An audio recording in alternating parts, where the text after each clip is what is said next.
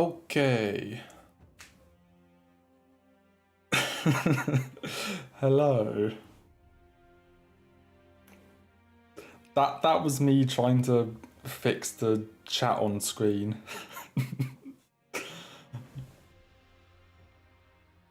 That was a ton of spam to make sure that the on-screen chat was fixed.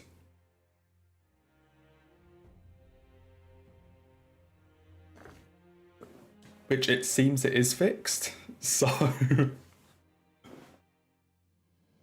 I guess all the spam testing worked.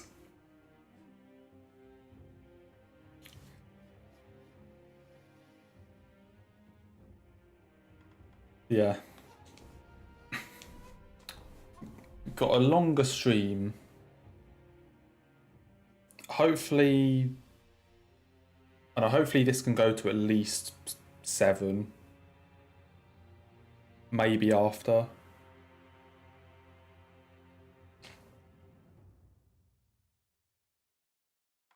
Okay.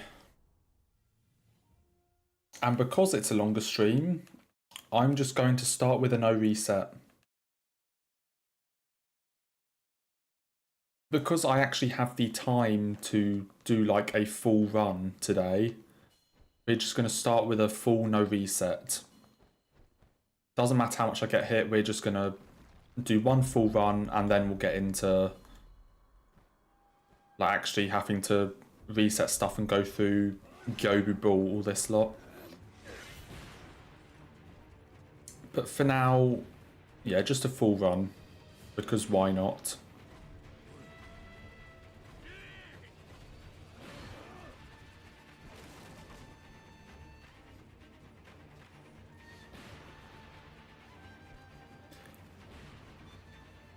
I mean, the issue with doing it normally is because a run is like an hour 45. If I always start with a no reset, then by the time I finish it, I have like 1 or 2 attempts to get a run going before I will no longer have enough time to do a complete run. So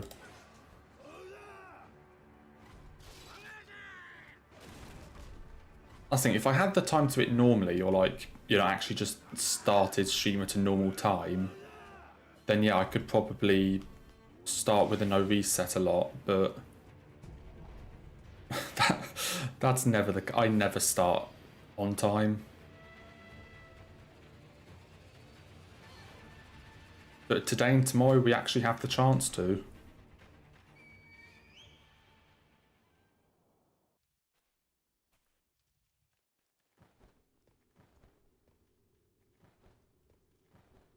Going to pick a camera up today. Ooh, I assume that's for the...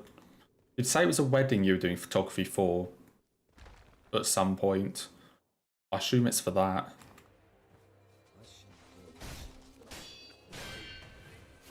Sounds like a pretty fun thing to get.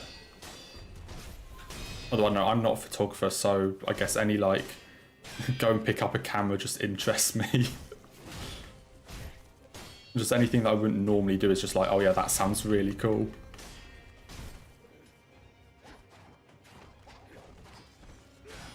But yeah.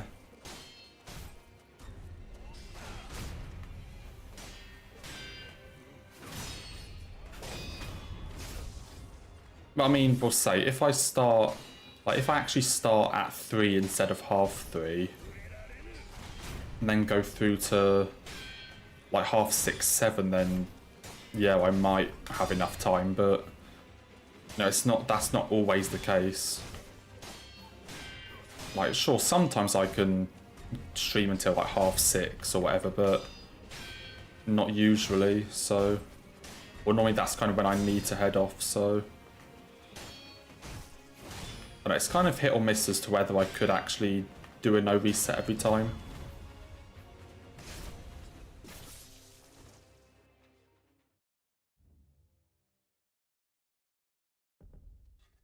You mentioned that the church was... Yeah, you did mention that the church was really dark last time, yeah. I guess, yeah, a nicer camera probably would help with it.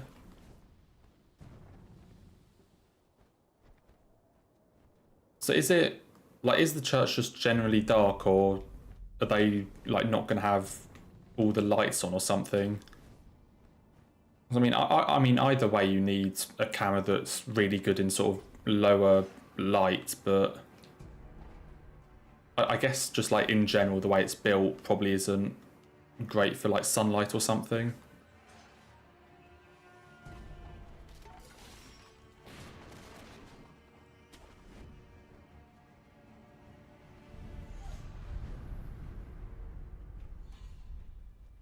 You know, nice job on the Vendrick kill. Because, yeah, I guess you got...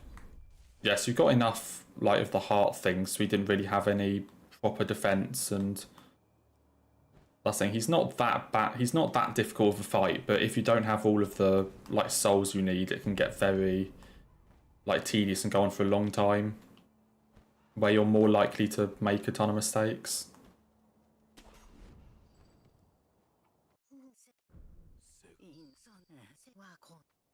I guess you only have a couple more bosses then before DLC.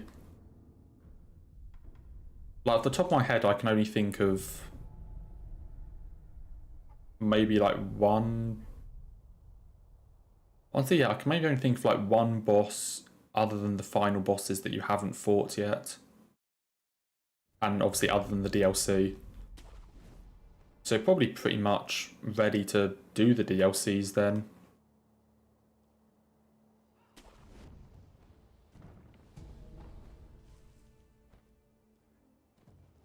I was just yeah, I guess if it's just a generally, like, dark building, there's not really much you can do about it. And if it is supposed to rain, then that's really not gonna help. Oh yeah, that could definitely be interesting, trying to get, like, decent photographs if it's all raining outside and the building is just dark. So good luck with that, and hopefully the other camera is good enough for it.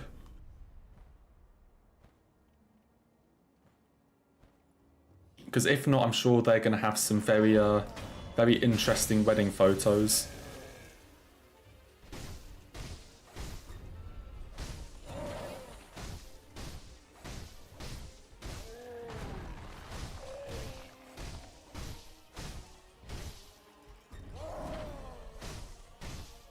Just, like, going through the book, and just you have to squint at, like, every single photo to try and figure out who each person is, because you can't see them.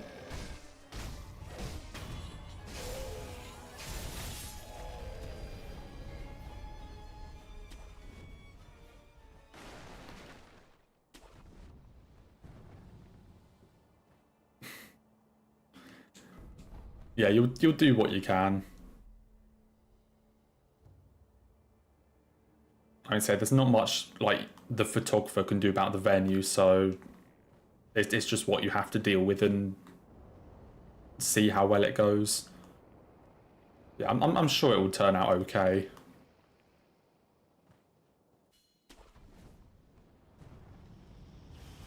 But I'm sure proper, like, photography cameras, or just good cameras in general, are good enough that, like, dark places aren't that much of an issue.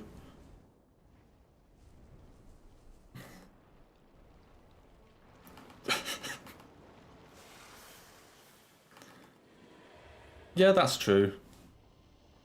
By the end of the day, they did pick, like, a month without much sunlight in a dark building as, like, their time for getting married, so yeah, not really your choice. If you had to pick a photography, like, venue, let's just say it wouldn't have been your first pick. Let's go with that.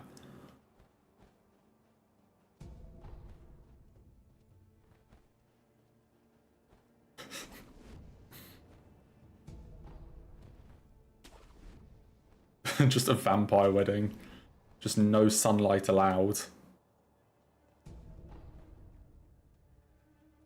Just everything, like, by candlelight or something.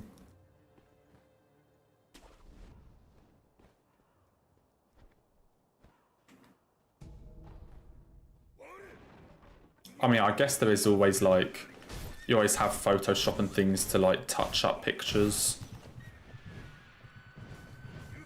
So I guess, yeah, I guess it'll end up okay. I mean, if you need to, I would assume you can also like turn up the brightness in Photoshop. Or like, you know, I don't know Photoshop, but I assume you can tweak with all like brightness, contrast and all that sort of thing. But I don't know if that's like something you normally do, like photography.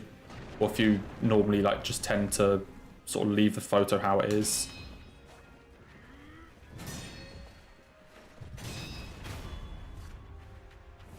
Because I've messed around with like contrast and all this sort of stuff for like YouTube a couple of times, but I never really properly, but like I don't actually know what I'm doing with it, you know. I just fiddle around with all the different settings and see how it looks. I don't actually know like, oh yeah, if I do this then this will change and so on.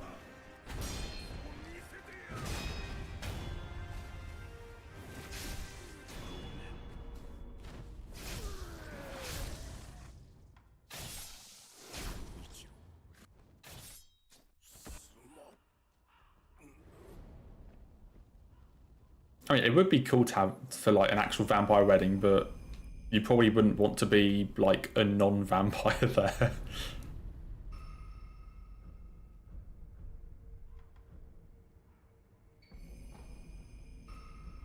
Like, as long as you're not the offering or the food or whatever, I'm sure it'd be really cool to go to one of those, but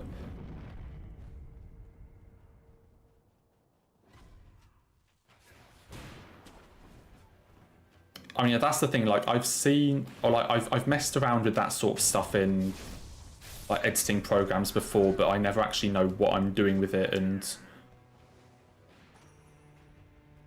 you know, I just kind of move a bunch of sliders and go with it. So, I mean, I guess, yeah, if you actually know what you're doing, then it's a different matter and you can actually use it, but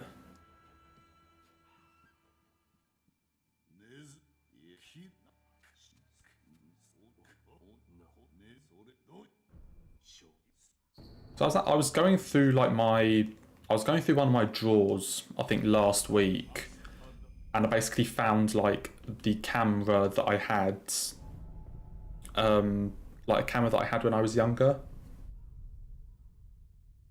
I mean, it probably would have been like 10 to 15 years ago, maybe like 10 years ago or something. Can't remember exactly. But I found this camera and it said that it said it was, I think, a like 12 megapixel camera, which, you know, so this is like an actual dedicated camera. You know, all it does is take photos from like 10 years ago and it's 12 megapixels. And now phone cameras are like 40, 50 megapixels and up. So, and I just found that really funny that this was like a, you know, an actual proper, like, only, like, camera that only takes photos that is nowhere close to the quality of, like, a phone camera now.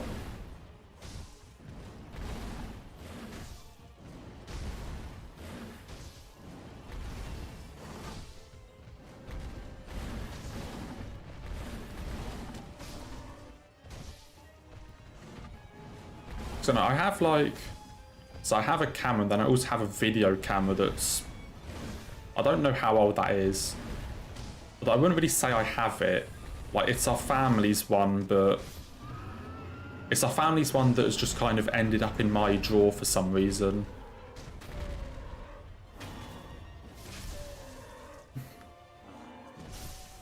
I mean, there should be photos on it, but I need to find the charger for it first. So I'm pretty sure it's a charger one.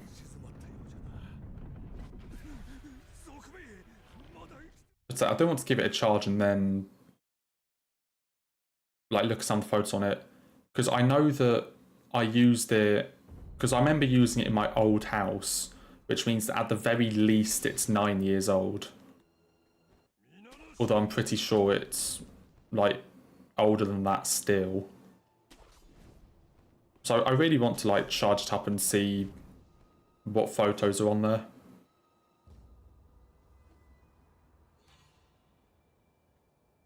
If I did find them, it would probably look really fucking weird, because, yeah, we would all look very different.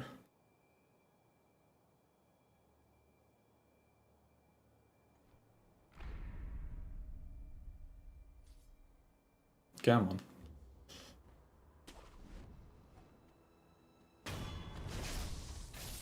So I can't remember what, I think I got it for a birthday at some point. I can't remember which birthday it was.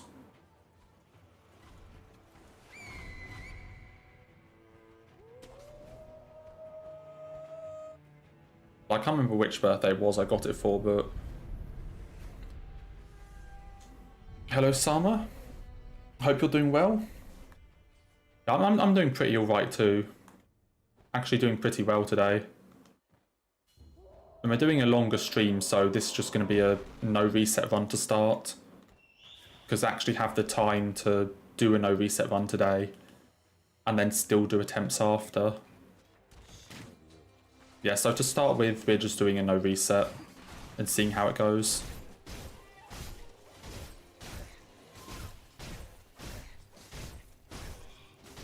Uh, 10 years ago, I was 11. Like 11, 12.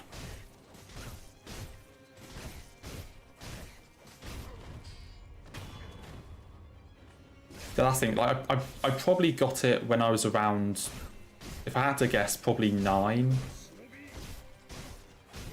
If I had to guess, I probably would say like 8 or 9 is when I got my camera.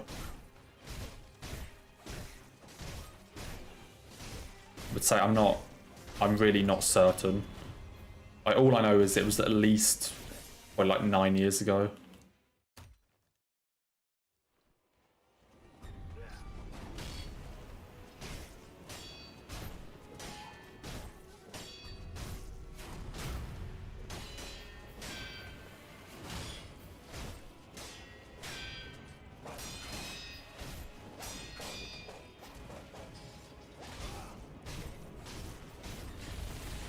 Say I have like a ton of shit in my room that I need to clear out,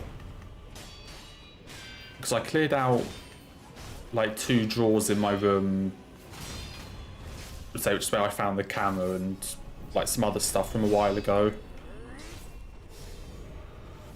But I still have an absolutely massive drawer filled with like all of my with like creative stuff, because like the 2 things I cleared out were all just sort of like random shit that I chucked in, like random stuff that I chucked in my drawers just because I didn't know where else to put it. Then I have one drawer that is like dedicated to like drawing and writing and all this sort of thing. So I still need to go through that, which that will also probably be another like really weird thing, looking through all that, because all that stuff is like at least 15 years old. So when I go through that one, it'll also be really weird. But that will just be like stuff that I did as a kid, you know, like drawings and things. That's not going to be like cameras or photos or anything. So I'll probably more just be like looking at stuff and figuring how much of a complete idiot I was or something.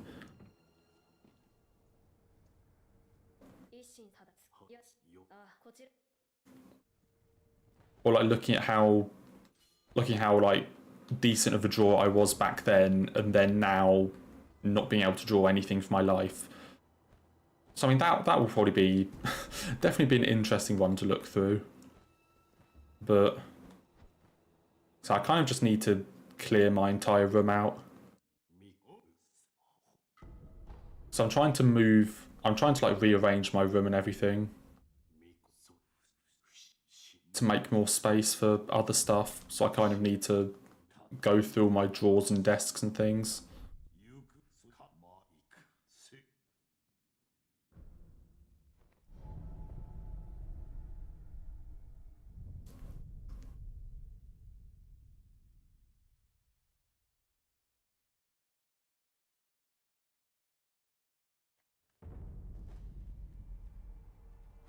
And hey, if you look 20, that's a good thing. You know, like, I mean, in the UK, when you buy drinks, there's law they say, so even though the drinking law is 18, basically, if you look under 25, they need to, like, ID you just to be sure. I'm 21 and no longer get asked for ID. So,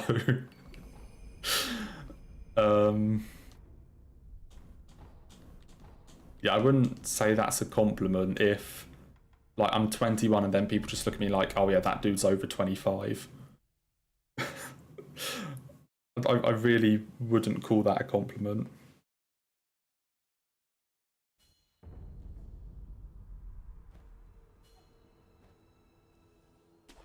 I mean, I think it depends on, like, whether I have a beard or not. Because if I'm, like, clean shaven, then yeah, I think I probably look about my age. Maybe, like, a year or two older. Maybe, like, 22, 23. And that's what my work colleagues say. They normally say, like, if they had to guess, they would have guessed, like, sort of 23. If I, like, haven't shaved for a while and have, like, a beard or something, then I know I look, like, over 25. So I guess it just really depends on that.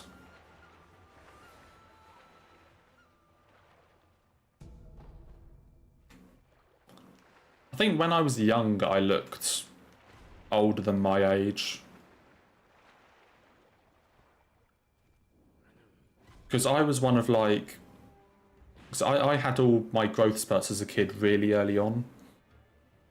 So I was, like, one of the tall ones in the class that... Like, if you put the entire class together, there's, like, the sort of 2 or 3 really tall people that look like they're a couple years older than everyone else.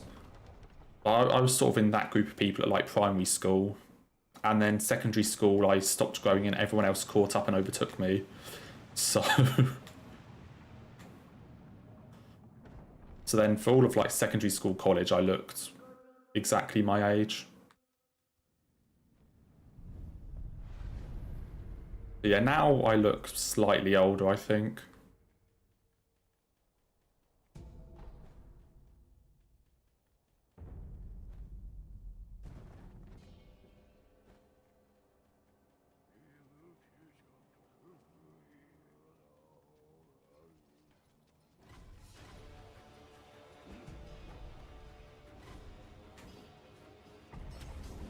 Like, I started having...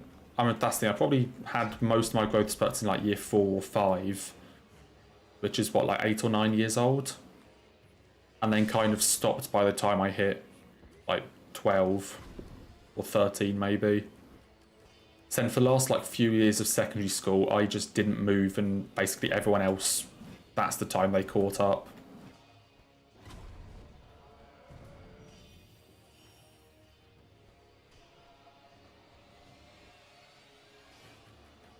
Yeah, so we did have a couple of, like, really tall people. There was someone in the year below me, or, like, either a year or two below me at secondary school that was, like, 6'6" or something.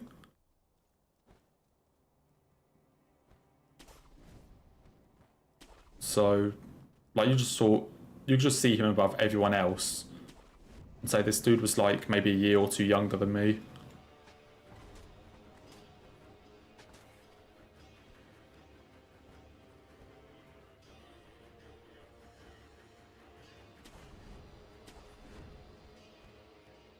I mean, I guess that's one thing, that if you do look younger than your age, you might... I mean, I wouldn't necessarily say you get, like, sort of treated differently, but I guess, like, if people think...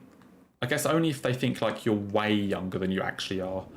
You know, if they're sort of, you know, a couple years here and there, I think it's fine, but if you're way younger, then I guess people might sort of...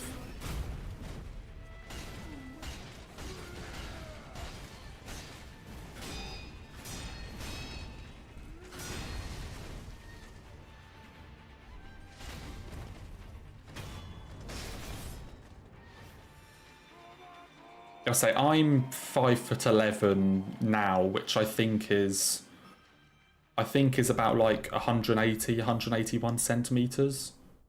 I think it's something around there.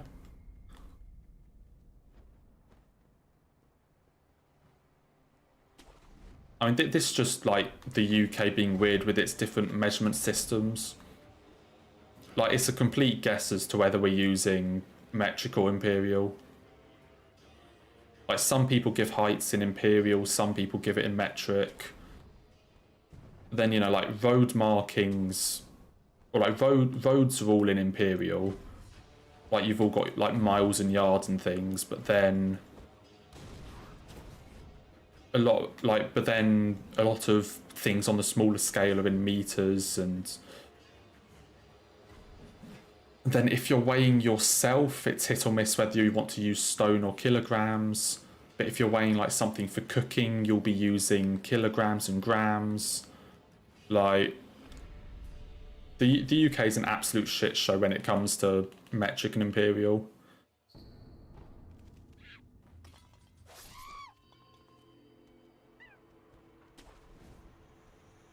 I'm trying to think of what other ones there are.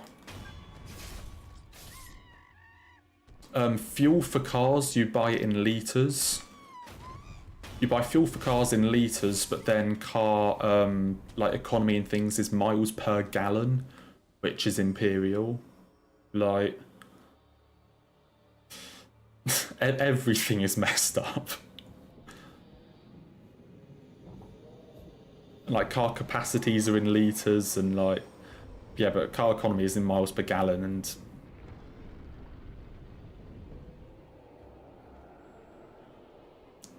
I mean, it's good for knowing conversions. Like, sure, I know how to convert between most imperial and metric units, but that's not super necessary. You know, like, we would have been perfectly fine just if we had one system and not need to convert.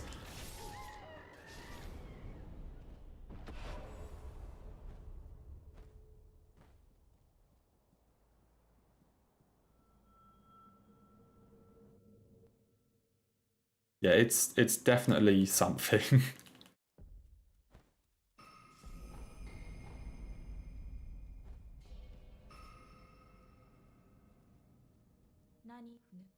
That's the thing, because then you go somewhere else and you're trying to explain something to them, and you have to realise that you're not using the right measurements to explain it. Because remember when I went on holiday like a couple of years ago, and I think the person the person on the tour, or a taxi driver or someone, was basically sort of like, you know, like, where do you live, or like how close to... Because of course the easiest place for me to explain where I live to a foreign place is I'm about 20 miles from London. It's like most countries will know vaguely where London is. So it's very easy to me to be like, oh yeah, I'm about 20 miles from London. But then they just sort of look at you like, what the fuck is a mile? And you have to realise like, oh yeah, we're... like, it's kilometres here, so, and then convert it. So it does sometimes like confuse you when you need to try and remember which system to use, but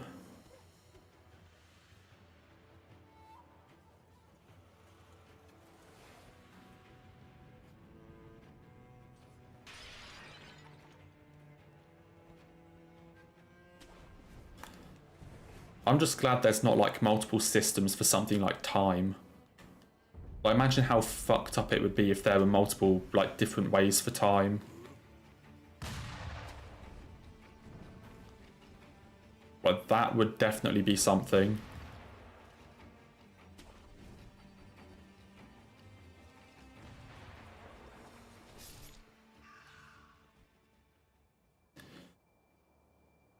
Yeah, the UK just has every measurement possible.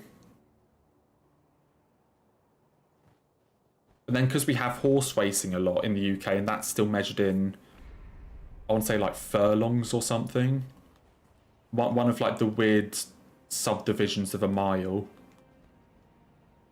So like, Yeah. If a measurement has existed at some point in history, chances are the UK uses it for something.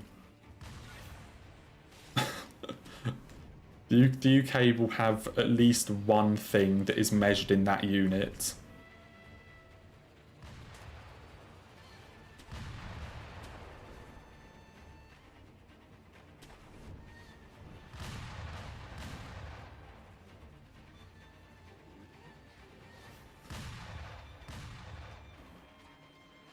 I mean, that's the thing, like, some industries still use certain things, I guess, yeah.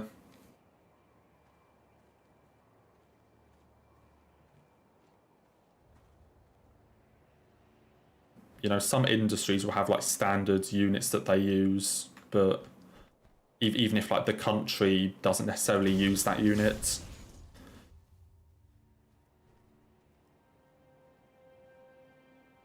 Because I think, like, because I mean, you know, it just depends on the place. Seeing like in America, something like pressure, you get pounds per square inch or whatever it is. And then most of everywhere else you get like pascals or whatever, but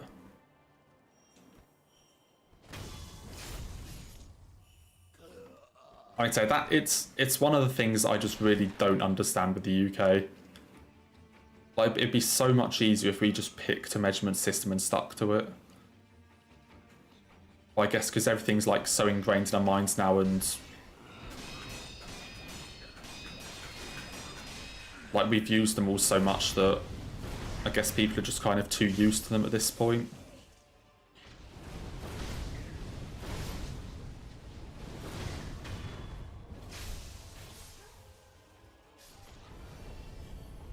Can I do a 1 hour 20-minute countdown? Oh no.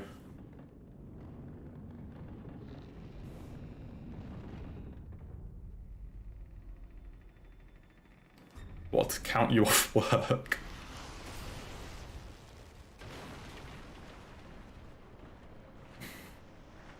Yeah, like we're just used to it now.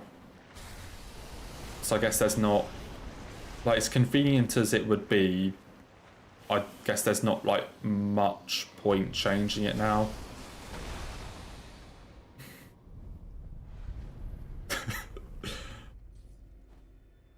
Do you really need a countdown? Like, let's be honest here.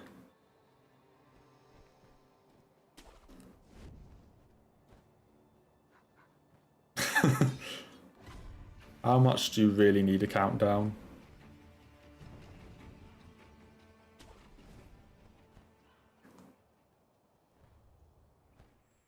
I mean, do you not get told when you're allowed to go? Or is your place like, if you don't leave, you will be there forever? Like, are your managers not like, oh yeah, you can go now?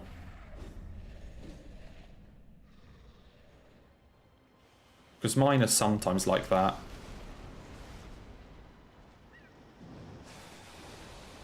Because like with my managers, if like normally they're quite good, but sometimes they'll forget. And if I don't basically go like, oh yeah, it's so and so time, I'm leaving now, I'll just like be there forever.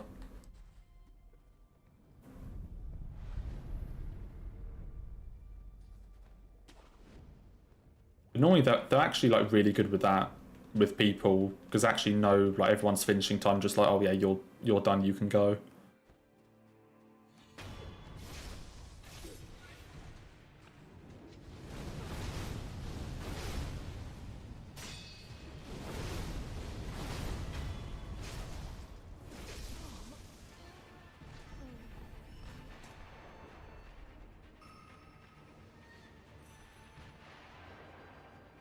Your boss leaves before you. Oh, if only.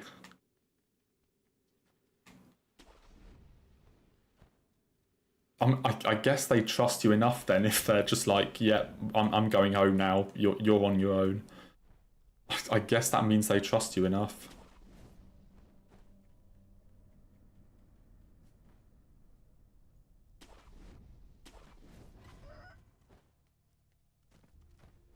No shit.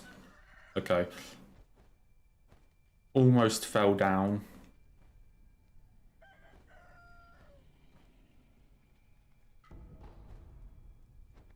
Your boss is your cousin. Okay.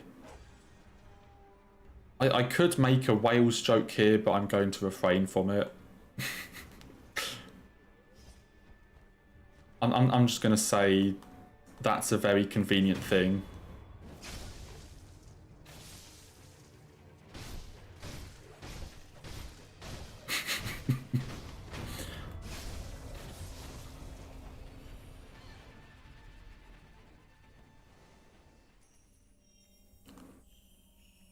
I mean, we can maybe have a think about the countdown, but...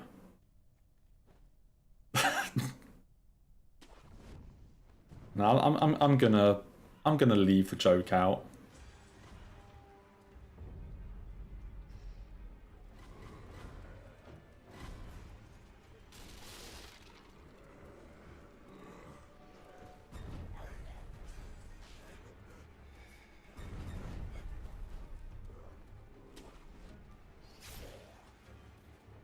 Wait, so Marina, your boss basically shows up after you, spends half of their time like on their lunch break, and then leaves before you.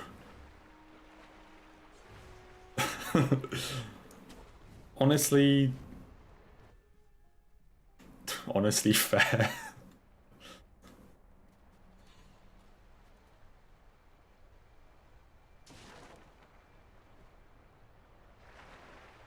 Yeah, I guess they call that trust.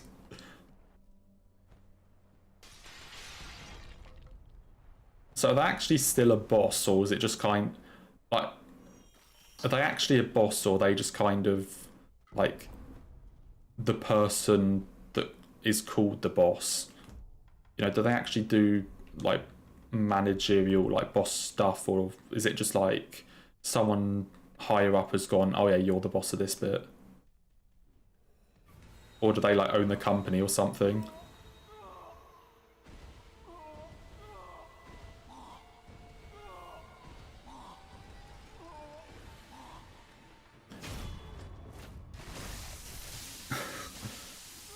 Because I guess if you're good, if like your like employees are good enough at their jobs that you don't need to, if they're good enough at their jobs that you don't really need to do anything, I guess that's kind of a valid thing to do. Probably.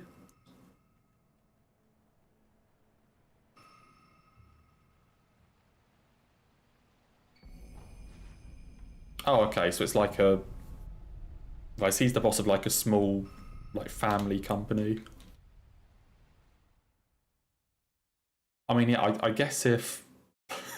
if all the financials and things works out and he trusts the employees, I guess there's not really an issue with it.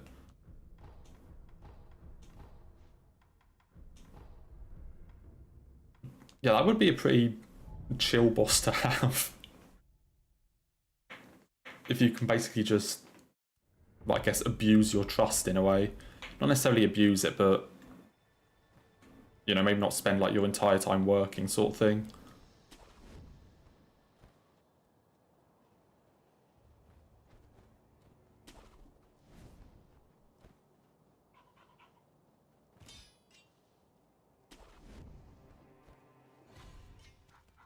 My boss tends to help out quite a lot. Like, they're not the best at it, but they still, like, they still offer their help and help when needed. You know, which is, you know, I guess a very nice thing to do.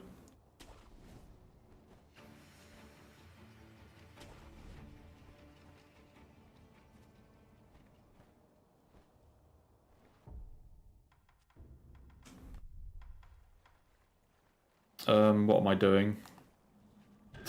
I completely forgot for a second what the hell I'm supposed to do with 8. I'm pretty sure I use confetti here.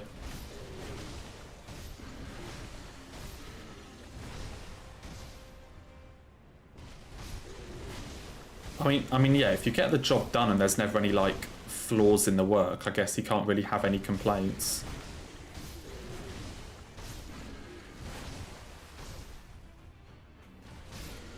Ah, shit. Well, it looks like we're fighting Ape.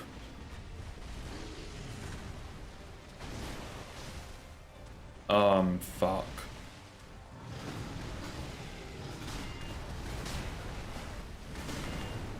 Okay, we got away with it.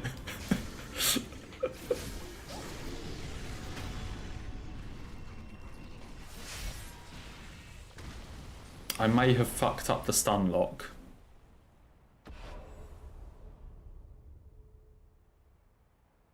Luckily, I fucked it up late enough that he was basically dead.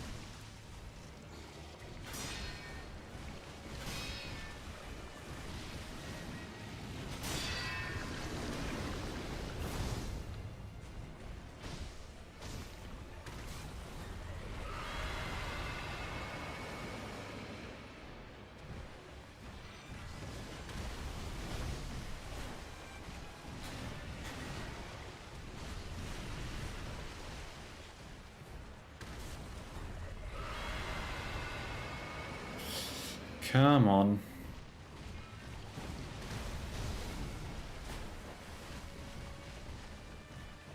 Bro, what are you doing?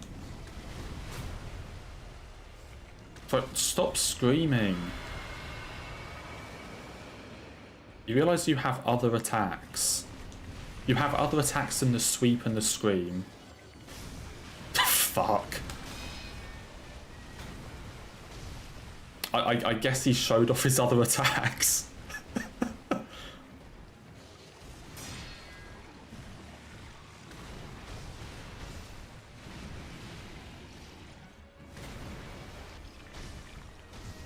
On second thought, can you just like do some sweeps and screams again?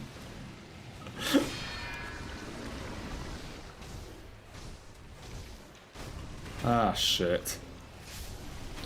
Well, that's why it's a no reset.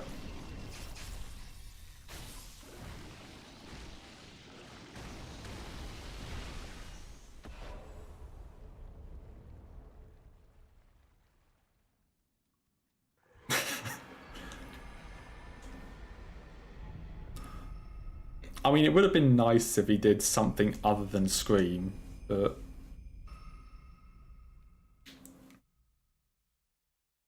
Still managed to do a pretty good fuck up.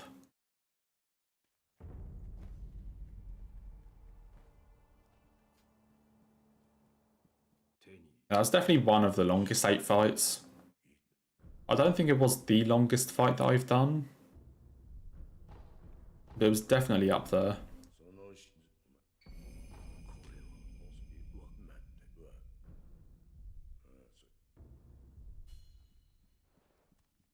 Bro just would not stop screaming. And then I messed up like one of the easy deflects. But oh well.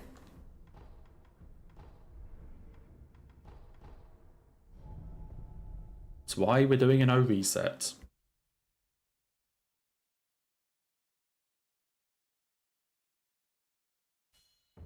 Because I'm actually allowed to fuck up this sort of stuff.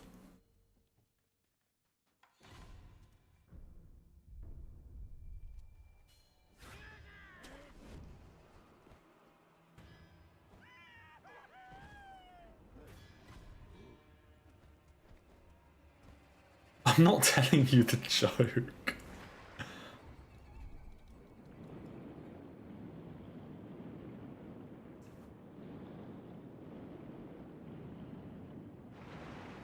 I mean, at this point, if I wanted, I could just be like, oh, the joke never existed. You know, just be like, oh yeah, it never actually existed, I just said it kind of thing. Yeah, I'm not telling it.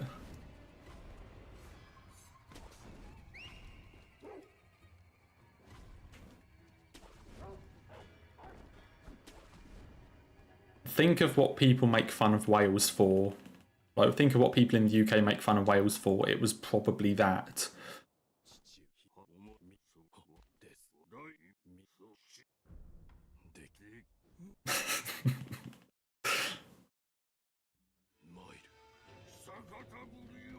Ow, what are you doing? Ow, what are you doing?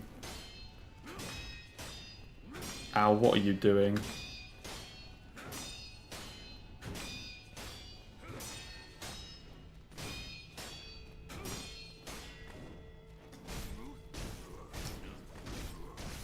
Okay, sure. Kind of cooperative.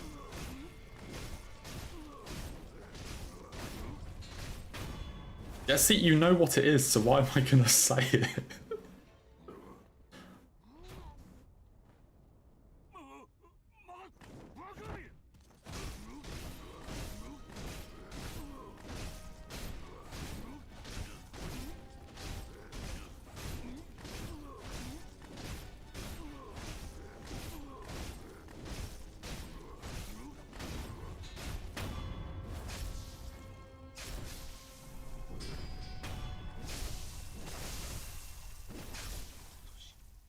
We're not mentioning the joke.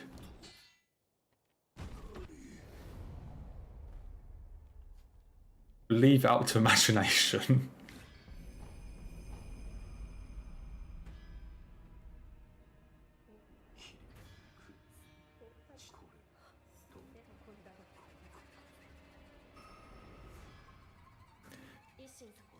Okay, time for 10 minutes of dialogue.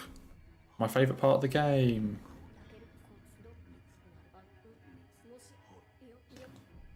If you're waiting for me to tell the joke, you're going to be waiting a while.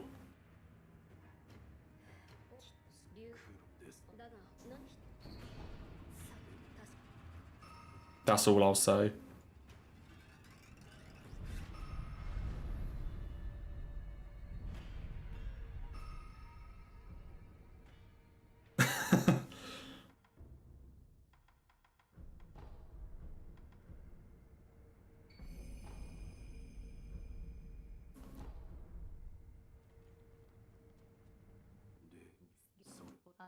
I think it's better for you to leave it up to the imagination.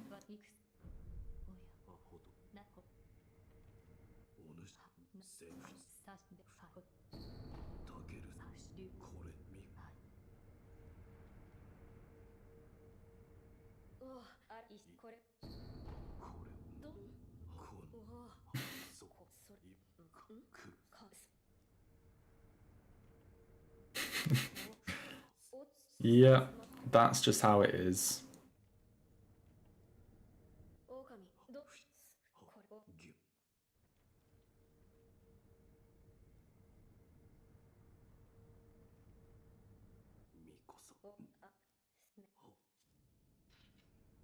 Just deal with it.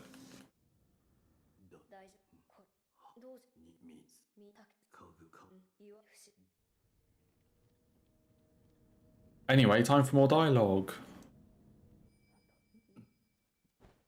Because this game fucking loves dialogue.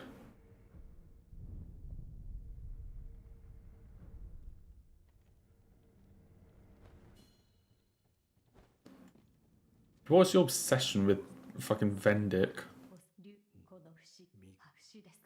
Okay, don't take that the wrong way.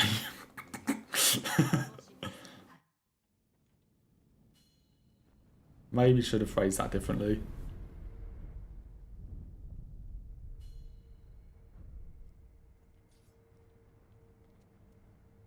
If we kept one-shotting you, why didn't you just get better armor? Or more HP? Like, it's not...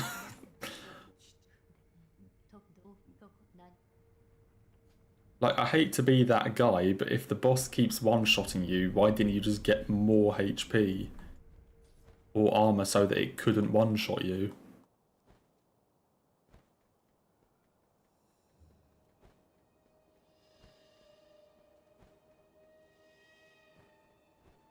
I kind of feels like the sort of joke guy when anyone asks for help on a Souls boss and Edge, like, oh, get good. And it's like, yeah, just kind of get good.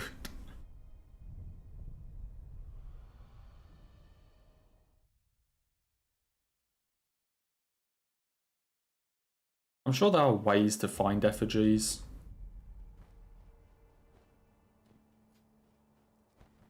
There's got to be a way to like farm them or something.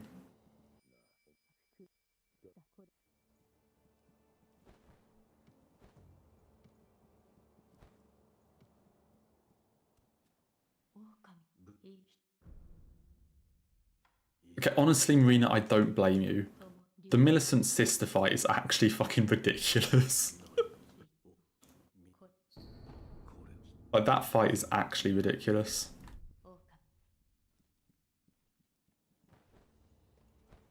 It also doesn't help that Millicent has to survive as well. So even if you can, like, distract 2 of them or 3 of them, whatever, Millicent will still probably just, like, lose her 1v1.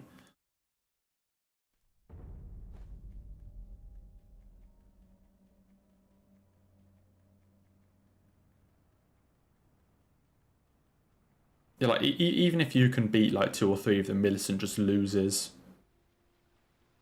I mean, she's trying her best. She is trying her best, and we respect her for it. We love Millicent here. But yeah, she does kind of fucking suck.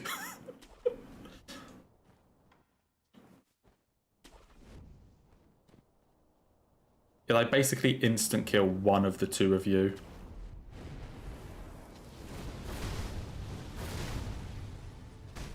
And there's not really much you can do about it.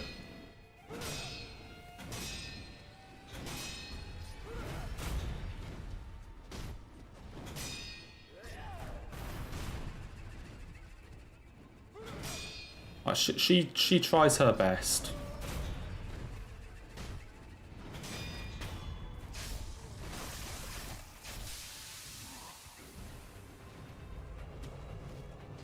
I mean, in fairness though, if you had like one arm and were suffering from like a rot, like eating away inside you, and then someone's just like, oh yeah, here's a prosthetic arm, and like, fuck.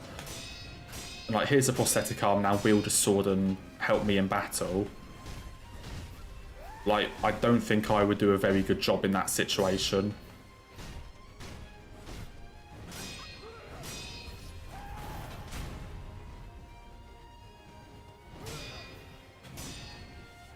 Not this attack.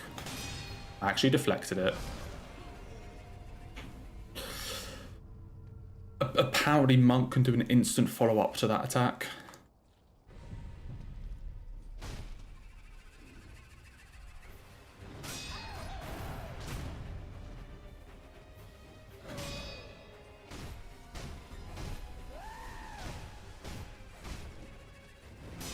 I did not know Monk could insta follow up that attack with something else. Okay, she is doing all the shit that she never shows.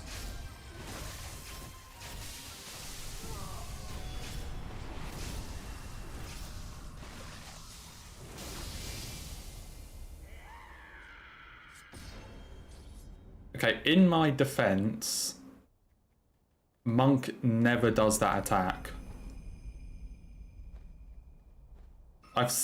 That's like the 3rd or 4th time I've seen it in all my time playing Sekiro. She never does it. So forgive me for not realising that she could do that attack and then instantly follow up with something else. Like, I would assume, like all the other attacks, you would at least get enough time to dash. Fuck you. I mean, hey, it wasn't the first hit, so it doesn't count. Ah, shit.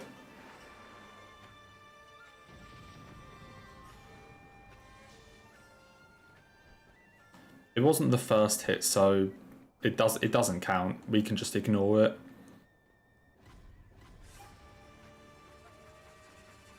I mean, it is also kind of my fault for missing the mortal draw at the start, but...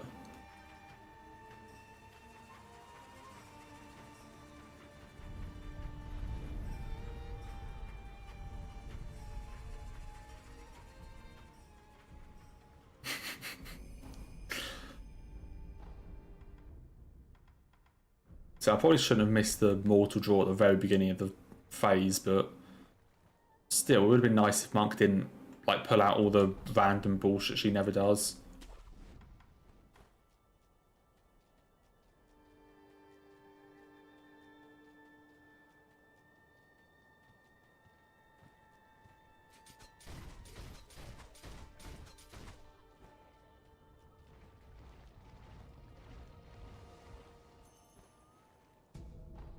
Anyway, let's just put that slight mishap behind us.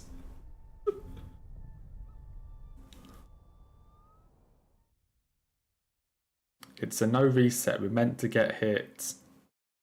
Yeah, of course. It's like, you know, you don't want a no reset run to be the run, so you're meant to get hit on a no reset. That's the whole point, yeah? So that hit doesn't really count.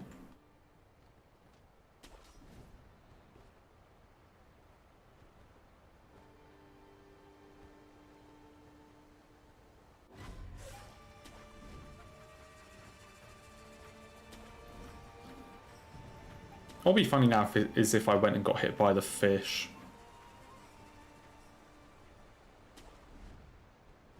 That would be something.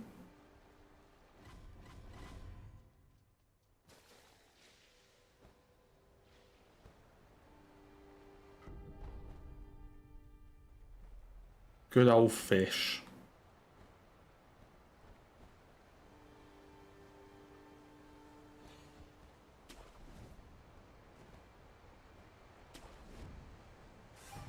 But yeah, again, let's try and make that not happen.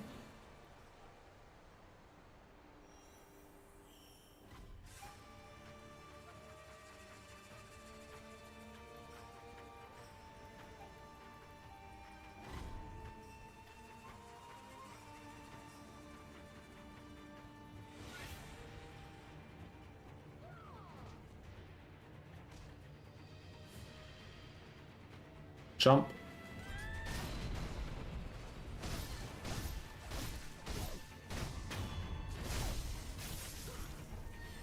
Okay, are we going to get hit by the fish?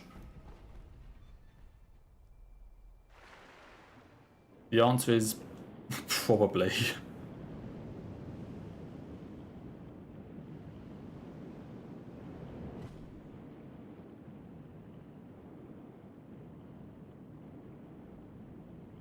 This isn't even like the intended way of doing it. Like, you're supposed to, I think, take the path to the right and then the fish just completely doesn't notice you. So you don't even have to do like that dash out the way.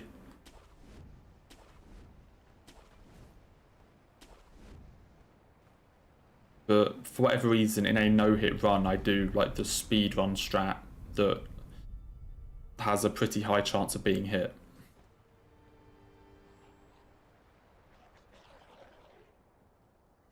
Oh well.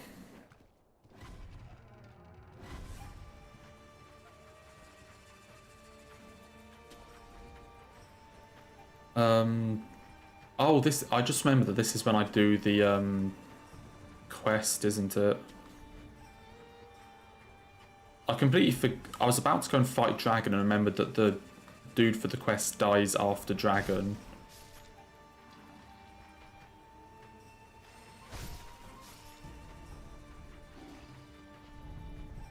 I forgot how long I made this segment. This used to be such a short segment. Like in Immortal Sevens, you literally just run straight through Fountainhead and that's it. And then I added in all the echoes in... like all the echoes of confetti in Fountainhead itself for purification. And then now I add in all of the bloody... what are they called? Like all this quest line for the other echoes.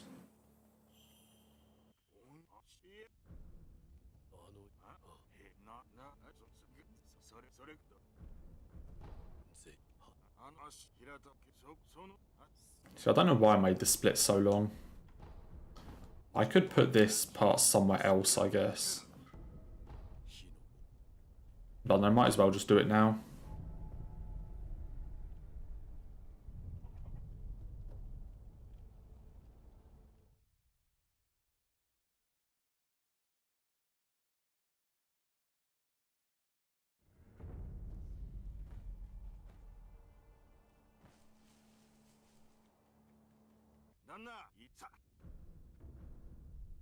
There is a lot of talking in this run.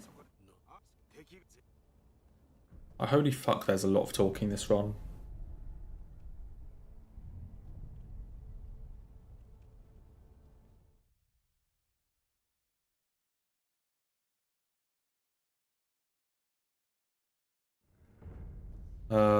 Oh wait, now I'm doing the castle thing.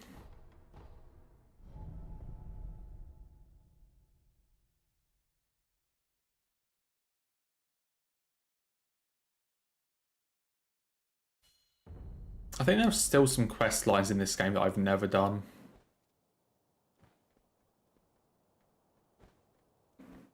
So I know there's like a dude in the dungeon. Also, where am I going? I'll drop down here, jump over here, and then I drop in the water. There's like the research dude in Ashna Dungeon that I've never done the questline for.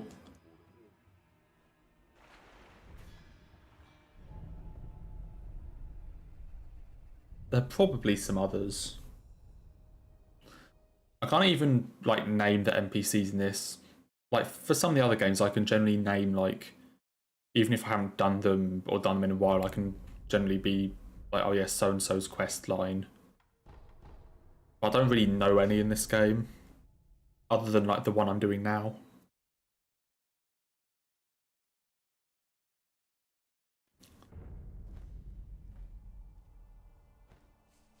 Can you thank me? Oh no. Is there going to be an actual thanks or a meme thanks? Let's have a look. No hit all quests? No thank you. No fucking thank you.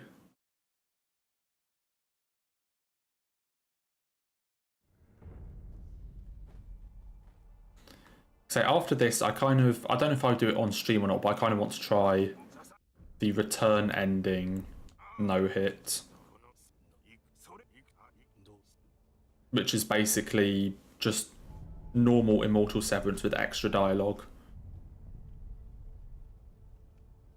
So it's none of the Hirata stuff or anything, then just a bit of extra dialogue. So because it's like way easier than the 2 runs I've been doing, I don't know if I'd do it on stream or not, but it's something that I would still want to do, just to say that I've done every Sekiro ending hitless damageless, even if it is basically identical. Just so I could be like, oh yeah, I've done every Sekiro ending and all of the memories.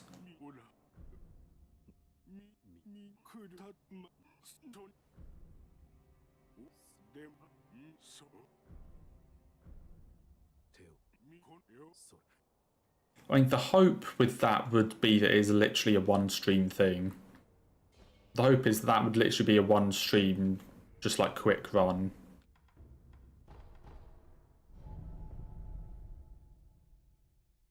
But so there'd be no ape, there'd be no butterfly, no father owl, no demon. There wouldn't be any of this running around trying to get items, like.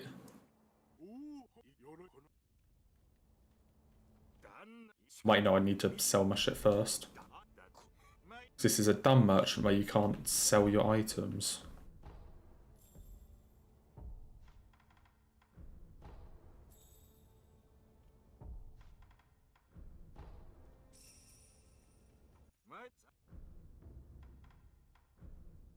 I always forget how many I want to buy. 1, 2, 3, 4. 1, 2, 3, 4, 5. 5 of those. 4 of those.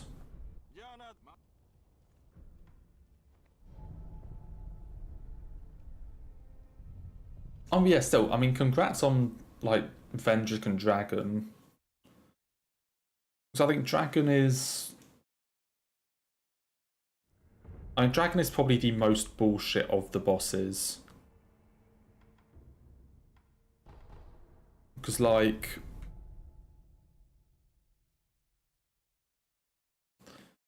while some of the other bosses are quite bad, like the Rat Authority, or... Like, there are some pretty bad bosses. Like, they don't necessarily feel as bullshit, in my opinion. So at least the other bosses don't just have a you die button, but they just press it and pull out, like, the insta-kill move.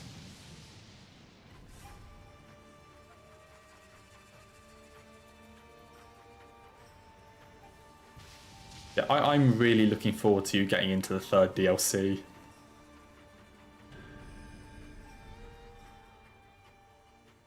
And getting into the optional area.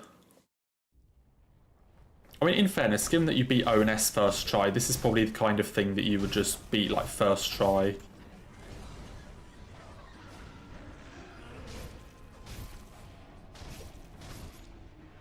And then we'd just kind of be like, okay, what the fuck?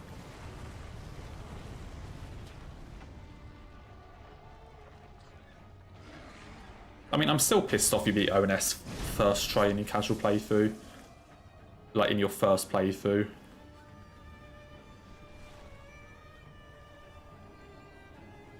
I mean, it would kind of be funny if you just, like, got through the area without issue.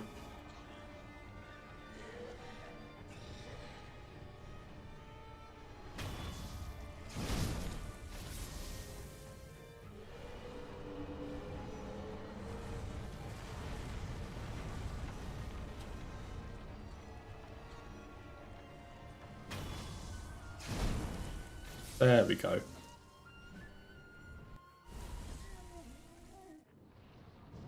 Yeah, this fucker over here, in his first playthrough of Dark Souls 1, beat ONS first try. Like, actually, what the fuck?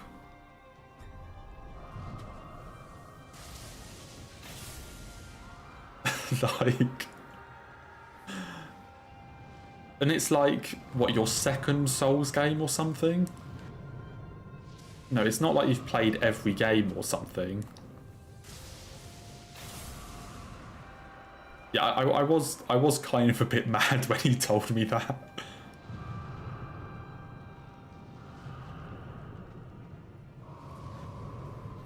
I was quite mad when he said that.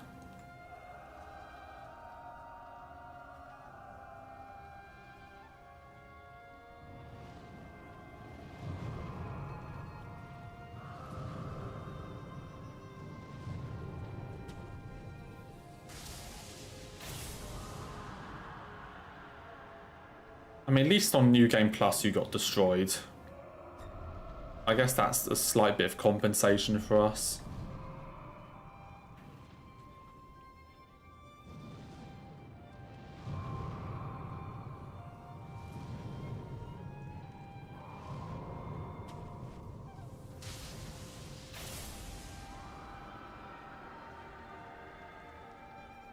Hello, lightning. Where's the last one? Hello? Okay.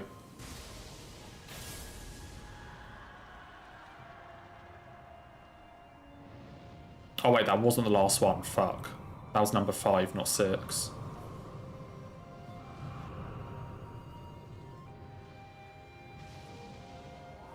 But like in Elden Ring, you can get over-leveled for some areas quite easily. Especially if you do a lot of like the side dungeons and catacombs. But, I mean, by the time you get to the end game, like you can't. Like, it's very difficult to be over-leveled in Elden Ring for like the final couple areas.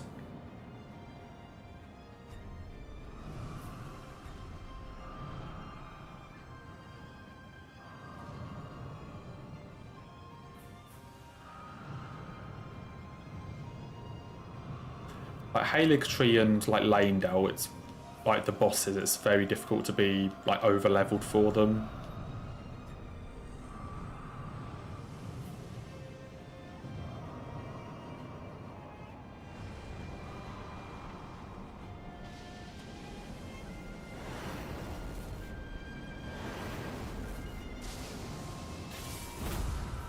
I mean, it also just comes down to like sort of rune values and like how many there are.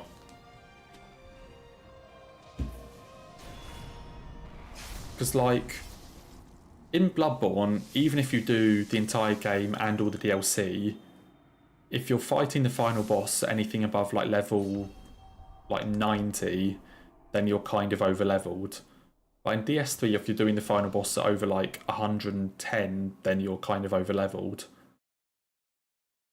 In Elden Ring, you can be fighting like the final boss or like the final bosses at level like 150, and you're not over leveled.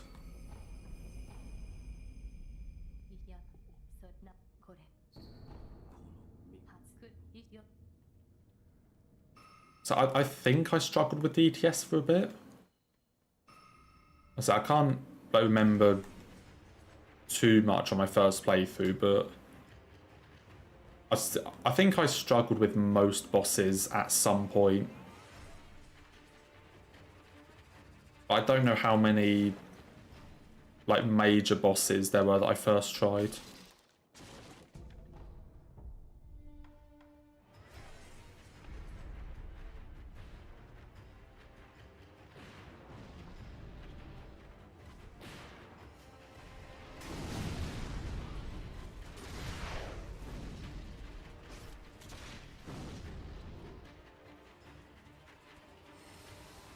I mean, a lot of the major, like, most of the major bosses were kind of easy, like, in a way, but of course there were obviously some that really screwed me over.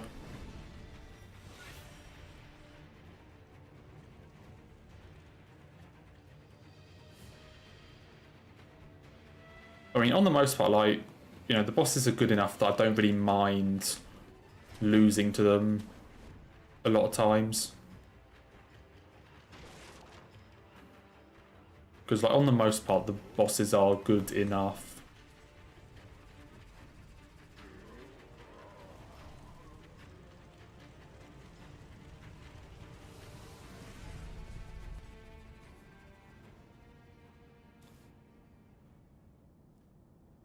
Destroyed me at what will?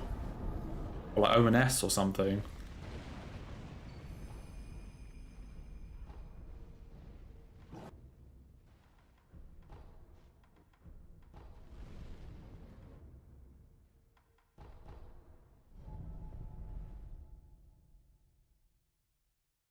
I'm gonna say, like, Sekiro is by far my best FromSoft game. Then I'd probably say my next best is DS3.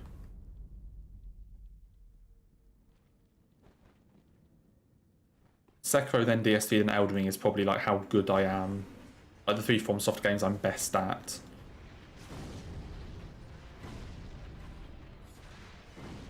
But I mean, Sekiro is miles above the other two.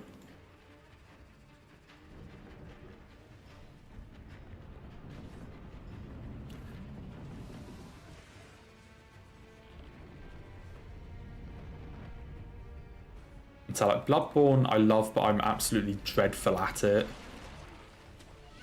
And I think Demon Souls I'm decent at. But I'm not amazing, but I'm decent at it. Can I jump over there? No.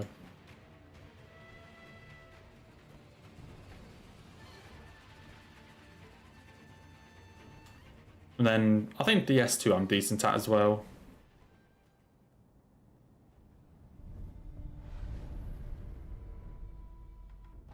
I think also I'm not going to Temple. What am I doing? I mean, that's it. I haven't played DS1 in a while, so I can't really be like certain on how good I am at it.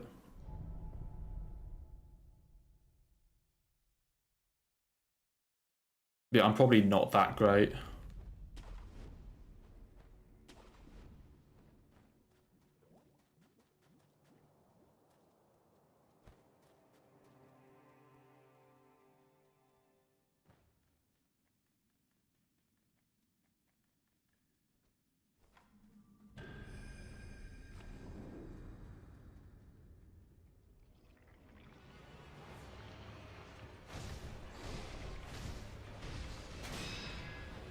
You know, take care, Marina. Hopefully hopefully there's nothing wrong with it.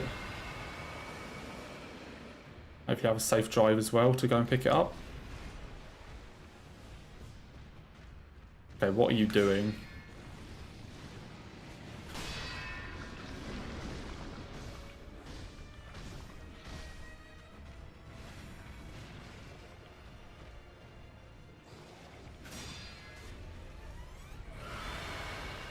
How did that not hit me? He did the bullshit scream.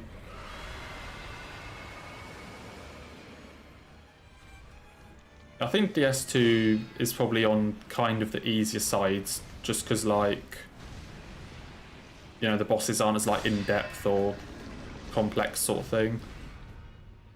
But, like, there are definitely still things that can cause issue.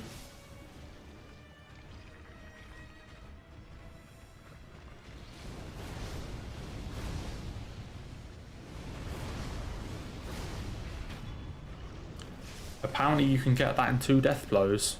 Or in 2 mortal draws, rather.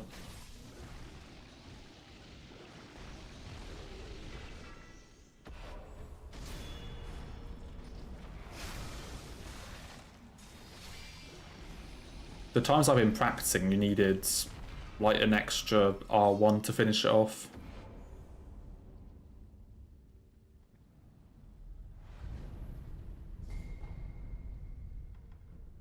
I don't know, to be honest. I think I'd probably find DS1 harder than DS2.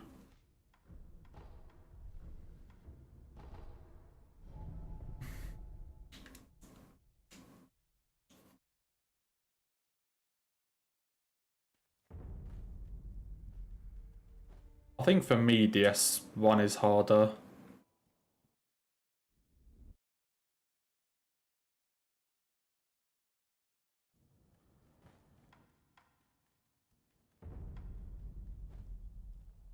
But that is probably a weird thing. I don't know what, like, I don't know what the general consensus is on, like, DS1 and 2 difficulty.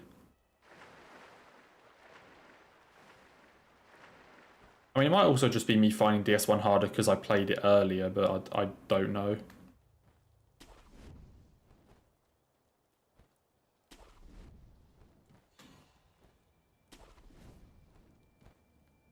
Gwyn is the hardest boss?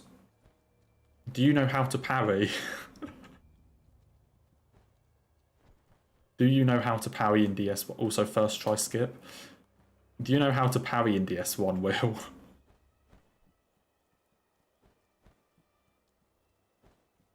Trust me, with parrying, Gwyn is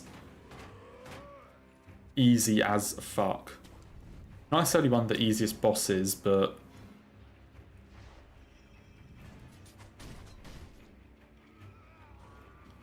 I think DS1 has the easiest parry system in Souls.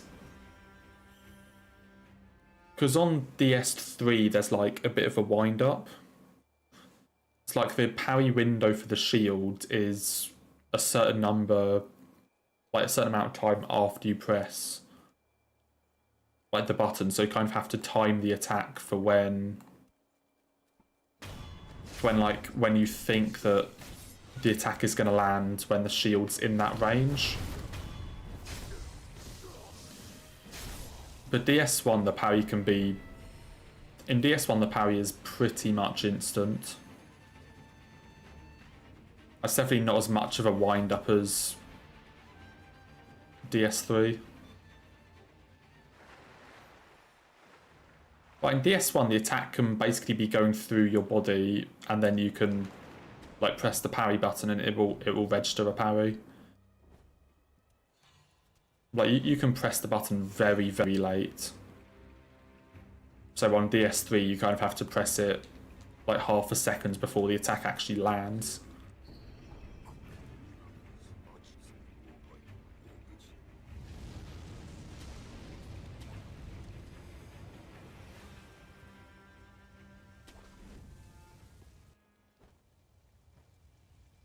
Like the only stuff I parry in DS3 is, I think, Gundyr and Pontiff. I think that's the only stuff I ever parry in DS3. Or even know how to. I don't even always fight those bosses with parrying. But they're like the only ones I actually know how to parry.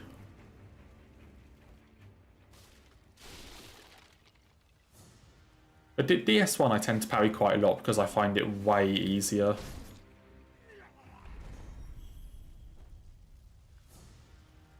I mean, you can parry both Gundyrs. I don't know about Yudex Phase 2, but you can parry both Gundyrs. Like, phase 2 champ is actually really fun to just, like, parry every attack he does. And just constantly get the riposts.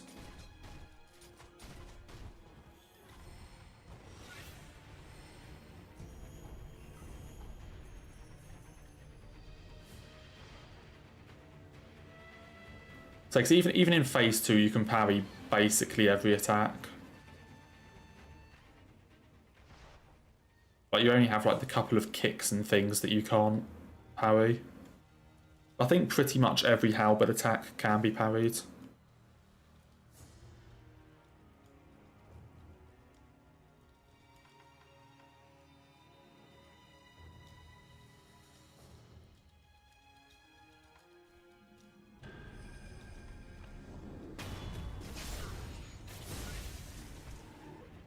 I really like phase 2 Gundyr, phase 2 champ. Actually, phase 2 both of them I like.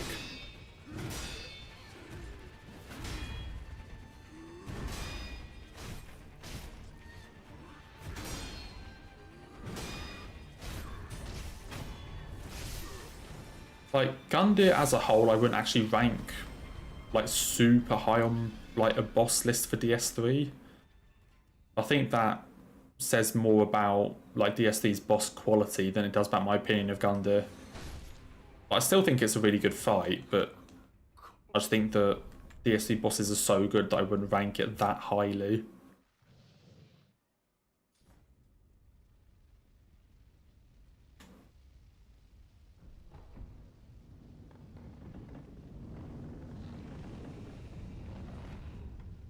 I mean, DS3 has by far the best bosses of any Souls game.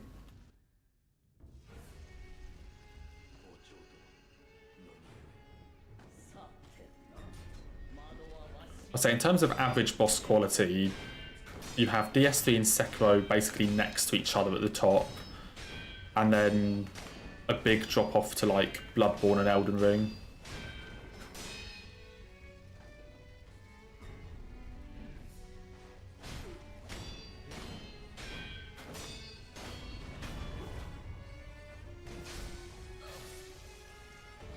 I mean, honestly, I'd say the average DS3 boss is better than like most DS2 bosses, except for maybe like 5 or 10 tops.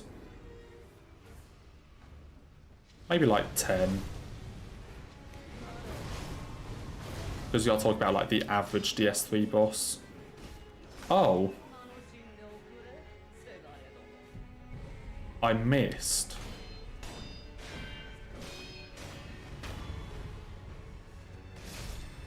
Okay, apparently you can miss the shuriken.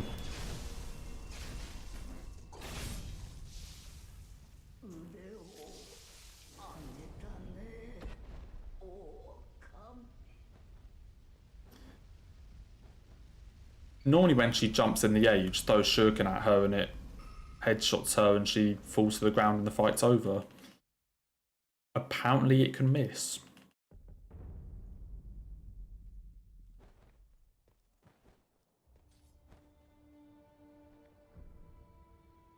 I mean, yeah, I think in the moment, like, DS2 has decent bosses.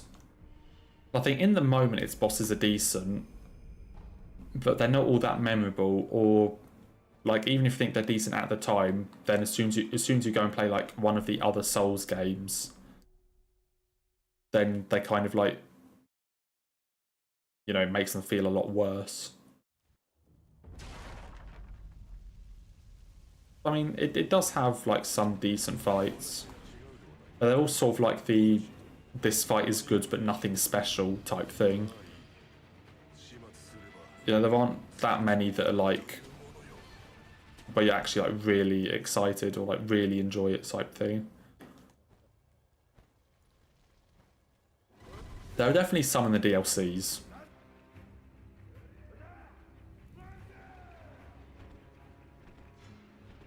Like, at least 4 of the DLC bosses are pretty fucking good. And that's like the sort of memorable type of good.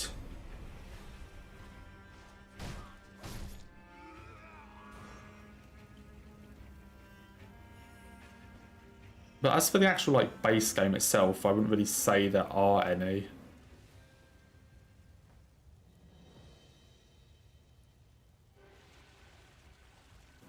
You know, I like Mytha, Freya, and like the odd optional boss sort of thing, but there aren't really that many that are like super like memorable or like you're really excited to sort of fight them again type thing.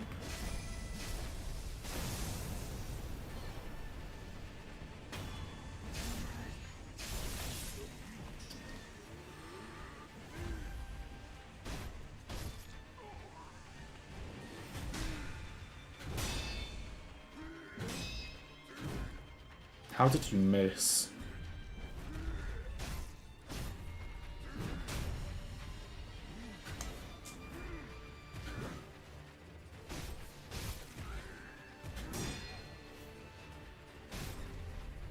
What is bro doing?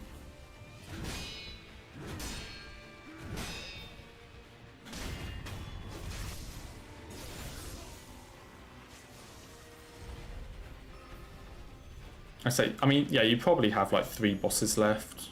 Like 3 or 4 in the base game, I think.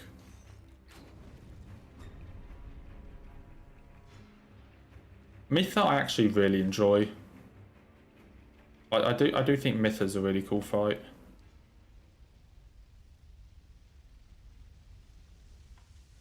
Honestly, it might be my favourite base game boss.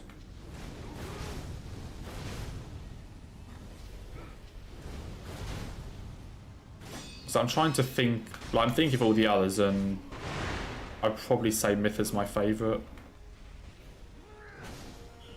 I pressed L1. What the fuck, game?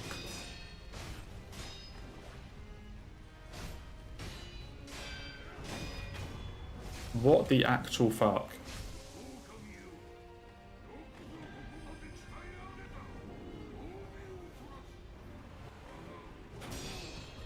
I mean, I do enjoy the Freya fight as well, but... So I think Mytha is a better fight, in my opinion.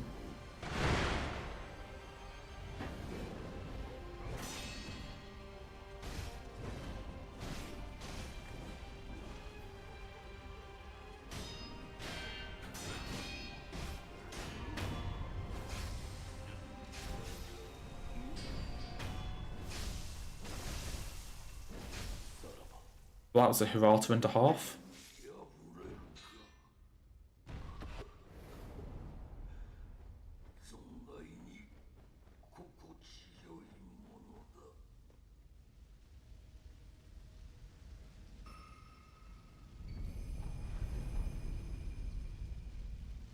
I don't know, I think Looking Glass Knight is cool.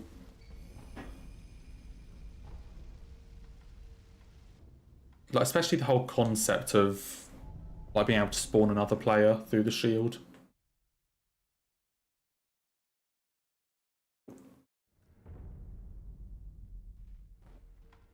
I mean, like, I know they've tried the whole sort of like summon a player as the boss thing quite a few times. They've done it in Demon Souls and DS3.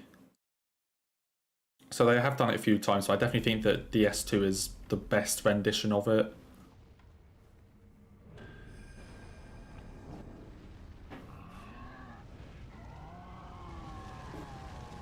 Yeah, Najka's a good fight as well, to be fair. I mean, Najka is basically just budget Quelaag, though, from DS1. But still like a okay fight, I guess.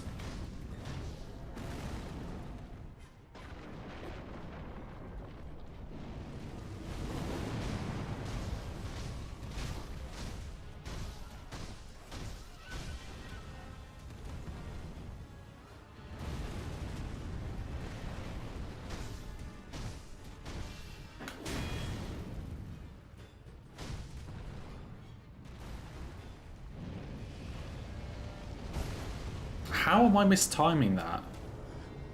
Okay, I don't understand how I'm mistiming that now. I've never had an issue with that attack until recently.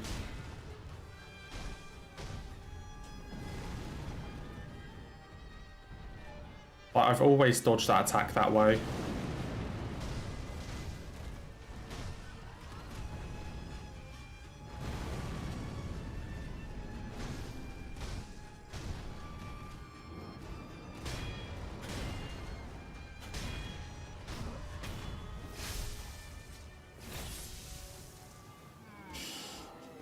Interesting.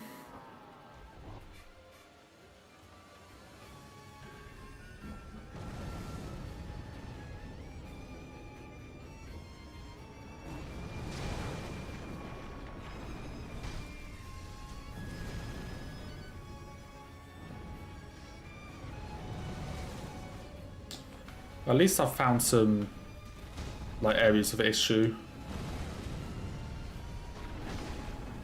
Like with this run and like extra stuff to practice. I kind of want him to do the 4-hit combo again that I got hit by.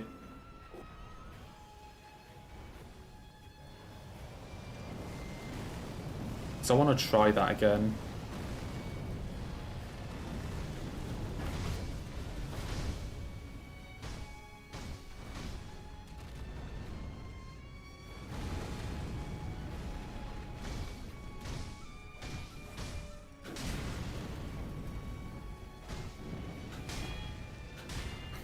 Honestly, I think maybe a play for this. Okay, here we go. Yeah, that I've always dodged that attack that way.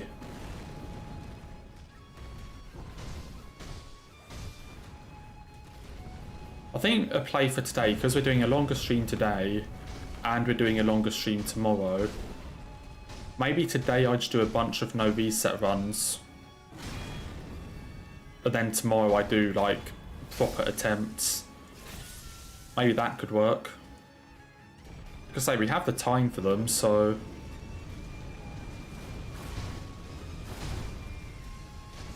maybe we just do like another couple of no resets.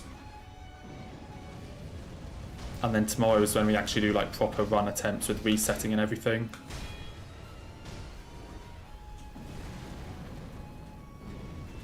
Oh, we did that attack. How did I not get hit? He did the follow-up.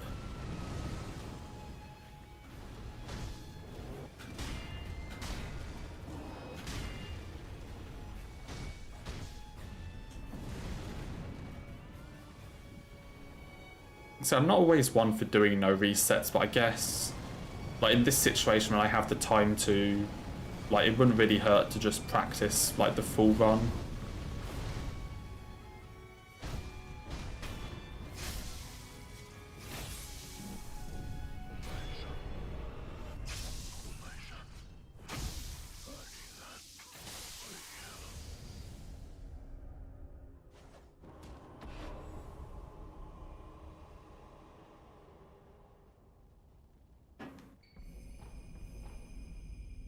I'd say we're basically finishing a run now and it's only 4 o'clock. So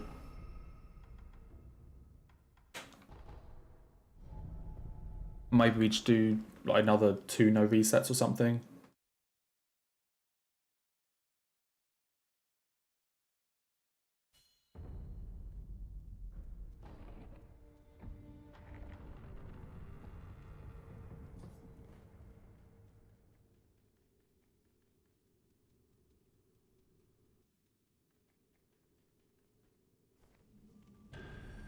Okay, Ishin.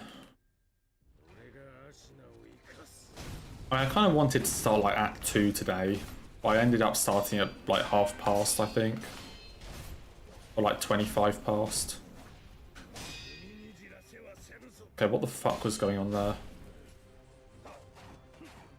I mean, so I can definitely still do like 2 no resets probably. Just sort of run through the entire game for practice. But I hate when he does that arrow.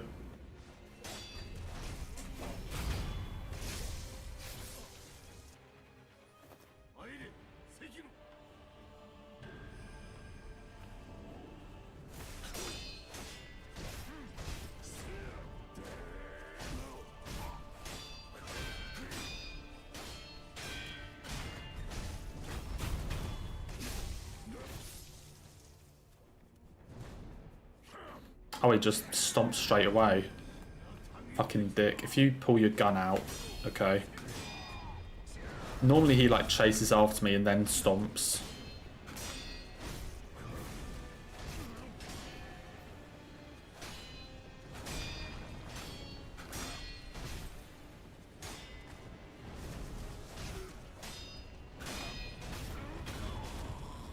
Okay, one more phase.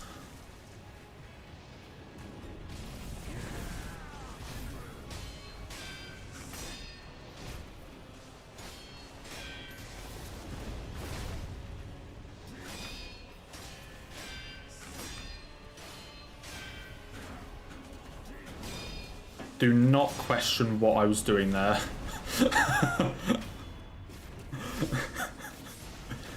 Do not question what I just did there, because I do not know.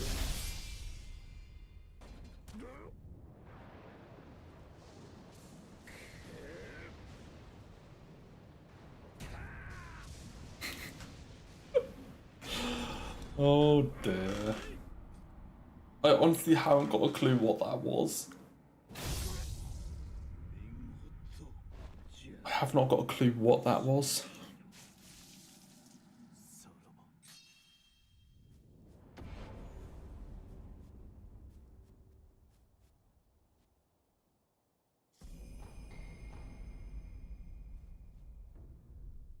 Want a 15-minute countdown now? No, we can maybe think about it. We can maybe think about it.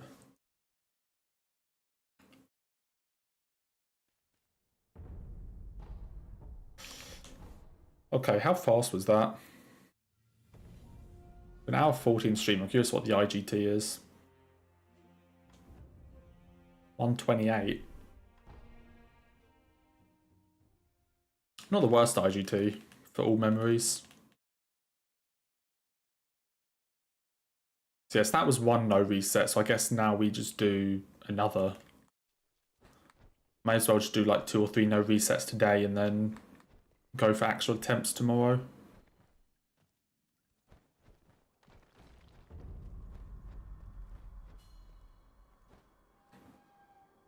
I mean, only reset points like if I get shot here. If I get shot here, then yeah, I'll reset, but like even if I get hit by tutorial Genny, I'll just keep going. Although that wouldn't be ideal. I kind of at least like to make it through like one split hitless in a no reset. You know, don't really want to see like a 1 or 2 on the Gyobu split. I should probably reset this as well then.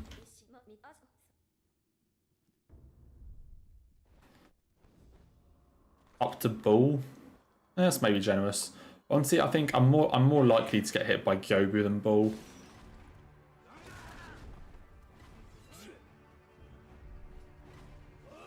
I think Gyobu is definitely the sketchier one.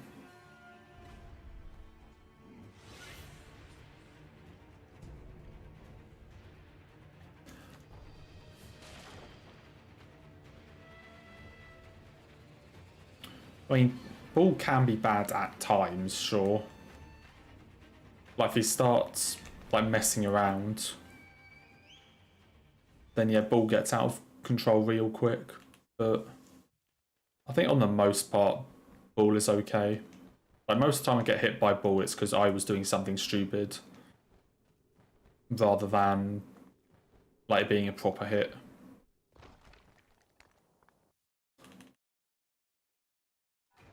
I mean, the last one made it up to 8 before I fucked up, so yeah, maybe this one will just be earlier.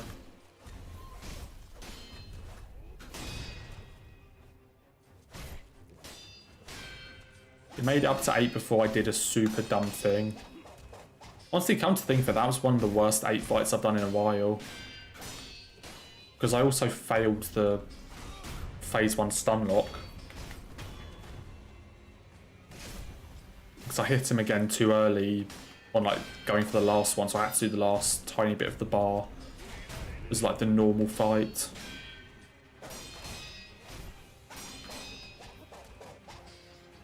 And it was also just a really long 8 fight. Because they just kept screaming.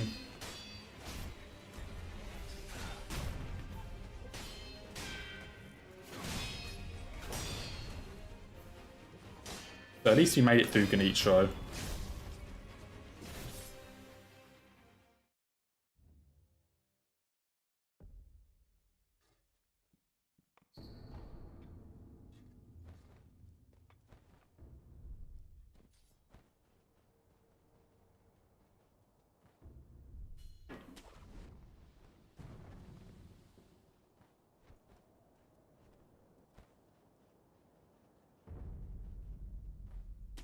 So we'll definitely do 2 full no resets. And then the third one might be a bit...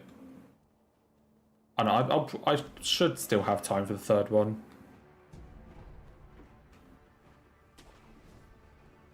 Yeah, you'll get a countdown. You'll get a countdown at 16, 19, 58. How about that?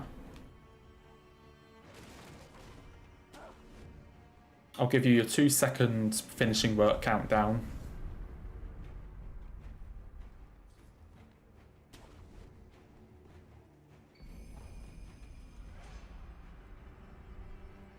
Like, there's a lot you can do with knowing that, you know, you finish work in 2 seconds. You know, it's very useful information.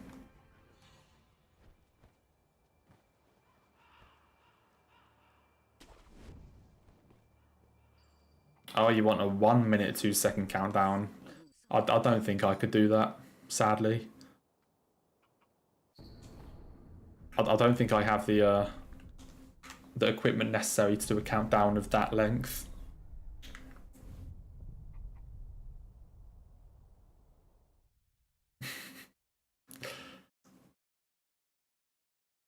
I mean, it's like 9 minutes-ish, I guess, so... I'm trying to think how long it takes, like 9 minutes from here. Probably Bull.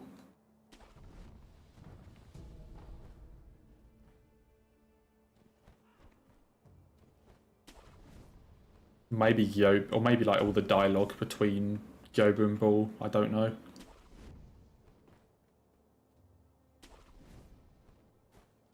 I'm not entirely sure how long each section of this run takes. But the only thing I really know is that Hirata, both Hiratas together are about 15-20 minutes.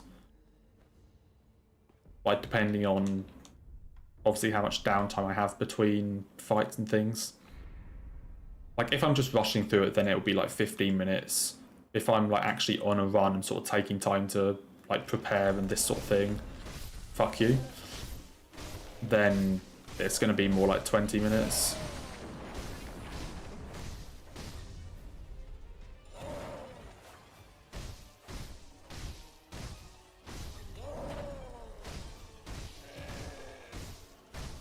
Good old ogre not fucking registering the death blow.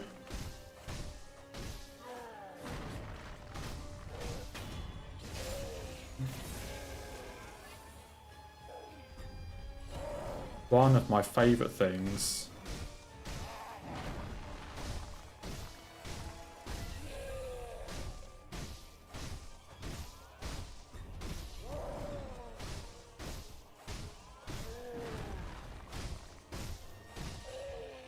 Still seem to have done okay though.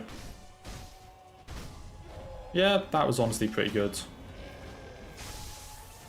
For completely fucking up the death blow, that was not too bad.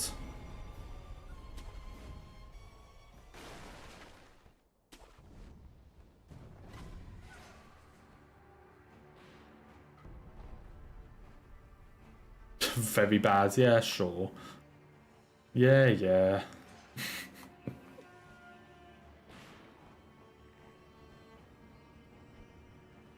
I mean, it can't have been very bad because it was hitless, so... If I didn't get hit, it was okay.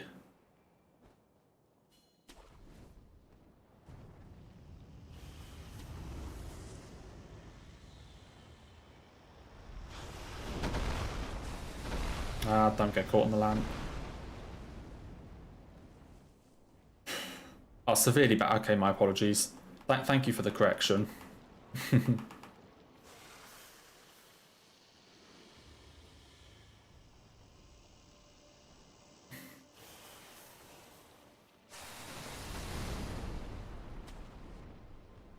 Okay, so if I can do a hitless Kyobu, then I'm perfectly okay with this. Well, I mean, you know, it's a no reset anyway, but I'd like to at least get past like the first split with a 0. I should just make like an extra split that's just like get Kusabi Maru. Like just get your sword to like exit the well, just so I can put like a 0 at the start, all in green to make it look nice. Just have one split that's just start a new file. Yep, done that hitless. Put green up there.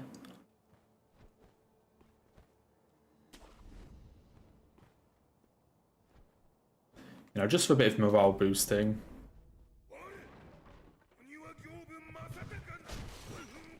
Fuck. I missed one.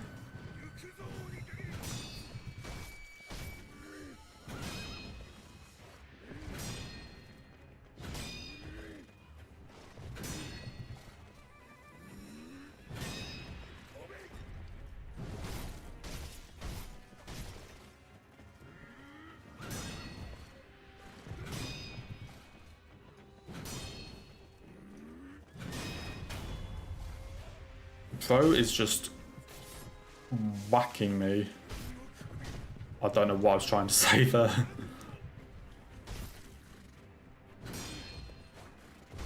I should not have done that R1. I also didn't even use the Akko. Okay, cheeky Akko.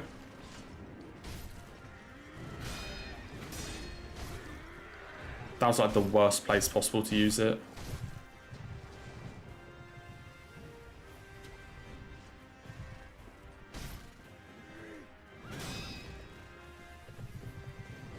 Yeah, I was about to say that he's literally doing nothing but whack me with his spear, and then I realised it sounded sus as fuck.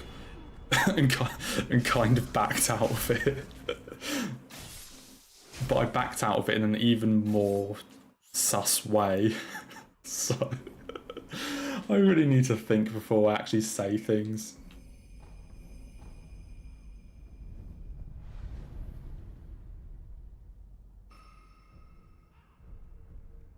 The point I was trying to make is that basically all he was doing was giving me attacks that I deflect. You know, I wasn't actually R1ing him at all for like vitality damage. The point I was trying to say is that I wasn't actually hitting any vitality damage. All I was doing was deflecting the attacks because of the attacks he was giving me. But I managed to phrase it in the worst way possible twice. So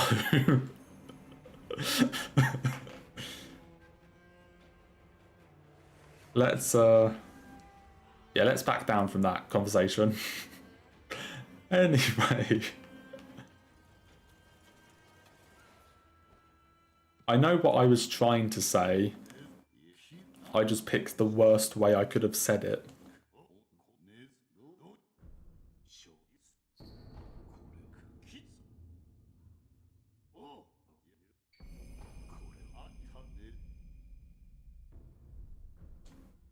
Anyway. Hey, we got Kyobu, like I said. Let's talk about that, yeah.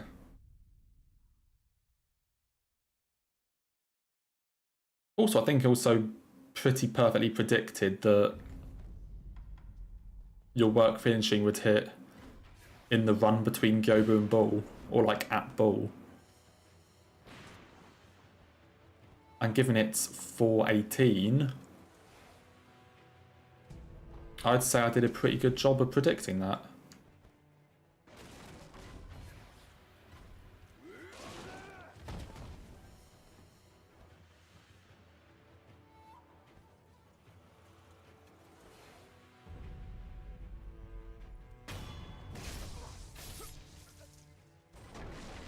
I'd say you finished in like 1 minute, so... Or what are you doing?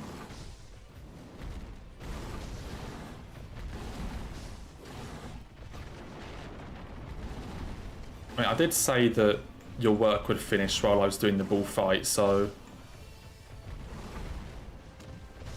I'd say I did a pretty good job.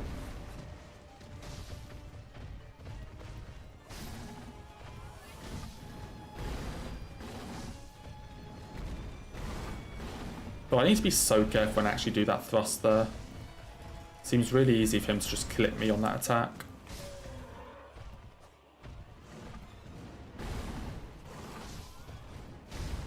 Yeah, like that. I'm being very sketch with this.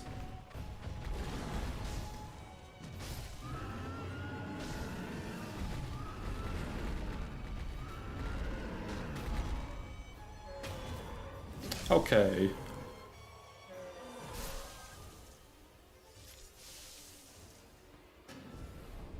I'm gonna say no comment. Let's go with no comment.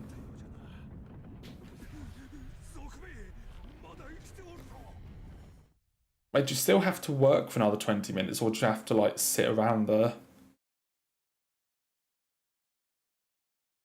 They said you need another 20 minutes of work, I guess.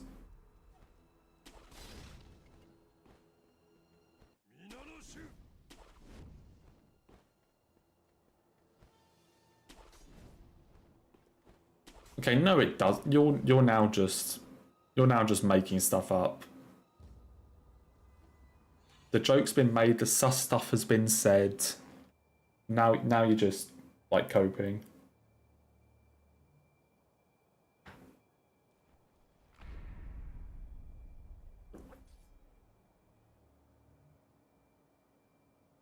Are you gonna forget about me? Took you a while.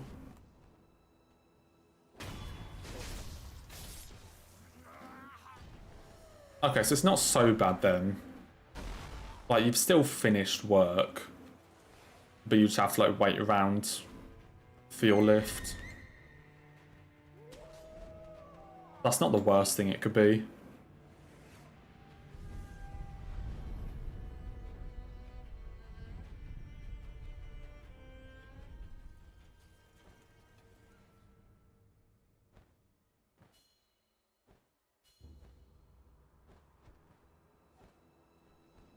I don't know what you're talking about. I've blanked every mention of that from my memory.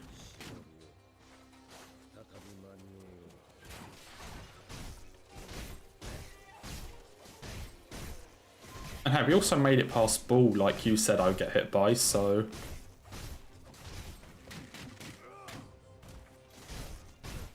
You also got that one wrong.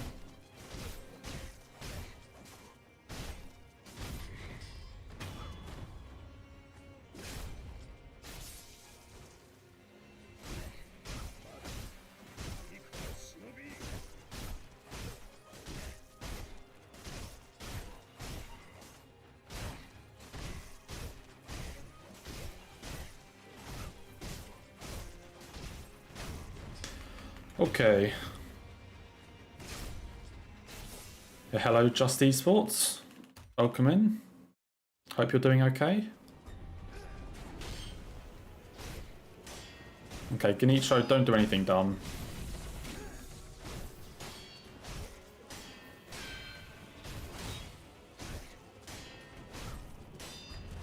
I call that something dumb.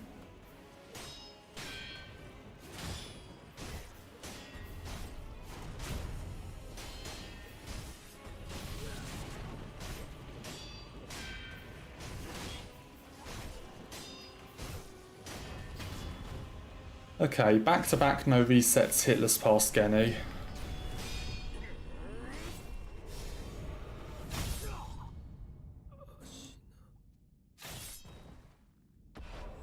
Yeah, I remember you were in... It was either last stream or the stream before. So I think we were talking about Ishin, I think. It was either the last stream or the one before. I can't remember which one that was, yeah.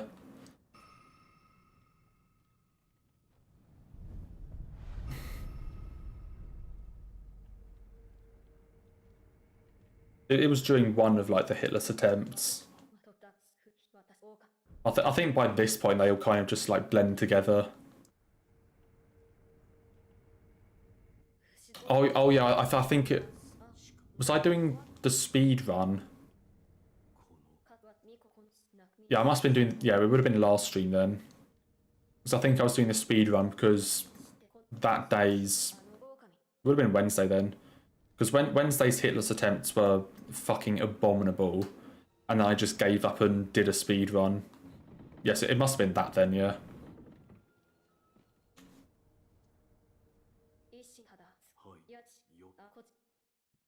But say, today I'm just doing some no resets. So just doing the entire game a couple times. Just to hopefully make myself more familiar with it all and just to practice everything.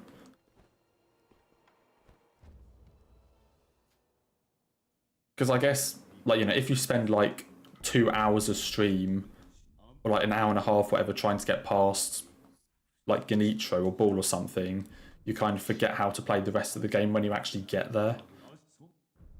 So yeah, today we're just doing a bunch of no resets, just practice the rest of the game, hopefully remember it again.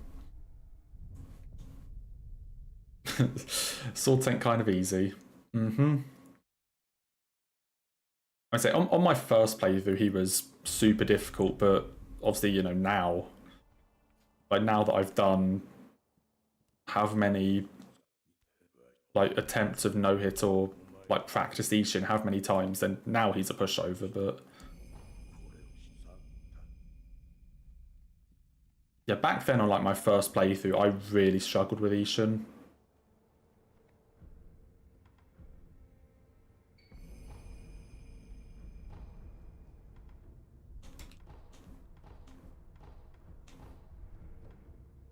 I can't actually remember like how my boss fights went on my first playthrough.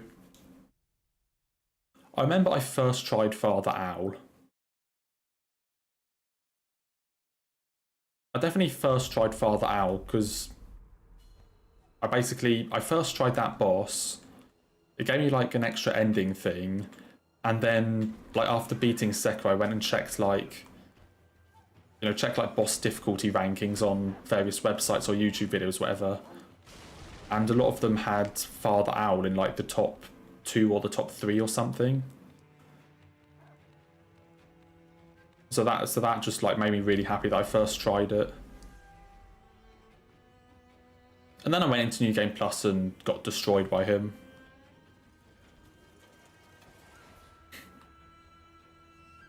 I don't struggle with Ishin now. Now it's mostly things like, I guess, Gyobu. Like Gyobu and Lady Butterfly are probably the 2 like bosses that I struggle with the most. I guess you could throw Demon in there as well. But I'm probably never going to be like super confident at Demon. Or like confident that I could no-hit like pretty much every time.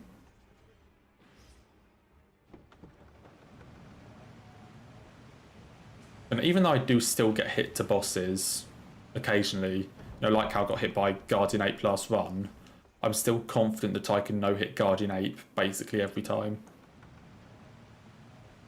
But I guess in Demon's case, not really.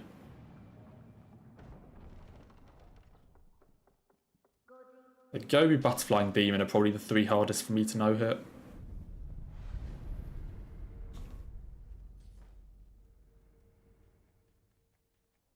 Most of the others are just like, I'm confident at it, but of course there will be the occasional fuck up. But there will be the time where you just mistime an attack or forget what you're doing type thing. So, you know, they're gonna happen.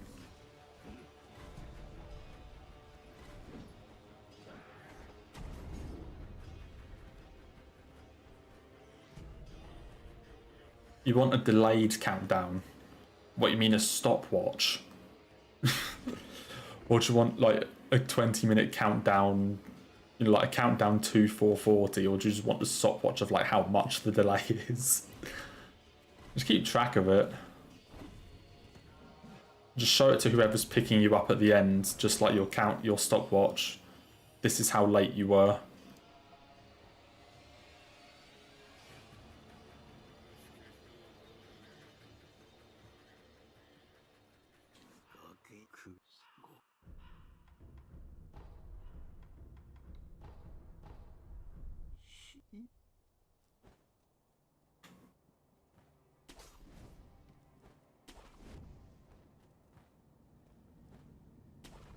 Okay, back up to this prick.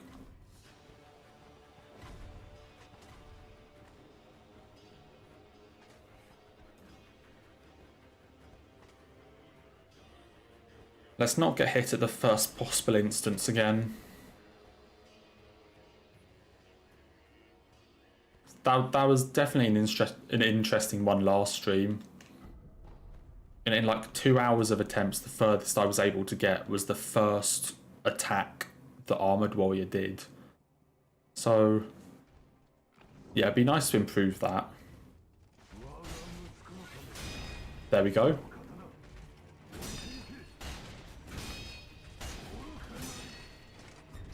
He's also doing weird stuff that I'm not used to. Like he was doing a weird pattern.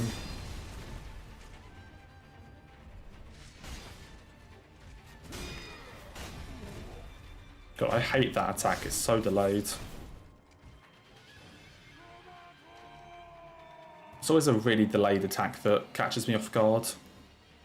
I think it's that one in particular that hit me on Wednesday. Or like when I do get hit by Armoured Warrior, it's that attack. But we are okay.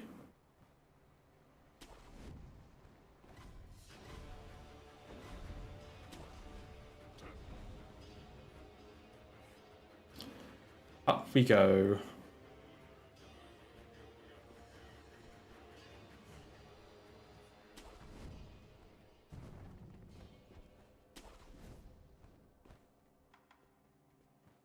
And see, part of me is kind of hoping that one of these runs today is just the hitless run.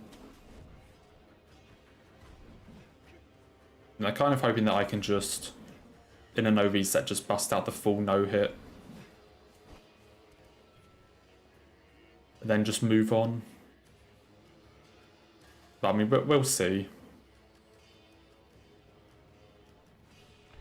So maybe we'll get lucky, maybe we won't.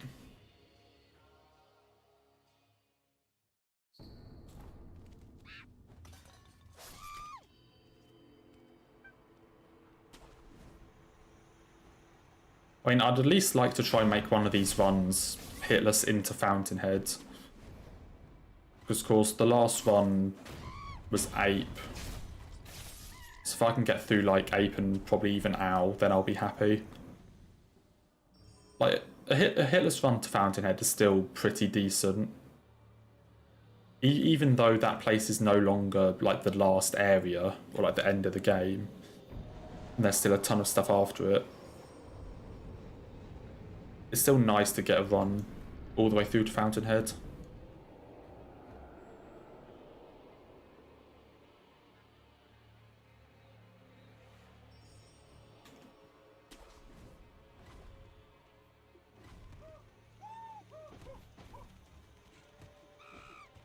There's probably also a safer way of doing this bit, especially when I go too early and do that and now have 4 monkeys chasing me.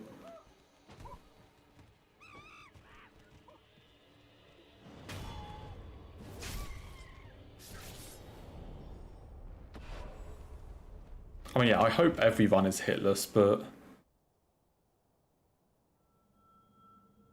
obviously that's not going to be the case. Be nice if it was, but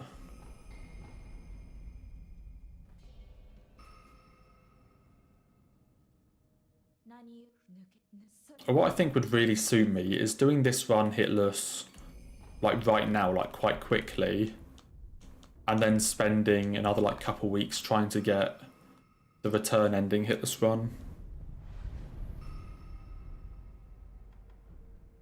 Which is just like half the content as this.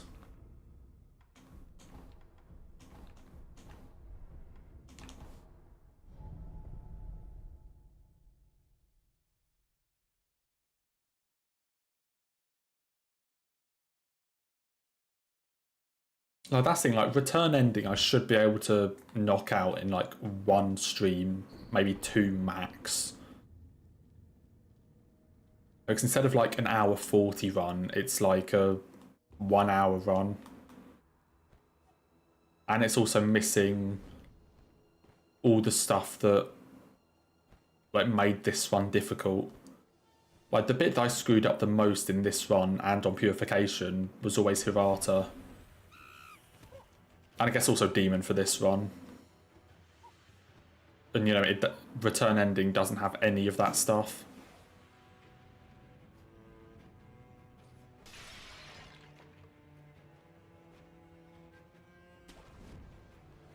Hopefully I do it in like one stream, 2 tops. But of course, knowing me, it's going to take me ages. For like no reason.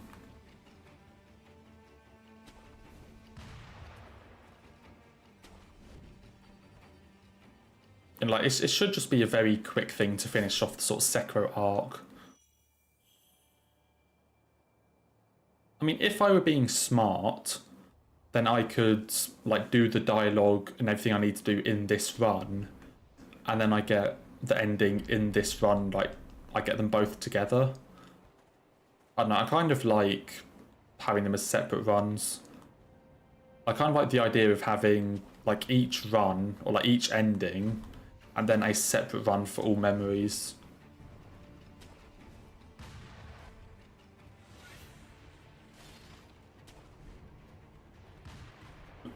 Like, I don't know, I'm just not a massive fan of the idea of, you know, like the 4th ending and all memories kind of being bundled into the same run.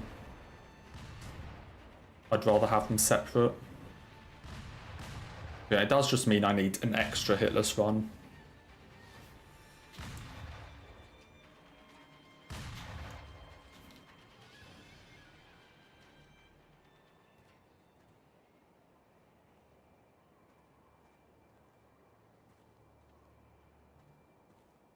But even with all that, I still don't want to be stuck on Sekiro for too much longer.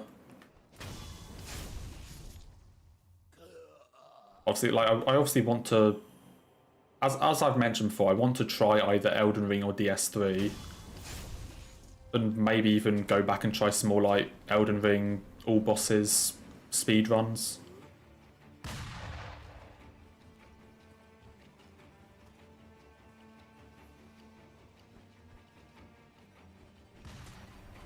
That was fucking close.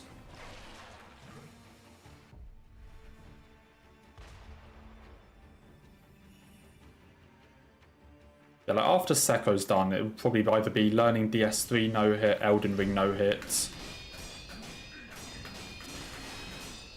or like going back to Elden Ring all bosses shenanigans.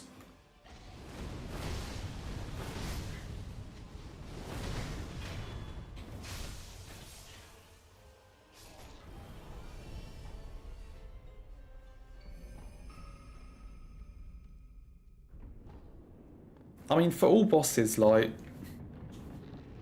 I kind of want to do one glitchless run just to show people how painful it is.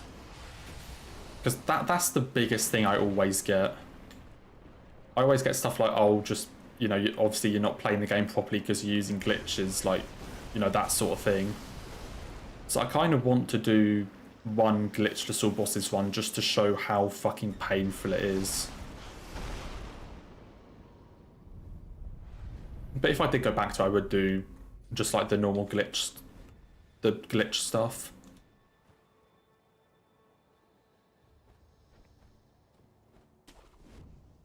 So if I had to guess, I would say glitches in the all bosses run probably knock. I want to say like at least an hour off the time. Well, actually it'd be way more than an hour. It'd probably be an hour just from the movement itself, but then the Royal Knight's Resolve glitch to like super buff your weapon, which makes boss fights way easier, would also save a shit ton of time. So I was thinking it'd be probably around an hour just on movement and like overworld stuff alone, with things like Pegasus and wrong warping. But then, yeah, even more time if you account for like Royal Knight's Resolve and sort of like buff glitches on your weapon. And of course, doing it on current patch, you don't have a busted weapon. On the patch we do all bosses, Sonaf is just broken. As is Icewind. But on current patch, it's not really a super busted weapon like that. So all the boss fights would take way longer.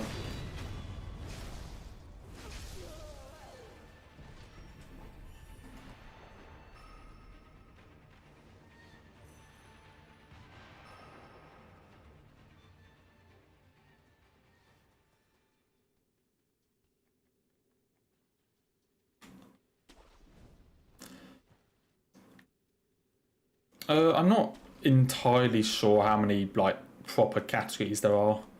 I think there's like... I think the main ones that I can recall are you have any percent glitchless, then you have any percent with like wrong warping, which you do on like 1.02 or something. Then you have any percent with like all glitches available, which is... I mean, if you've seen Elden Ring speedruns or like read about them, you'll probably have heard of zips.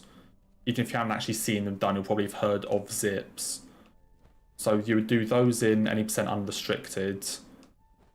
And then there's also all remembrances. I think those are the main categories. They basically have a couple of different variations of any percent. And then you have all remembrances.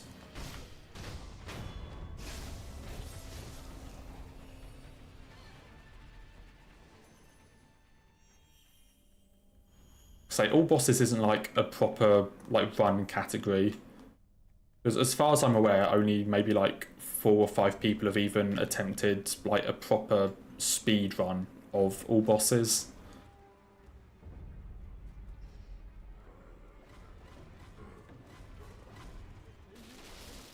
I say the proper world record with all of the glitches available and like including zips is like 4 minutes something, I think.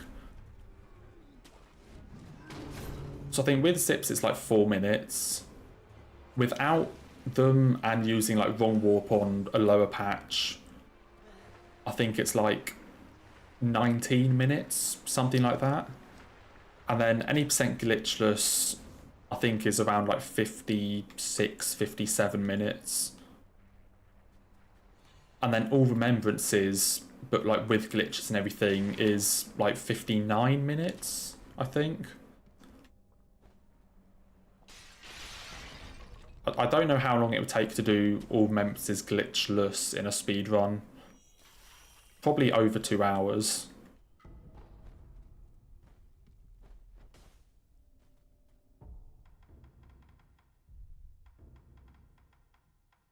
I would say for how big Elden Ring is, the speed runs are actually quite short in comparison. Like the fact that you can do, like, you know, even with glitches, the fact that you can get all remembrances in under an hour just seems wrong in a way for how big the game is.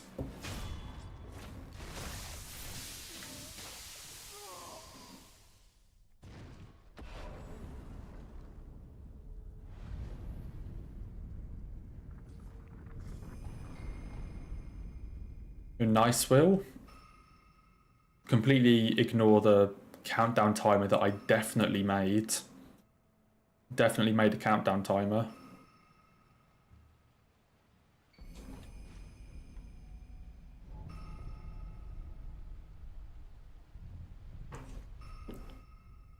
That's in glitched all bosses, like glitched all bosses, I mean, my world record is 5:29:40.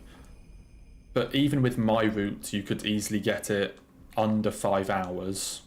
I think my sum of best is like 4:48 or something like that, 4:47. So you could easily get it under 5 hours. Then if you used the chainsaw glitch, I think you could easily get it under 4.5 hours. I think glitchless... My lowest estimate for glitchless would be 7 hours. I don't think I would go below that for an estimate. I genuinely think it would be higher than that, though. But, like, lowest estimate, not really knowing glitchless strats, I would say, like, 7 hours. Minimum.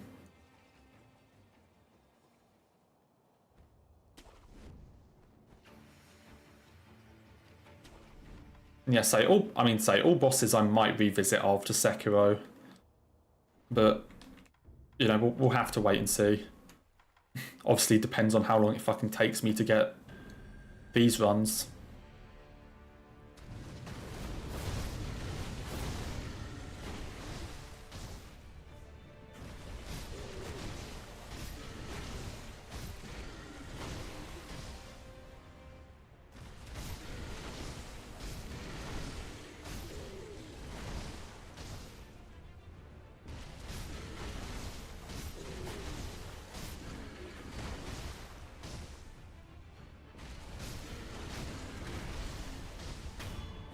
Okay.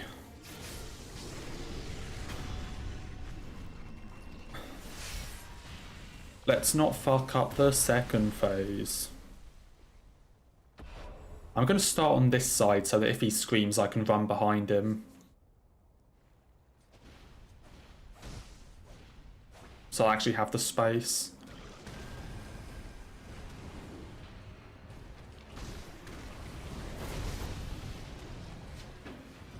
Okay, or he does that, which makes it easier.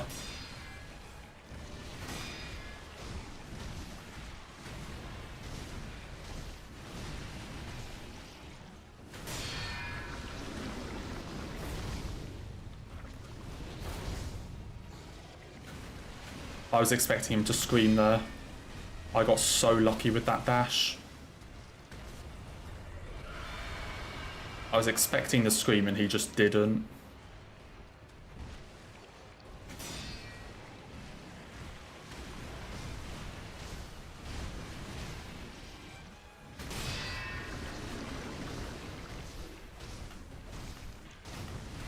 Okay, we didn't fuck up Abe this time.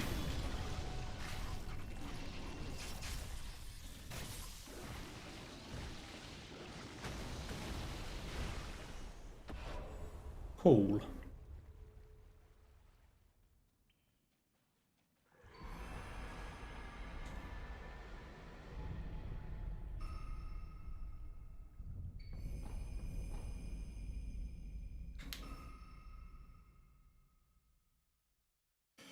Okay.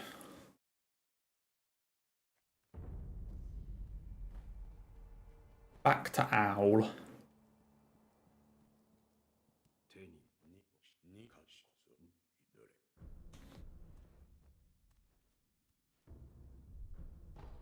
I'm going to be honest, the reason I chose to do no resets today is because I hadn't practiced. And I thought the runs were going to be atrocious again like Wednesday. So I kind of was just like, oh yeah, let's do some no resets so I actually play the game. But honestly, these have gone surprisingly well.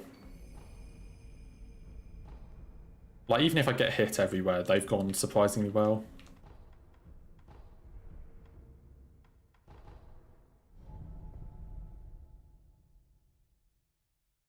Like, the first one made it to Ape, and then this one has at least made it past Ape.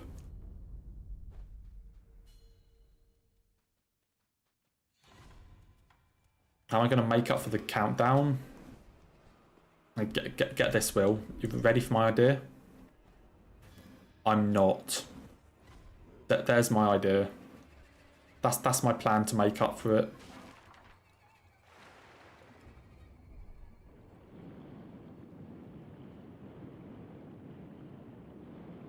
My incredible idea is to just ignore it. Pretend it didn't happen and move on. Yep.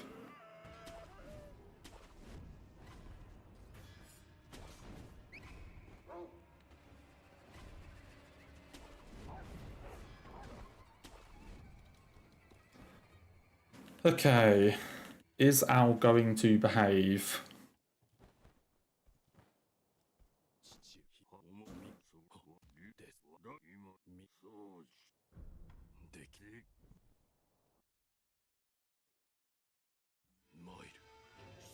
Maybe? Maybe?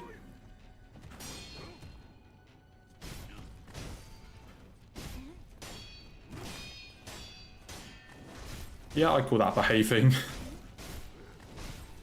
Pretty much the best RNG I could have gotten. Because he gave me an easy attack first up and then just basically jumped into the corner.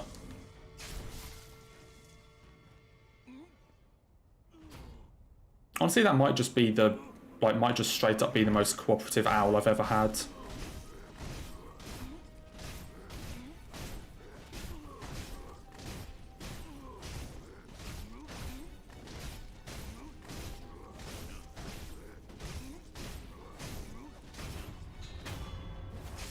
Genuinely think that is just the most cooperative owl I've ever had.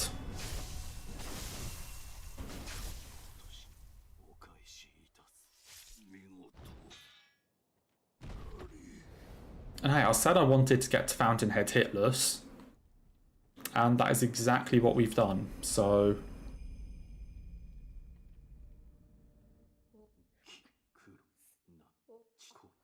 That is what we have done.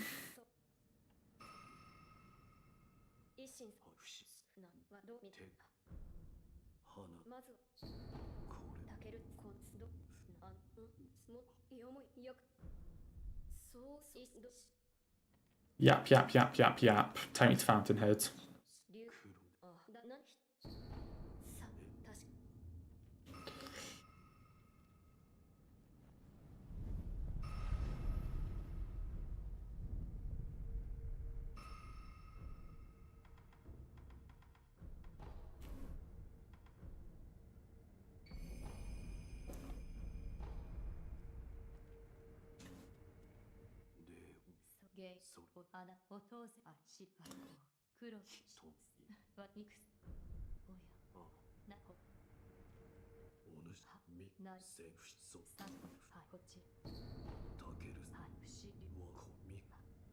I mean, hey, I'm fully aware of what you're trying to say.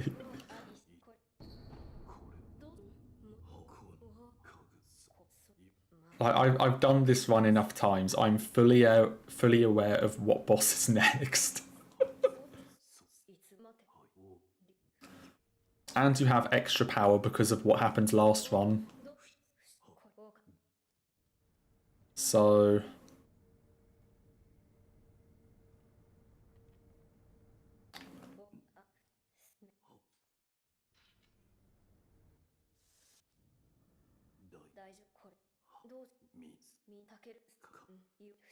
yeah, it's going to be a fun one.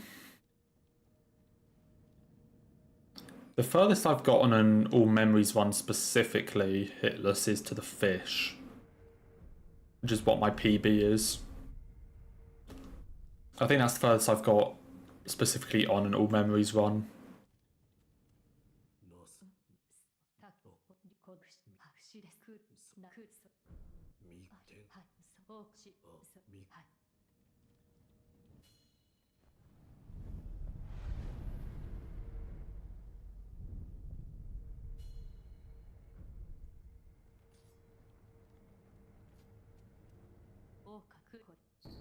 Oh, you weren't even talking about that. Oops. Whoopsies.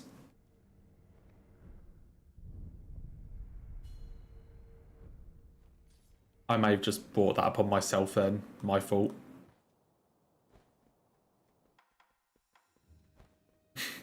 Anyway. Yeah, so...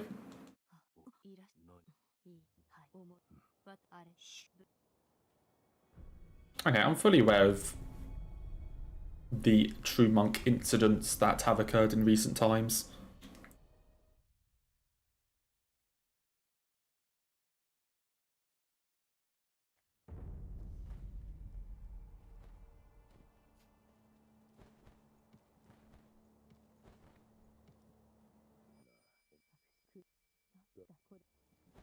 Also pick up this money just in case, I guess.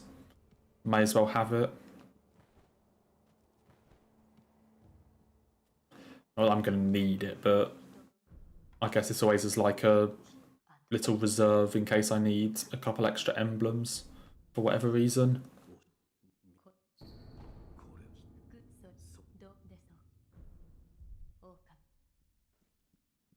Okay.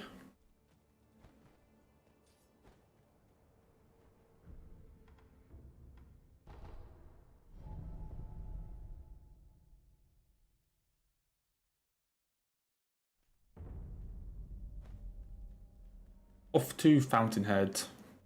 This is only the second All Memories run I've actually had to Fountainhead. Interesting. And we have to be on what, like... I mean, we've got to have been doing this like a week at this point, right? And only the second run into Fountainhead hitless.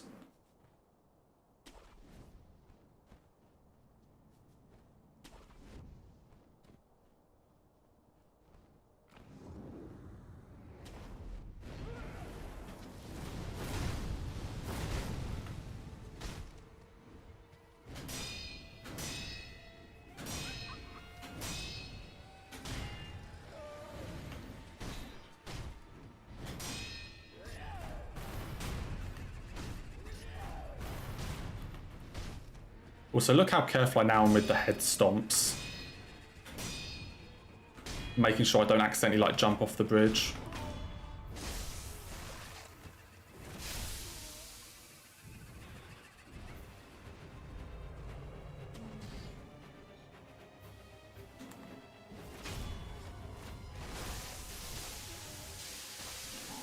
Okay, don't mistime the Mortal Blade.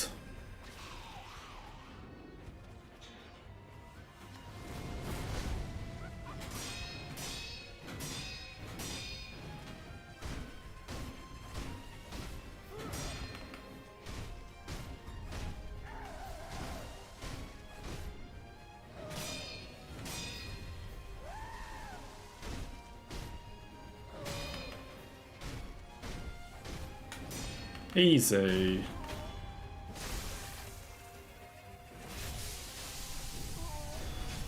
See, I do know how to fight this boss.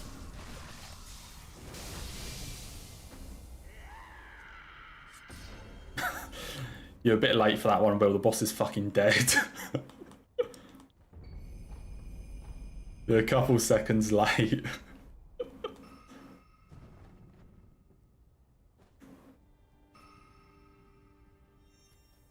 But I like the sentiment. I appreciate the effort for showing support for True Monk. But yeah, she was already dead by the time you sent it.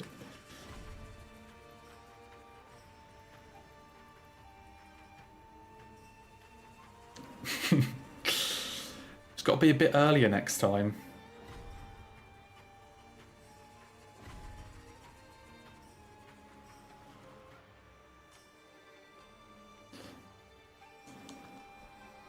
Fuck.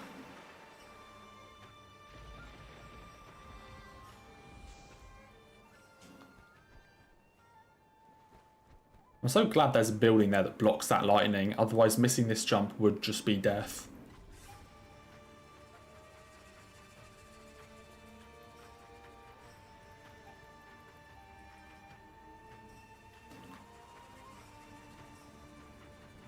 If that building wasn't there to block the lightning from Mikami leader, missing the jump up there would just mean you get hit by the lightning.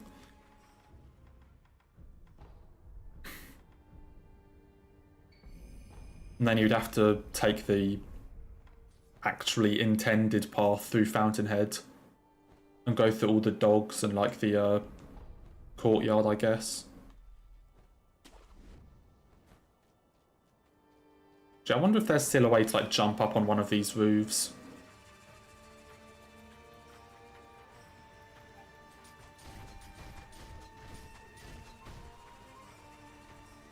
Well, I wonder if even if you take like the intended path, you can still jump up on these somehow.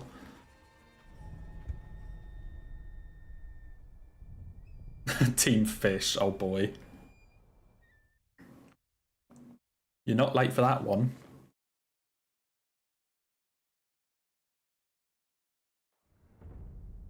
So I really should just learn like the intended way that you're supposed to dodge the fish. Like that you're supposed to go where the fish never notices you, rather than trying to do the dodge. It would just make it safer. I love how when I first like started doing all this no-hit stuff, I was just doing like full speed strats. And then I would get hit there once and then just completely change and be like, okay, no, we're not doing that anymore. Now we're doing this like super safe, super slow way instead.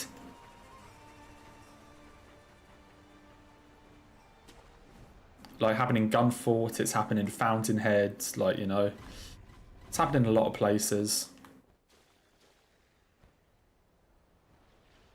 It's got to have happened somewhere else as well.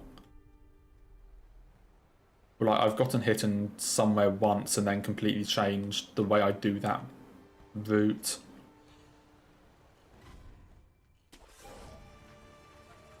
I think not Purification, but I think it happened with like the Akko pickup near Ape from Mortal Severance. Like when I was learning that like a year ago, or a year and a bit ago.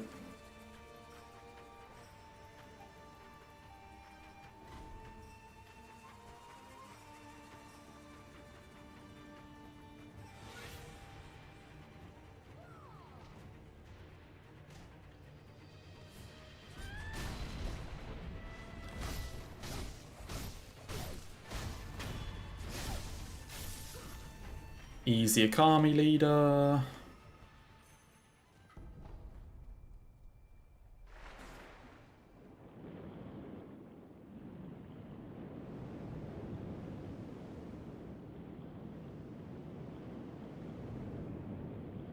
Yeah, I think you're supposed to go through those buildings on the right.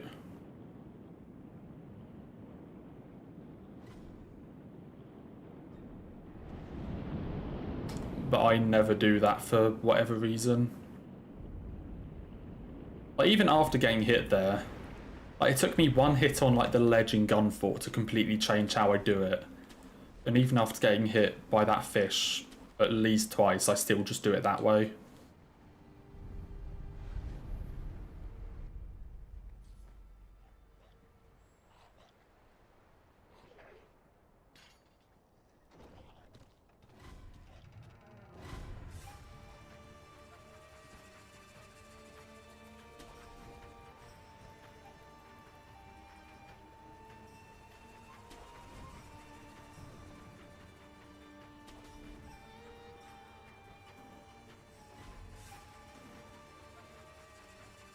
I mean, like, at times Fountainheads can be pretty scary. But as far as, like, areas go, it's definitely not, like, the worst thing ever. Like, Gunfort is still by far the worst running section.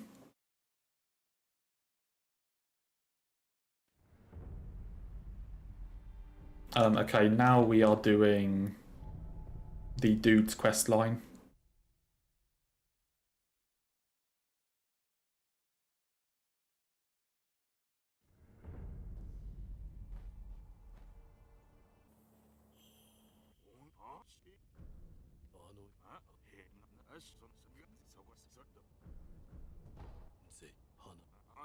Yap, yap, yap.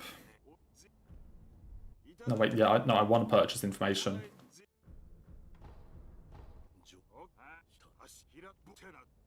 I'm kind of surprised that this quest like doesn't require you to get the flame barrel. Like you buy information and he tells you where it is. I'm kind of like surprised that you can just progress the quest without actually needing to like show that you used his intel to get it or something.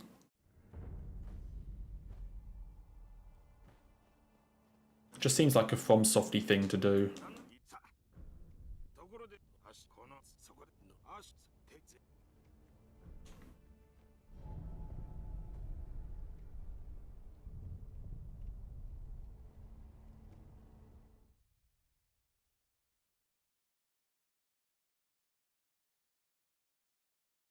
So now we go to the castle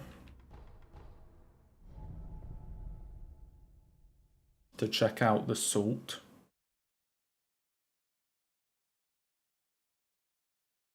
I really love this eavesdropping thing here.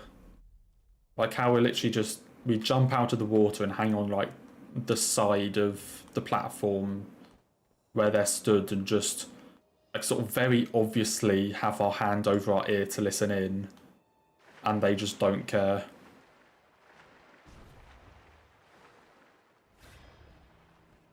Like, look at this. Just the most obvious, like, hand on ear, I'm listening to you. And they just don't care.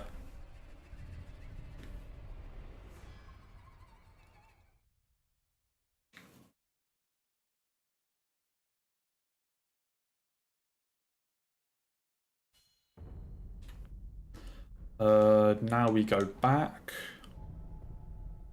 And then he tells us to go and get the dude from Senpo. After, like, another reset or something, I can't remember exactly.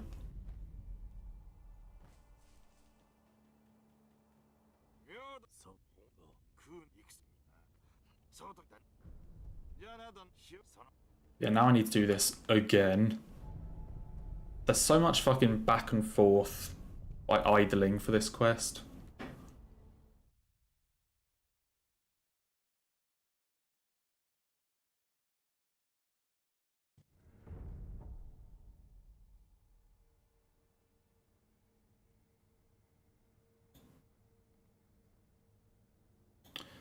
Hang on, there we go.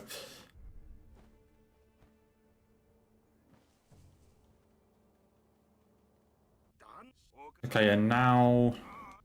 Yeah, okay, now he tells us to go and find the dude to help.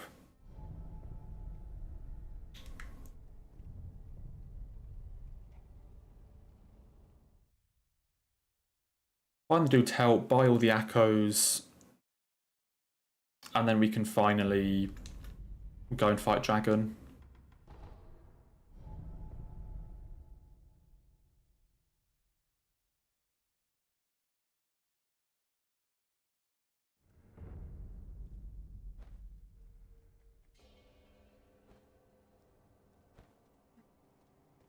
Hello.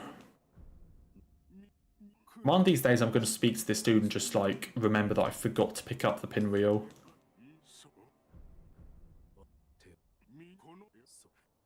And I'm just not going to be able to do anything because the run back to it would probably be really sketchy.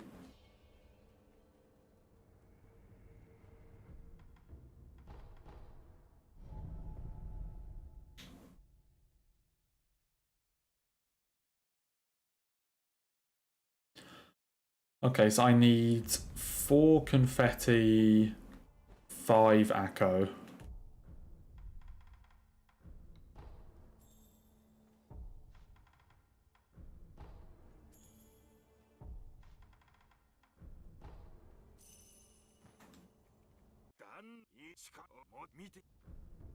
Okay, 5 of these and 4 of those. And now we can continue playing the game.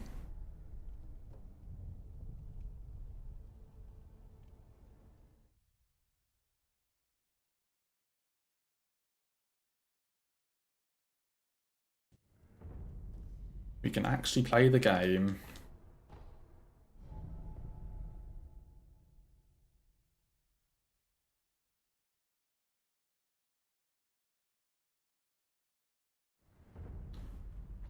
Okay.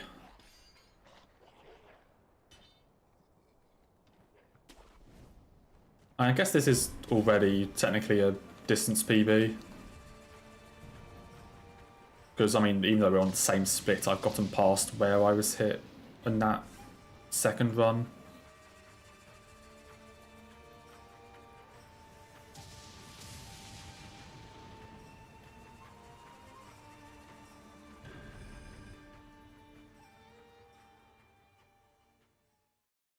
Okay.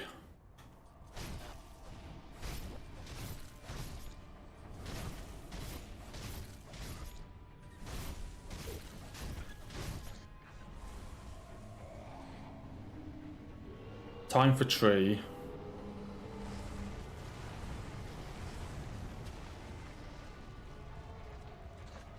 this going to get all of them? No, you missed 2.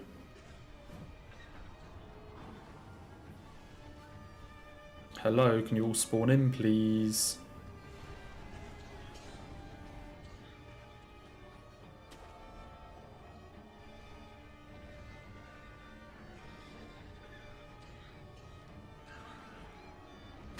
Oh, there's a guy directly underneath me. Okay, is it just these 4? Oh, there's one dude over there still.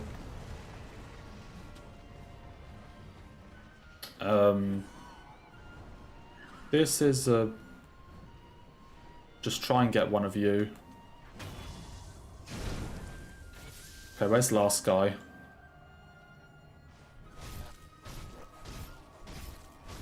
There we go.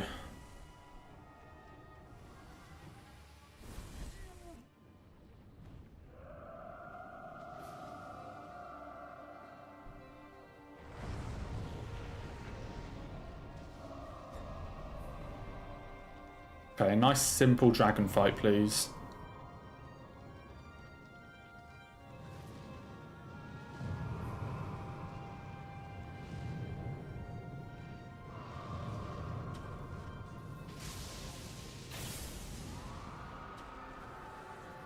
Okay, there's 2 back to back.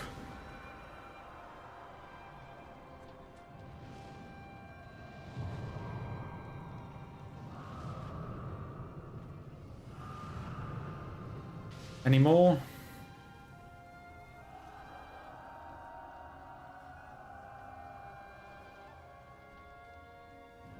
Oh, stop doing this attack. Give me some sweeps. They're so much easier to dodge.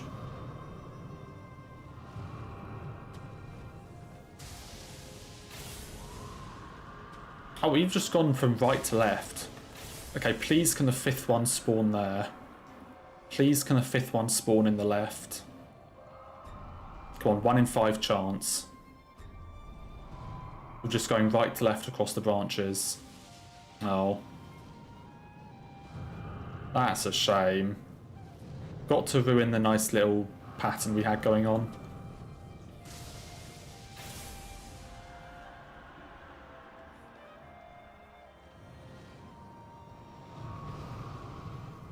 Got to ruin the pattern.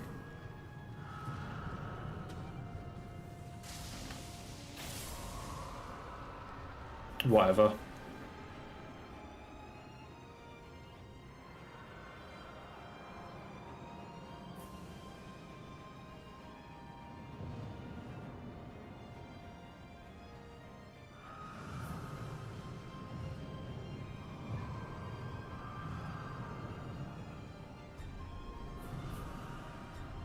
Okay, just do your big combo. Nope, we're doing one of these first. Oh, bro, do your big combo, thank you.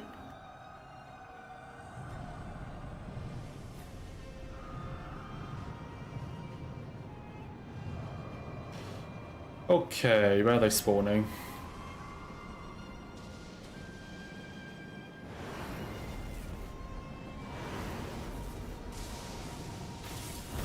Easy Fountainhead.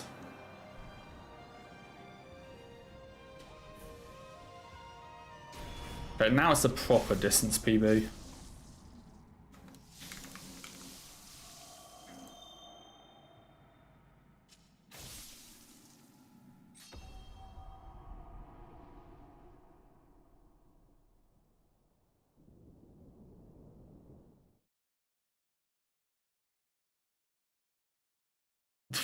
What? Why is it, what do you mean it's based on Ember? It's just an Ember. Like Dark Souls 3.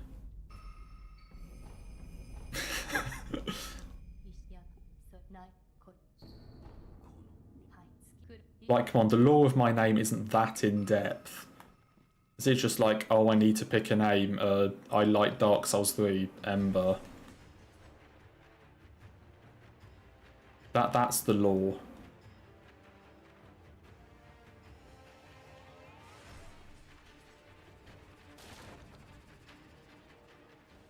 Very, like, in-depth.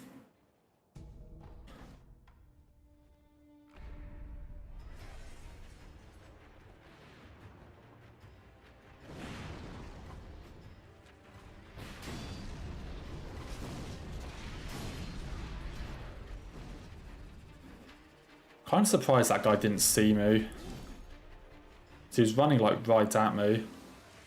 I'm kind of surprised he didn't like change his attack to go for me.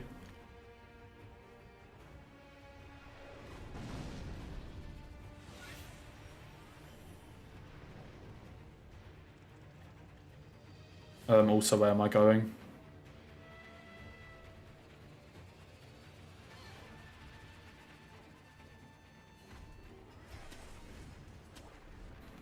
So I did actually watch a run, or like go and find a run a couple days ago, where I actually looked at this segment to see how it's done hitless. And it seems like it works. I mean, it worked both runs today, so...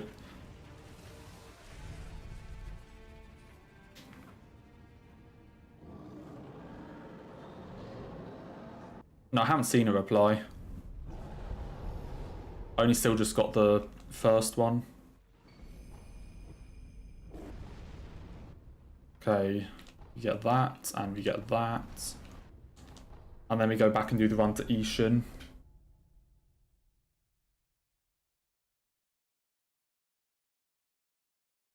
Probably got filtered. What the fuck were you typing?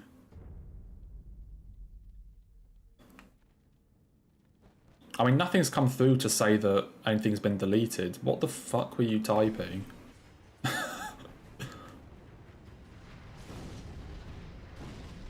You know, I don't want to know. I think it's for the best that it hasn't, that your reply didn't come through.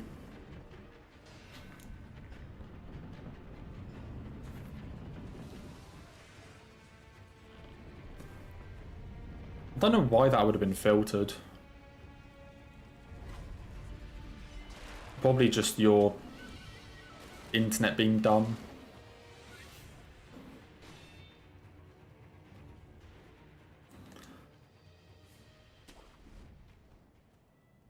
Okay, Hirata. No, wait, Ape. I completely forgot Ape exists. I was like, okay, time for Hirata. No, there's a fucking massive ape that we need to beat first.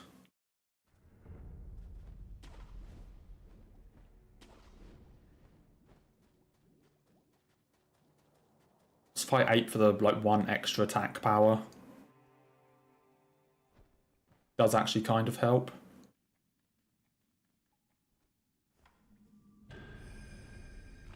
I can assure you I didn't. Whether you believe that or not is up to you, but I did not do anything.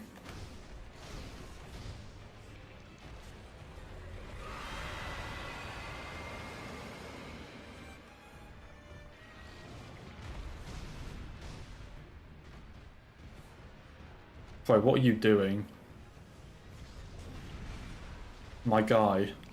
My guy, what are you doing?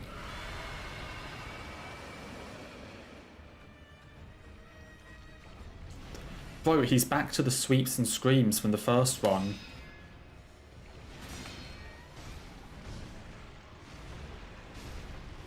Oh, that's not good.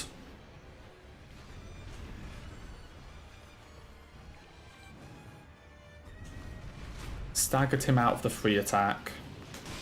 Okay, he gave it to me there, though. Will this kill? No, I'm not going to chance it. Not going to chance it.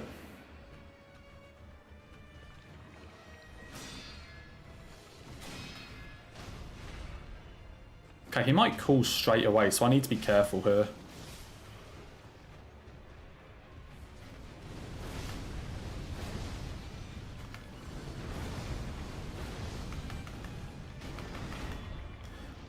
That ape very nearly hit me.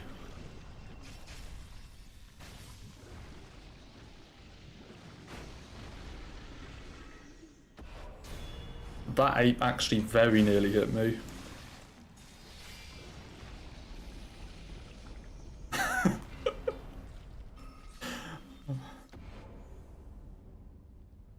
Because, say, the last one I did, I was able to kill double ape. I was able to kill, like, the main ape in 2 mortal draws.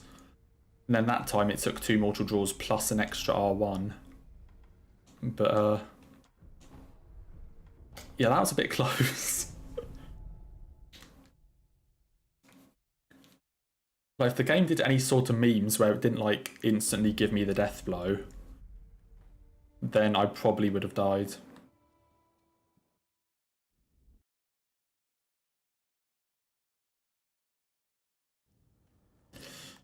But hey, it didn't give me any memes and I didn't die, so we're good. So we're good.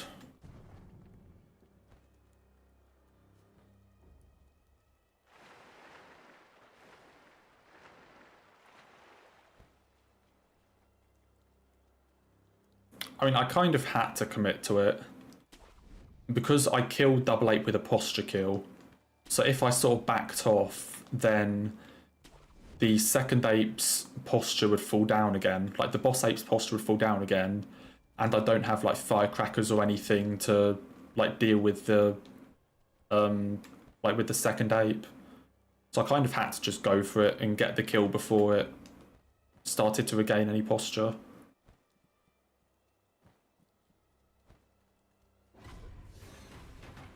Otherwise, yeah, because I don't pick up firecrackers, it would have been a very rough situation.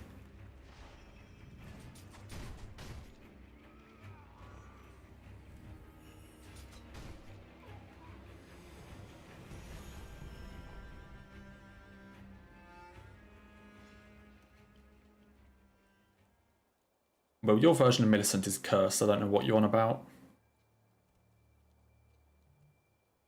Oh my god, they're actually following me. Wait, hold on. Please turn around. Fucking turn around. I didn't expect them to be following me. I need to kill you fast.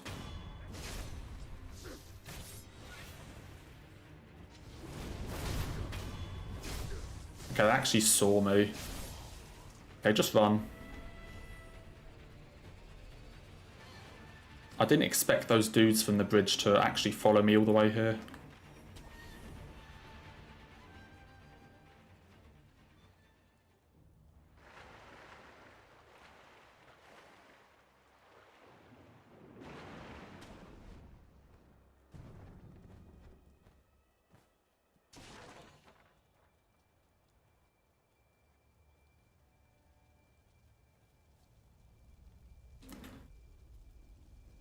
Your Millicent should be sealed away in the archives, never to be found again.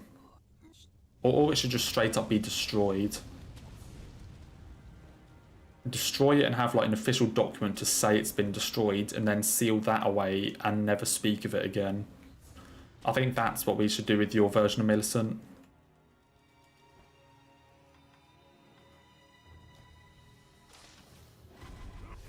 Because let's be honest, it is a fucking abomination.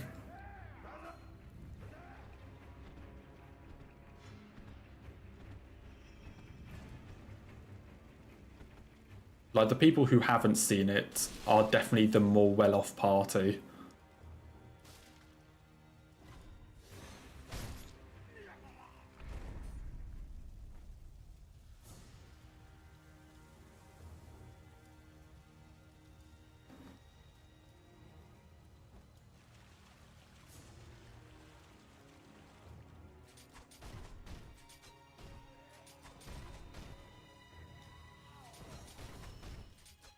Your Millicent compared to the actual Millicent is like comparing, like in, I don't know, Ancient Dragon to like Sword Saint Ishin or something in terms of boss quality.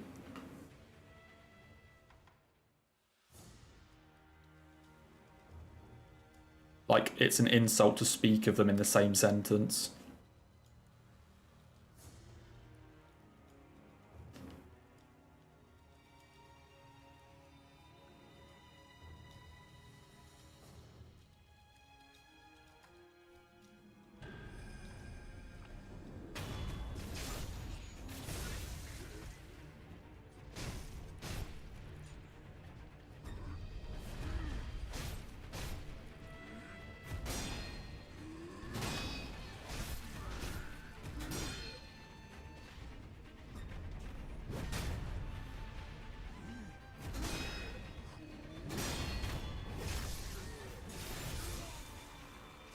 I mean, the hair's the same because they haven't changed like the hairstyle options in however many fucking games, or they've changed them very, very slightly.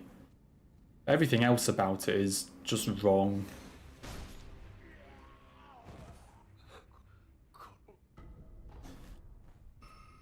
Like, other than, okay, I will admit the hairstyle is kind of similar.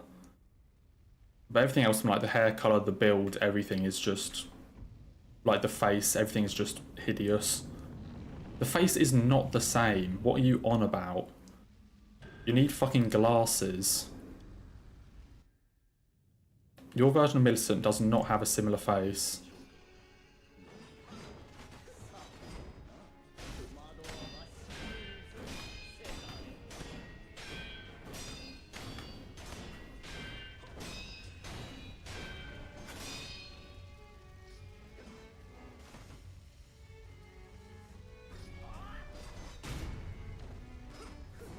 Oh, that's sketch as fuck.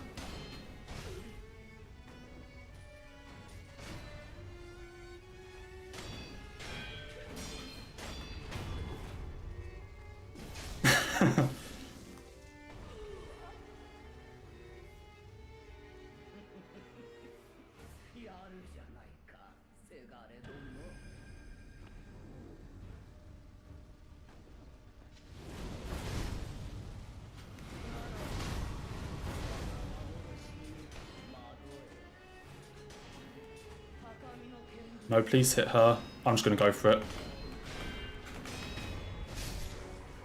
She did not listen to the shurikens.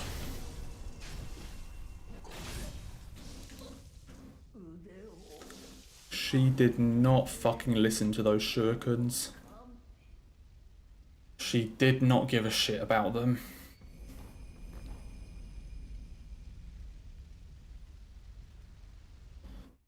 Did you just say robot hand? Do you even know Millicent? But it's a prosthetic, it's not a fucking robot hand. Yeah, I severely fucking lucked out on that Lady Butterfly. That was not nice RNG. First phase was pretty dog shit. The shurikens in phase 2 did nothing. She backed away like into the pack of all of the clones, or like the shadows or whatever.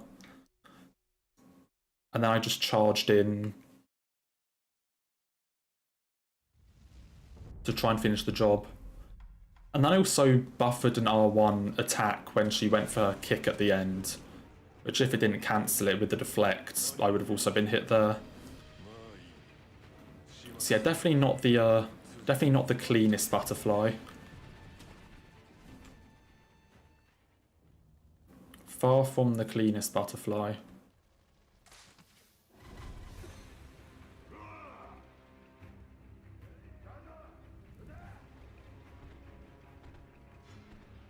I say I've definitely had worse butterfly fights. What? Oh my!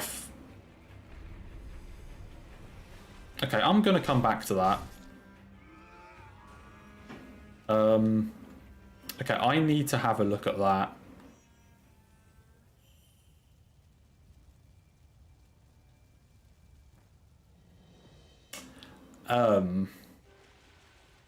Apparently there's fire there.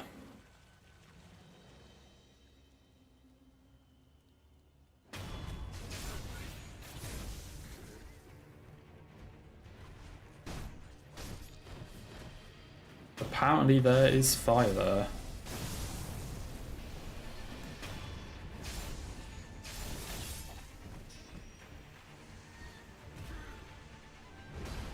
Like I say, if you get too close to like all the... If you get too close to all the like buildings, like yeah, there is fire on it, but I didn't think I was that close.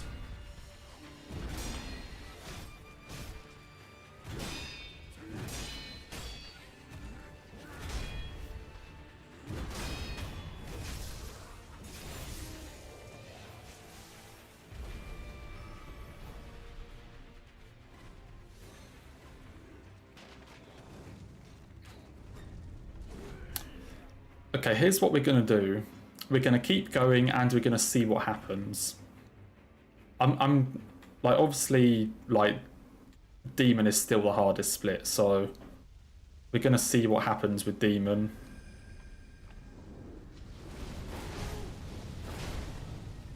But yeah, that is a bit sad for something.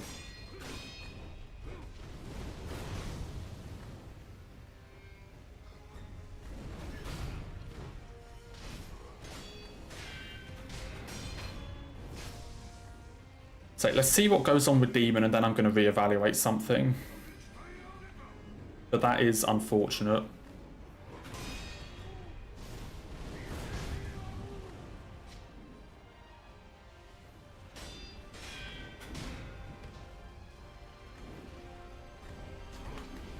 That's my last MD. Yeah, I don't have MD. What am I doing? I literally just said that was my last MD. Why is Al only spamming the fucking MD attack?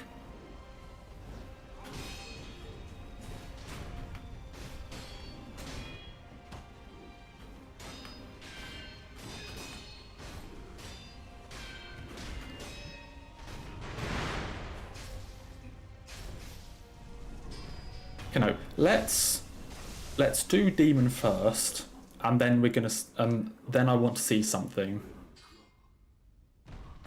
If we get a hitless Demon, then I'm going to reevaluate. If not, then that is completely fine. If we get hit by Demon, it's completely fine. If we do a hitless Demon, then I kind of have an idea for something.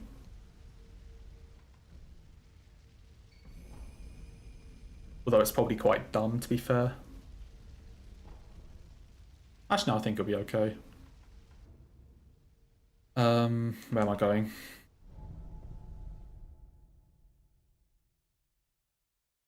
I say, because on all those burning buildings, like, yeah, there is a fire effect on them.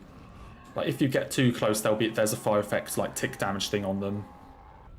But I always go that way, and I didn't think I was that close to it.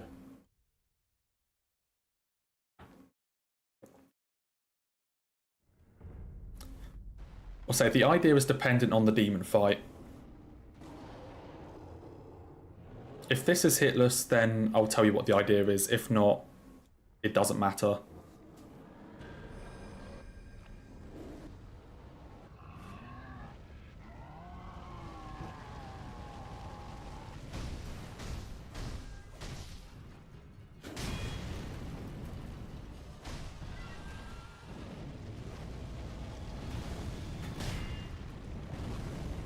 So he's going to do a normal Demon fight.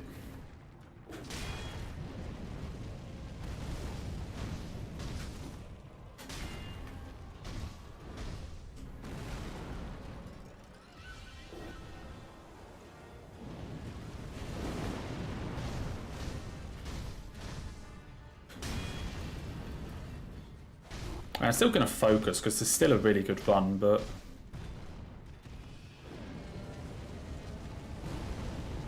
Okay, I think if I backstep there, that helps with dodging it.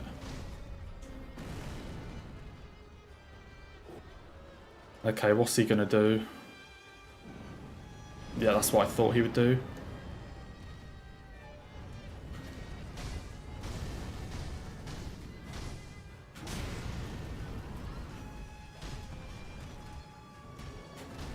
Okay, that was a block, we're fine.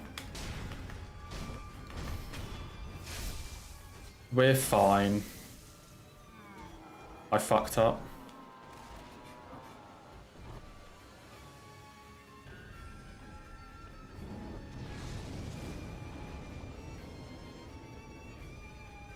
We are fine.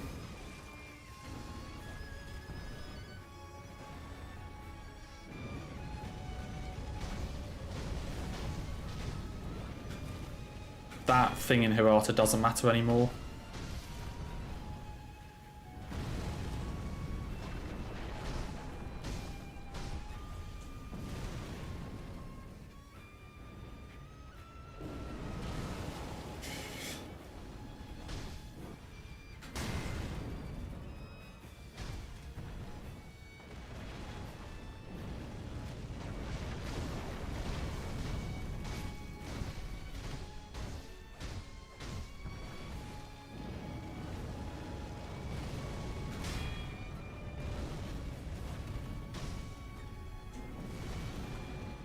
Come on.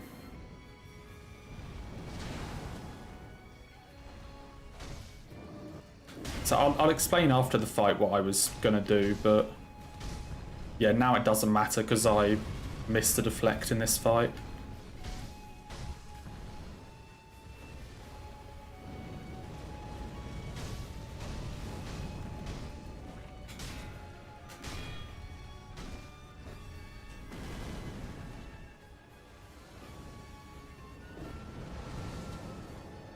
I'm still, like, I'm getting good at this fight now, but I'm still, like, getting hit on it. Even though I'm getting better at the fight itself. I'm consistently sort of one-hitting Demon.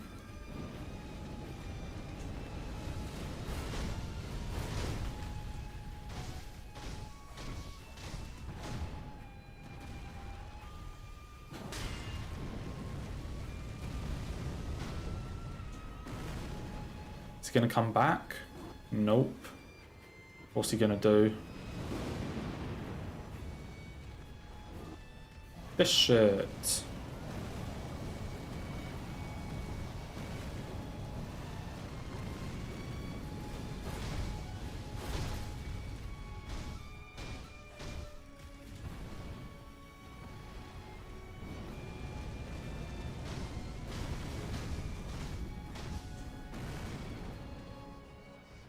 Really? You're not going to do the big thing again?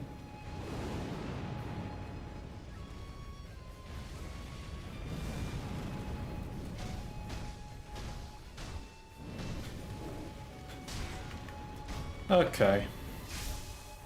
RIP.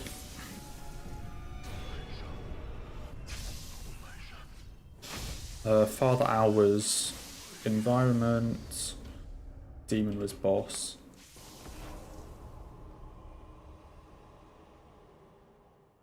Okay, let me explain what my thinking was if I had not fucked up the demon fight. So, yes, I took damage from the, like, fire in Hirata, but that counts as environmental damage. And environmental damage does not count as a hit.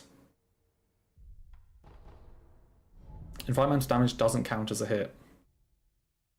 So my idea, even though after that I could no longer do no damage, I could still have done no hit. So my idea, if I got a hitless demon, so basically the Akko sugars that I use increase your vitality damage and posture damage by 12.5%. If I had gotten a hitless demon, I would have gone and got some Yashiriku sugars, which increase your vitality and posture damage by 25%, but they halve your max HP, which is why I can't use them for damageless. That's why I can't use them for damageless, because they halve your max HP.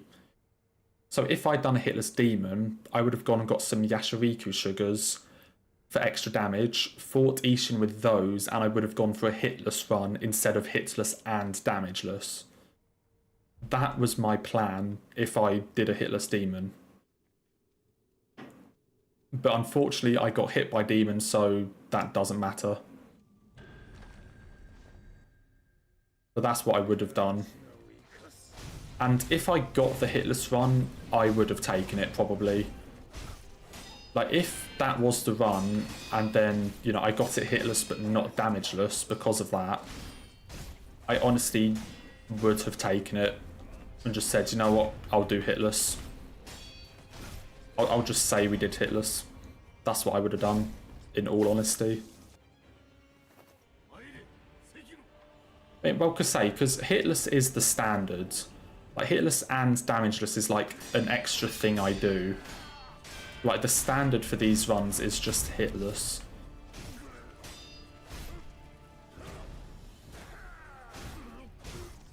So, let's say if that happened, I would have just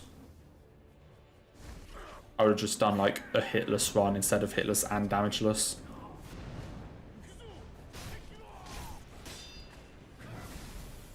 Fortunately, that's no longer an issue. because I fucked up Demon.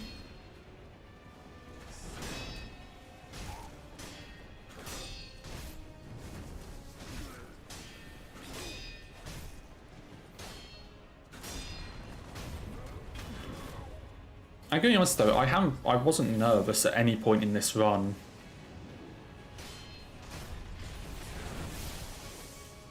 Okay, that's just a meme. I don't know what I'm supposed to do with that. That's just a meme.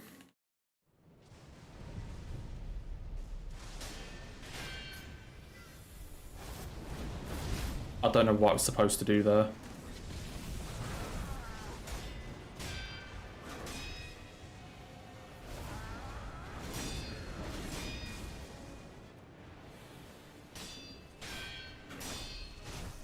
I mean, that's the thing, like, only doing no hit instead of no hit, no damage, and having access to Yashiriku's sugars instead of, like, only Akko's sugars. Like, yes, it would be more damage, sure. But the amount of times where, like, the difference actually matters, you know, the amount of times where having a Yash versus just an Akko actually matters in the run really is only Lady Butterfly. Like, I guess sure Demon, because you wouldn't have to do each phase for as long. But the only place where it matters is Lady Butterfly Phase 2. So there's not that much of a difference.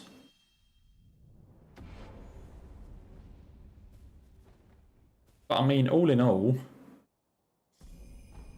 got a hitless PB up to Demon. I guess hitless damageless PB up to Hirata too, so all in all a pretty fucking good run. Gonna be honest. Pretty fucking good run.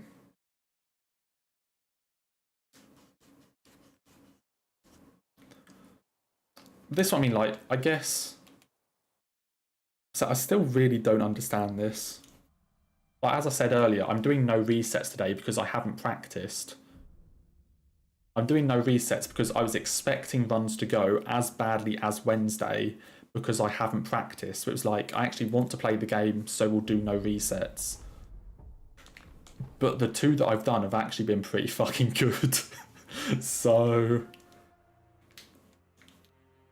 I'm kind of impressed. An in-game time for that one? No fucking way.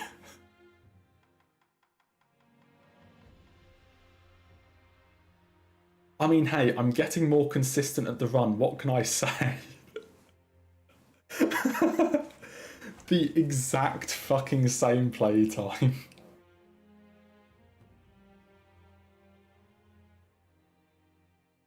What can I say? I'm getting more consistent.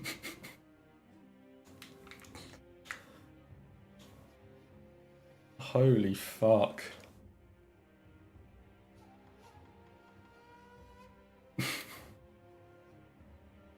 The exact same playtime.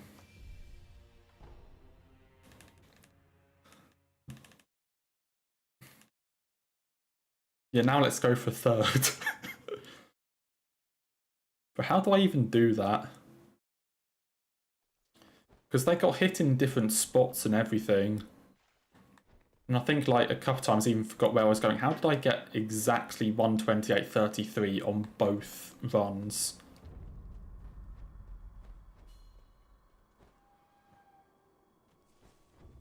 That's just scary. That's not meant to happen.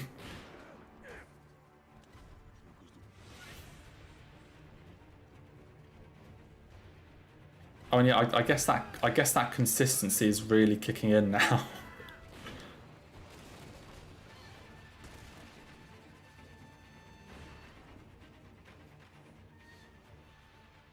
But that's the thing, the chance of it happening, like, actually, I guess that run was quicker. Like, if we're being technical about it, that run was quicker because I spent the time. So I did spend that bit of time before Sword Saint, like, explaining how you know, all the Akko and Yashiriku stuff. So I guess, like, the actual gameplay-wise, that second run was faster. But it's still pretty funny that, you know, it's not even like a second or two off, like 128.33 and 128.34. No, it's exact, so...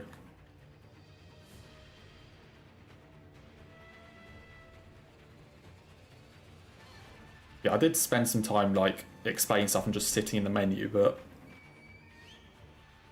Even so, that is a really weird fucking thing to happen.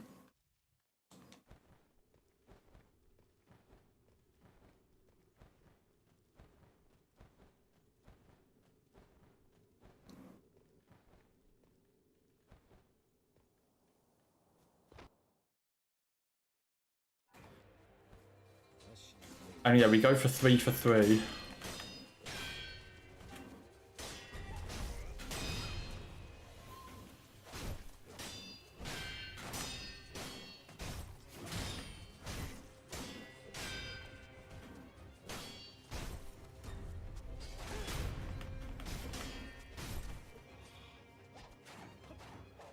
Okay, we don't mention the spear thing. Now that I think about it, I'm kind of glad that I did get hit in the end. And the first, like, 10 minutes of the, like, successful attempt weren't going to be that conversation. It would have been interesting for, like, the successful run to have that chat as, like, the first 10 minutes of content. So yeah, kind of glad about that, I guess.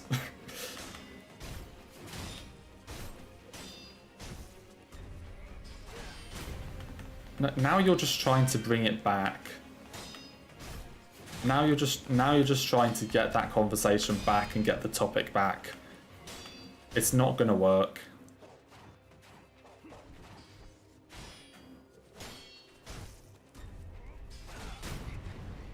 Not gonna work.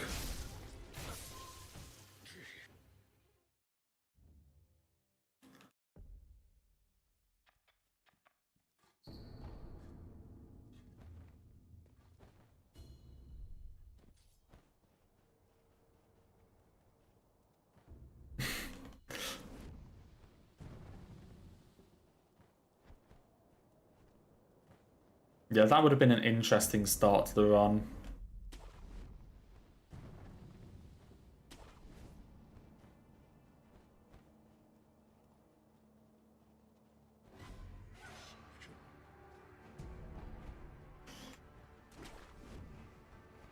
Anyway.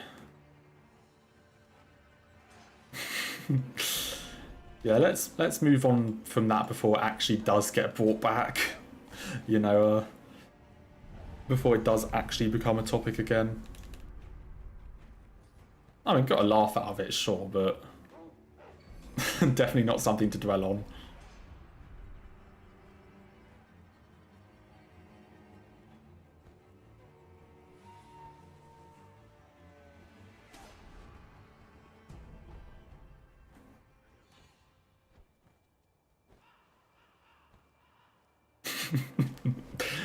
Oh dear.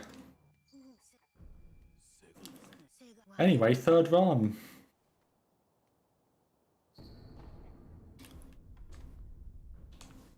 I wonder how far I can get.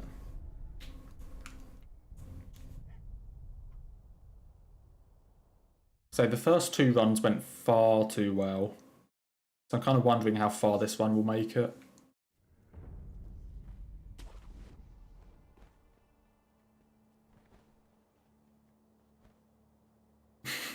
Yeah, take care, Marina.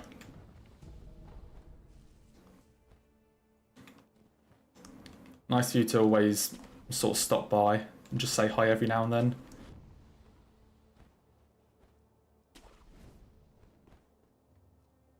And yeah, hopefully we'll catch up again. Catch you later. Hopefully. Oh fuck. That jump.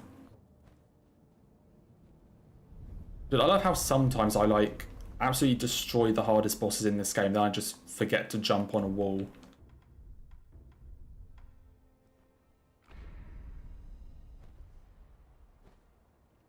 Like, my expertise in this game is quite something.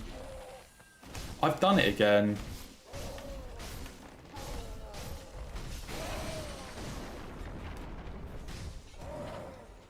I have done it again.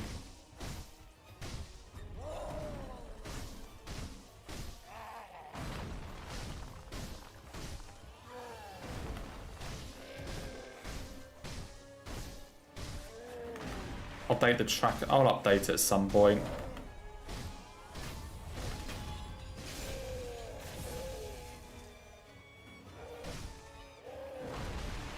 I'll do it at some point.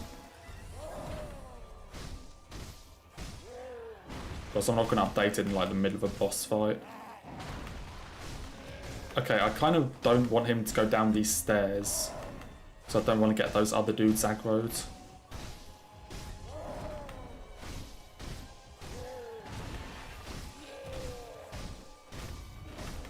Okay, at least we did that again.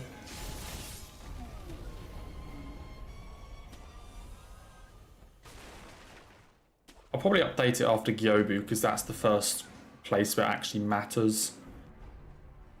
Because I think it's pretty obvious that we haven't beaten Sword Saint in this run.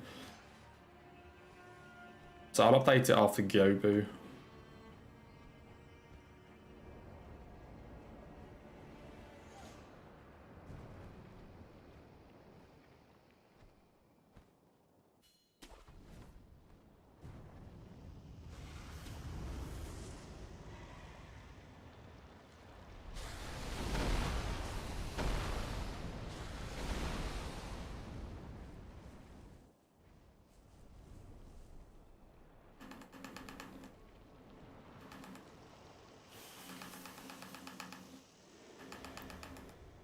So are we actually going to be able to go 3 for 3 on Gyobus today? Chances are probably not. That would be far too good.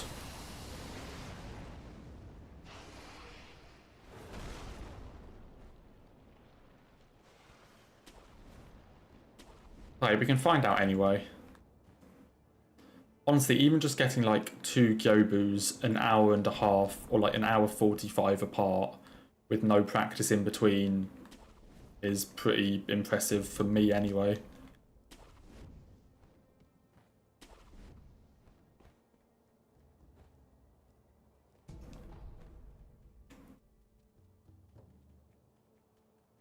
Well, let's see if he's going to behave for a third time.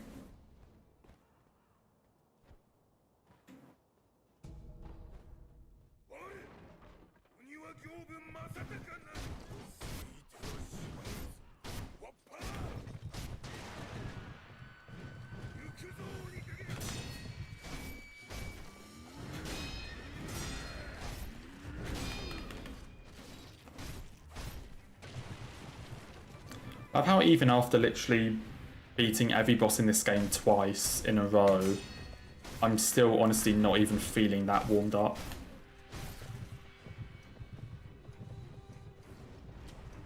But I guess because I've only done everything twice, like I haven't practiced any bosses or anything beforehand. So because I've done everything twice, I'm not like warmed up to one particular thing.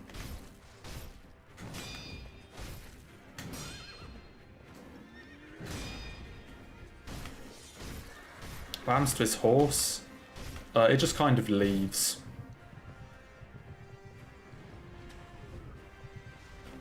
Like how in Double 8, after we kill the headless one, the second one just like pieces out. Gobu's horse just also pieces out. 3 for 3 Gobus, holy fuck.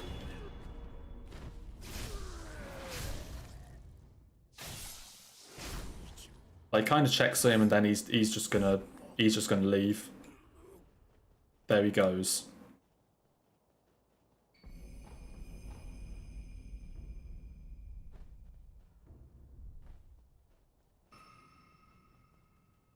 Okay, well apparently I know how to fight Gyobu today.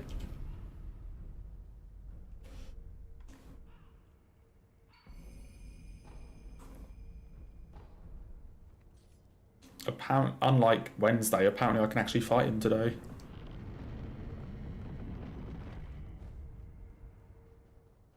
I guess part of it might just be because I am doing no resets. I don't know, like...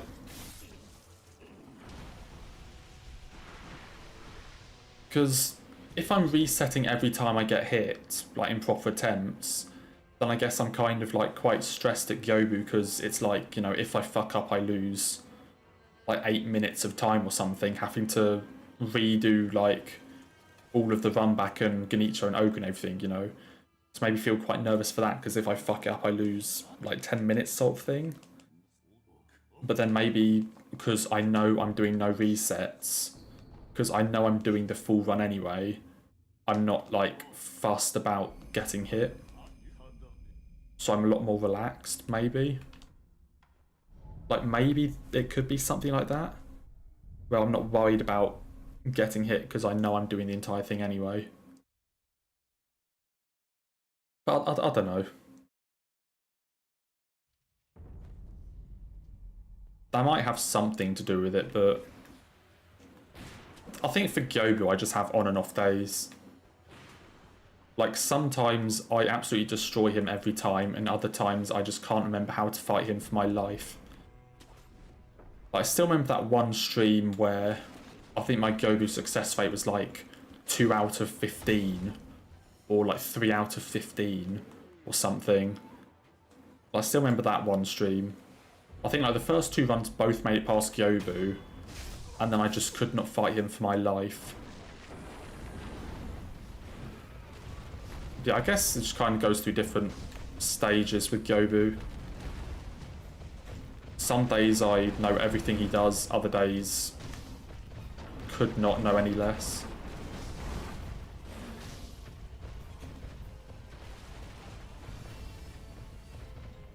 Okay, you're gonna stop? Bro, are you gonna stop? Bro, are you gonna stop? Bro, are you gonna stop? Bro, are you gonna stop? Thank you.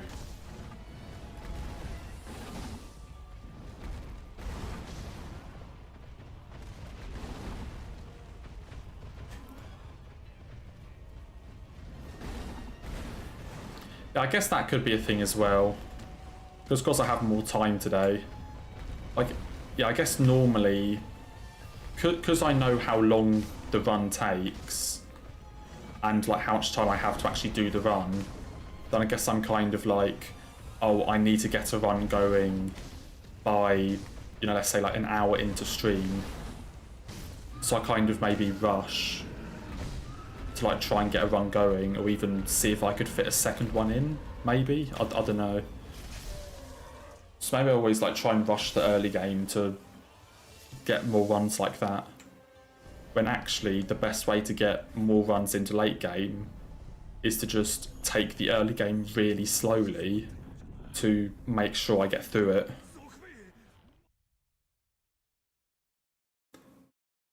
I mean, the time it shows on the save file is in-game time. So that doesn't count things like loading screens and things. So in real time, like in actual real time, it's about an hour 45. But yeah, in-game, they were both 1:28:33. Yeah, because as you can see, we've been streaming 3.5 hours, and I'm about, you know, maybe like 10-15 minutes into the third run. So they're about an hour 40 real time per run, at least at the speed that I do them.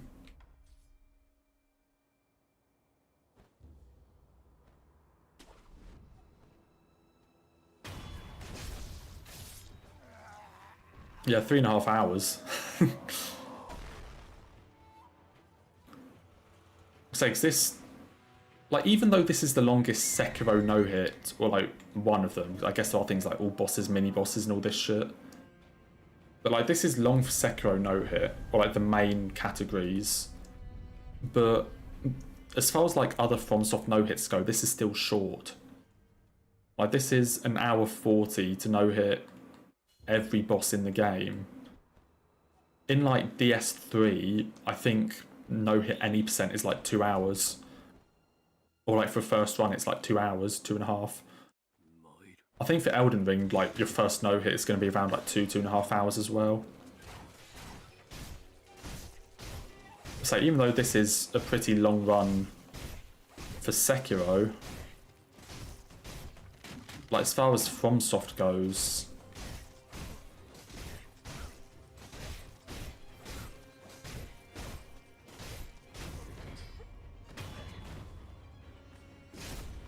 say sure a no-hit, so like the shortest ending in Sekiro no-hitting is like 40-45 minutes real time. And then Immortal Severance is like an hour.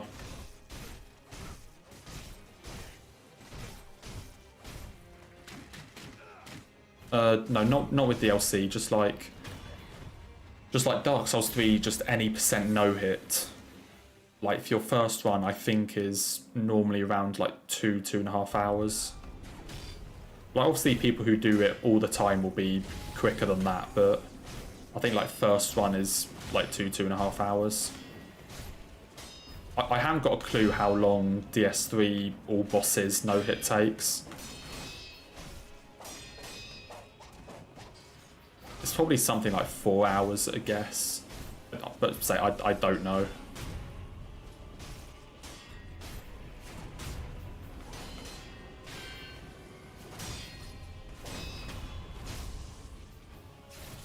The strat for DS3 is, I don't know because I've never tried it. Actually, that is a lie. Actually, technically that's a lie. Like, maybe 3 years ago? 3 years ago, I got up to like... I started learning Pyromancy no-hit for DS3. I think I got up to learning like Yawn, and that's when I stopped.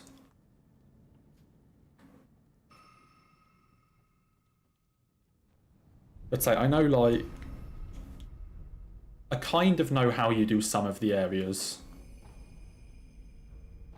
Or at least I've seen how they're supposed to be done. Same thing with the bosses.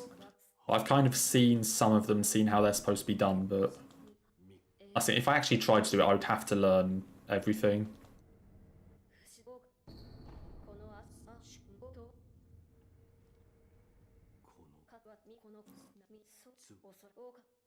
I honestly think on the most part, the strat for DS3 is just run.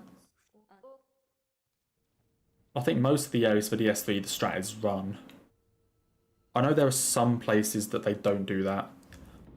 Like, I know in Irithyll you have to do something different. I think in most cases, like, you might clear out a couple of enemies, but it's mostly just book it.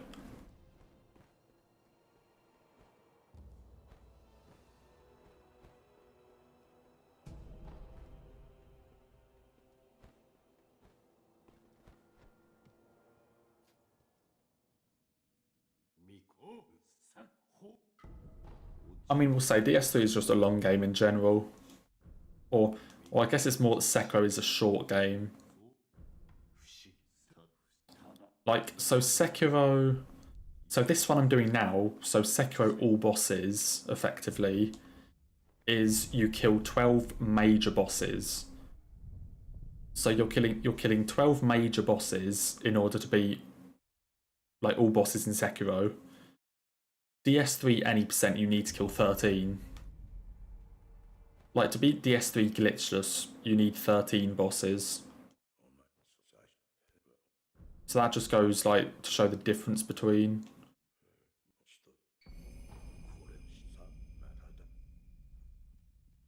the Sullivan's Beast isn't technically required.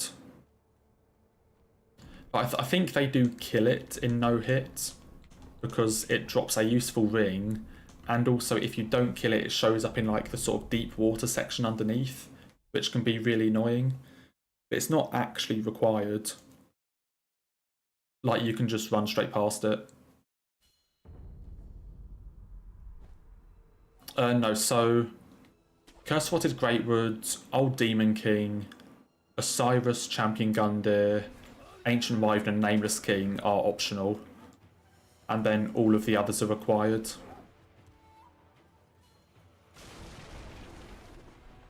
Because you need Gundyr to get to Hyrule, you need Fort to get into Settlement, you need Crystal Sage and Deacons to get the Small Doll, which gets you into Irithyll. Then Abyss Watchers is a Cinders of a Lord. Wolnir also gets you into Irithyll. Pontiff gets you into Anor Londo, which is where Aldrich is, one of the other Cinders. Then you also need to go down and face Yorm, one of the other Cinders. Dance is required to get into Lothric Castle. Dragon Slayer Armor is required to get into Grand Archives. Twin Princes in Grand Archives is the final Cinders. And then obviously Soul of Cinder itself is required as the final boss. So yeah, DS3 has 13 required bosses. 6 optional and then an extra 6 in the DLC.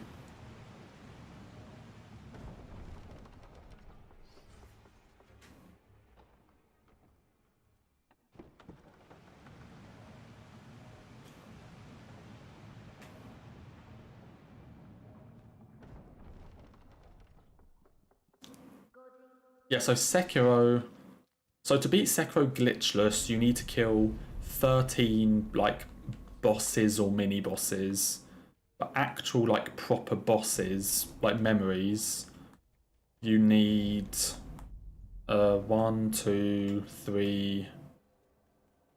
I think 6, like, proper bosses for Sekiro.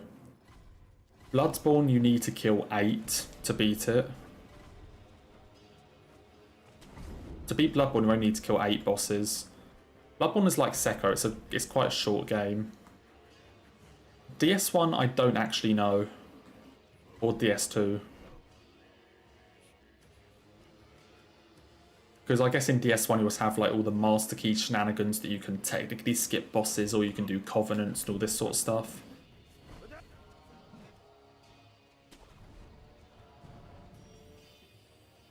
Okay, I guess 7, like, if you count... I guess technically, yeah, you can count Emma and Ishin separately. Because it's Gyobu, Genichiro, Screen Monkeys, Corrupted Monk, Ape, and then, yeah, Emma, Ishin. Depending on whether you count them as, like, one boss or 2. Like, it's one memory, but... Like, you could count Emma as her own boss. So, I mean, Lady Butterfly is completely optional. Hirata as a whole is a completely optional area.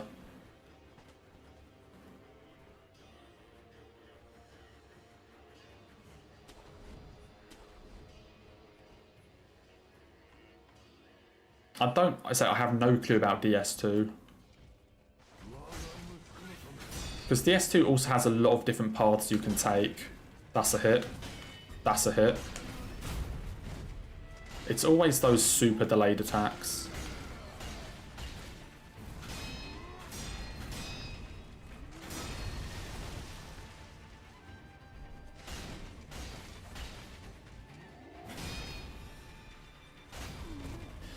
F. So, Demon Souls you need to kill all... I'm trying to think of how many bosses are in Demon Souls. 15, 16, 17? Demon Souls need to kill all 17 bosses. Bloodborne is 8 out of 17. DS3 is 13 out of 19.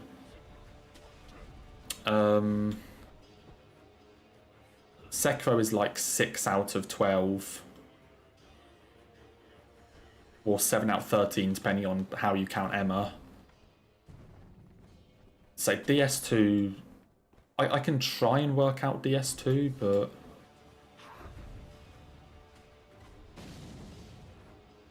I'm not entirely confident on it though. Yeah, Stray Demon's optional. Actually, let's try and work out DS1. So you have to beat Asylum. you can use the master key to skip Taurus. So because you can go... Why am I getting this idle? I'm just not thinking right now. So Asylum is required. Bell Gargoyles are required. You can use master key to skip down to Quelaag. So Asylum Demon, Gargoyles, Quelaag. Iron Golem is 4. Ornstein Smo is 5. Sif is 6. Four Kings 7. Seath is 8. Pinwheel and Nito are 9 and 10. Ceaseless Discharge 11. You can skip Fire Sage and Centipede with the Covenant. And then Bed of Chaos 12, Gwyn 13. So DS1 is 13 out of 22. If you don't have the Master Key, I think that goes up to like 17.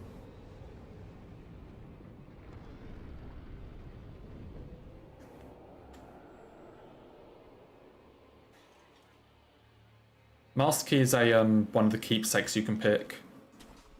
You automatically start with it if you pick Thief, or then if you start another class you can pick it as a keepsake. But it basically, the main thing it does, or like what it's most useful for, is it lets you open the locked gate in New Londo Ruins to Valley of the Drakes. So normally you can only get that gate like from the other side. It's like the shortcut when you're coming back from Blighttown, like your shortcut back through Valley of the Drakes into Firelink Shrine. But you can open it from the reverse side with the Master Key, which means that you can go straight down to Quelaag without needing to go through the depths in Capra, and you can also run to and you can also go like through Darkroot Garden to Bell Gargoyles without needing to go through Taurus. Yeah, it also opens some other like doors in the early game. Like I know there's also a door that I think there's a door in Berg that you can open with it that has like lightning resin or something in it. It's either like pine resin or black fire bombs or something. Yeah, but like the main use for it is being able to skip, and the door off Havel as well, yeah. But the main use is being able to like open that valley door and go straight into other stuff. I mean, the door off Havel, I think that gets you into Parish at some point. But you can also just take like the run through Darkroot Garden, because you can open the Drake's door, you can run to the end and take the elevator up into Darkroot Garden, and then you can run up through that way to where Andre is and get into Undead Parish that way.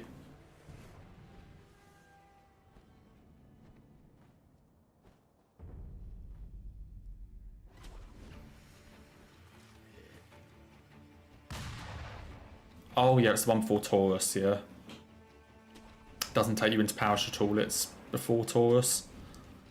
Yes, I guess that door itself doesn't actually skip anything, but... Okay, why did I go for that jump? I completely forgot I stopped doing it.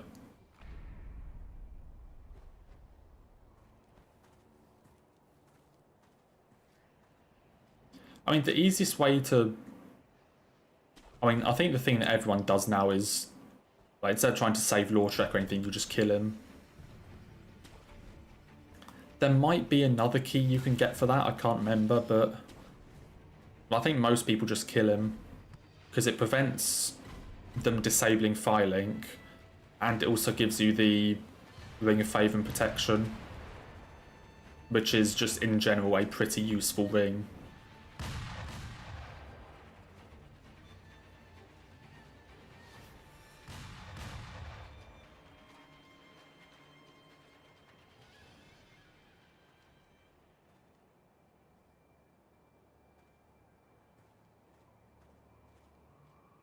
So I think most people just straight up kill Lautrec when he arrives in Firelink because it's easier.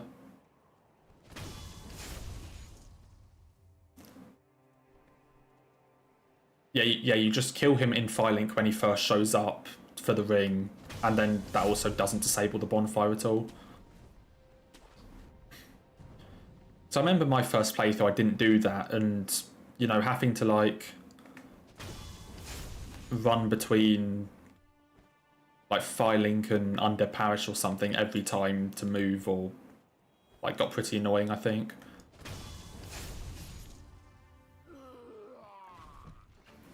Or trying to go into Valley of the Drakes or Blighttown or somewhere and having to run from Undead Parish instead of Firelink. Like that sort of thing got quite annoying.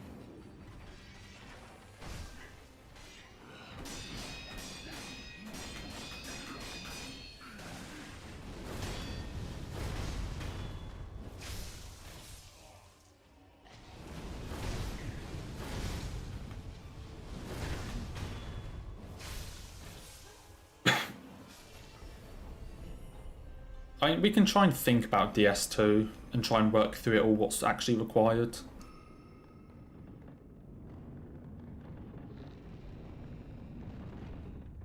Wait, half your memory cards didn't... Oh no. Do you go to, like, check out a camera and then... Or, like, pick some stuff up and they didn't work? Oh no, that's not good.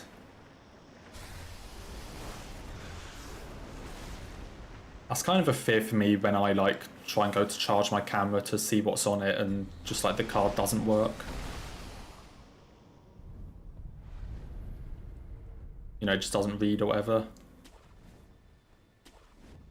That is definitely a fear.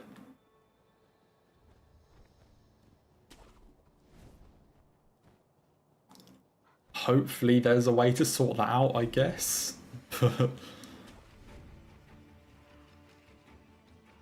I'm assuming there is a way. Maybe. I'm assuming you can maybe just use like a different reader or something, but...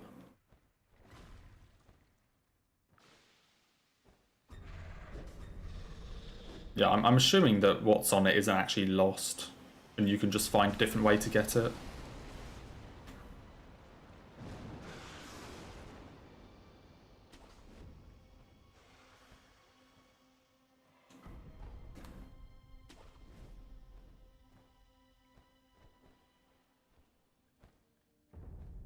Okay, get the idol. We're trying to think if DS2 required bosses. Okay, let's work this out.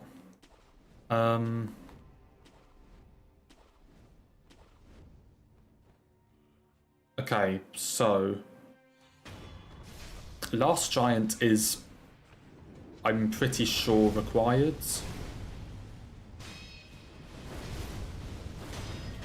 Or is it? Wait, is Last Giant required?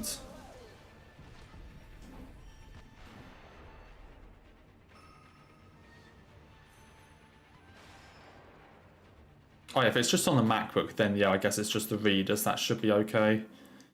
Not too much of an issue. Okay, I think Last Giant is required, but I'm not certain. Then Dragon Rider is required, because you need to move the person to the switch place so that you can get into the woods. Then one of Pursuer and Flexile Sentry is required, because you need to get into Bastille. So that's 3. But only one of them, not both. Let's say one of Pursuer and Sentry, but not both. So that's 3. I want to say there's a way to skip Ruined Sentinels. I want to say that Ruined Sentinels aren't required to get to Lost Sinner, but I'm not certain.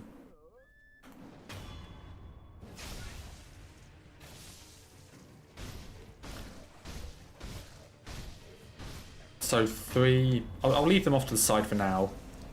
Then Lost Sinner 4. Najka 5. Mega 6.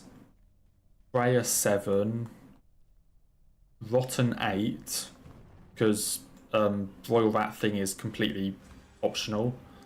Rotten 8. What's the other path? It's the woods.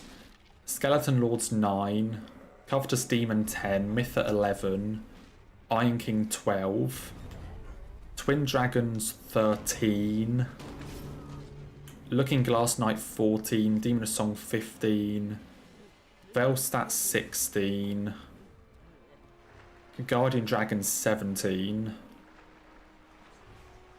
and then you're on final bosses. No, Guardian Dragon 17, Giant Lord 18, and then final bosses.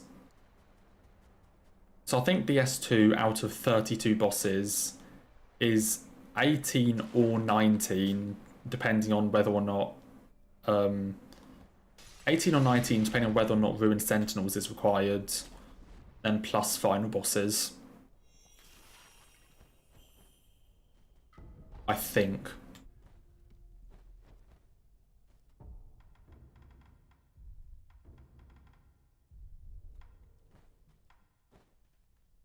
I mean, yeah, sure, it's quite a lot, but compare the 19 bosses that you fight in DS2 to, like, the 13 you fight in DS3. Like, sure, there's more of them, but a lot of them only have, like, 3 or 4 attacks.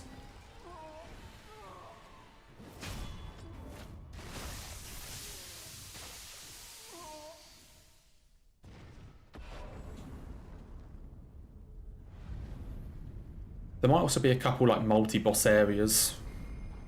No, because, like, in DS3, it's one boss per area, except for, like, High Wall. Except for High Wall, there's, like, one boss per area. But in DS2, there's, you know, there's 2 in the forest, there's, like, 2 in the woods, there's 2 in Harvest Valley, like...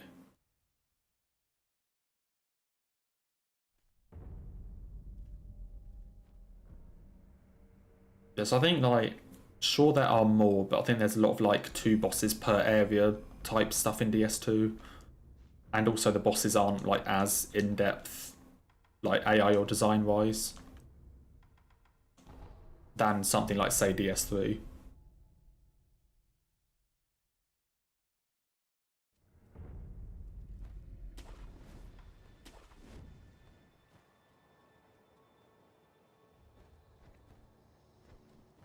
I missed. I mean, yeah, even so, 19 required bosses is still a lot.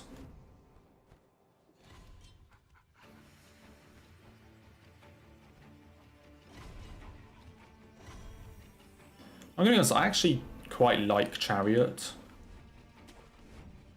Like, I'm pretty sure that is a hot take, but I actually quite like Chariot.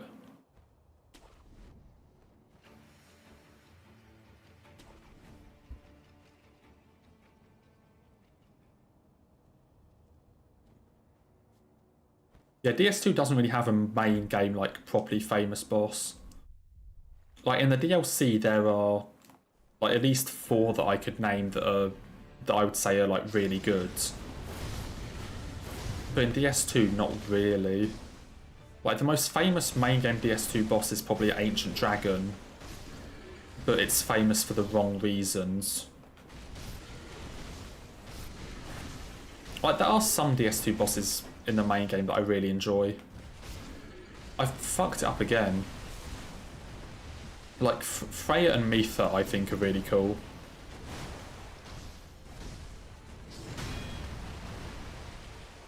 And I mean, they're both on the required path, so... There was also one optional boss that I think is quite cool. Maybe 1 or 2. Like, so I think Freya and Mitha are some of my favourites in the main game, but... Yeah, DS2 has a lot of throwaway bosses.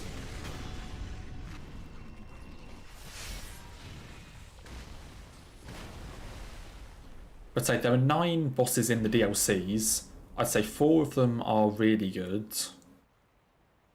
3 of them are decent. And then 2 of them are pretty bad, in my opinion.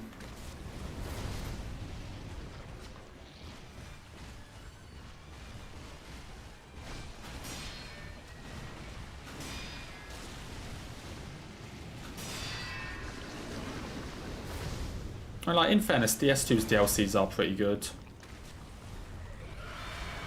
Like, the main DLC areas themselves are pretty good, but then all like the side areas that they have are dog shit. Or like, 2 of them are pretty bad, and then 1 is just atrocious. But the actual like main areas, I think, are really good. Probably the best areas in the game, to be fair.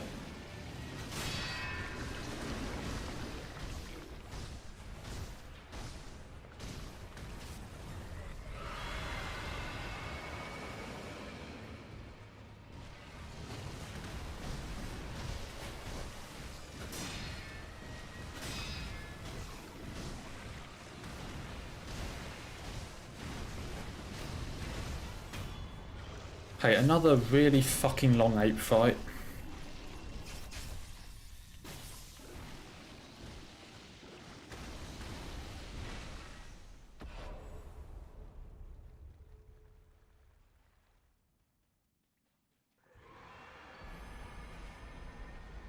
Really fucking long ape fight.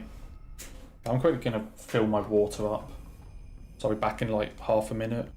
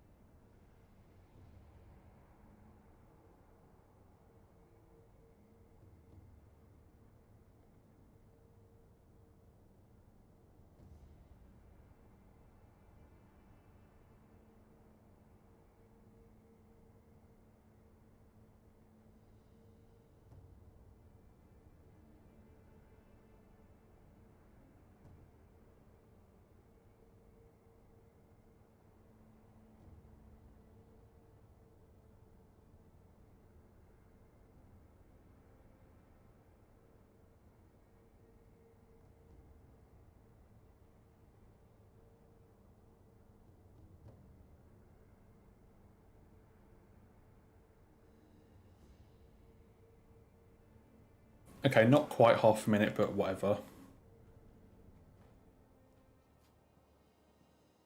What I'll say is that this one isn't going to be a 128.33. No, I want to speak to you. Yeah?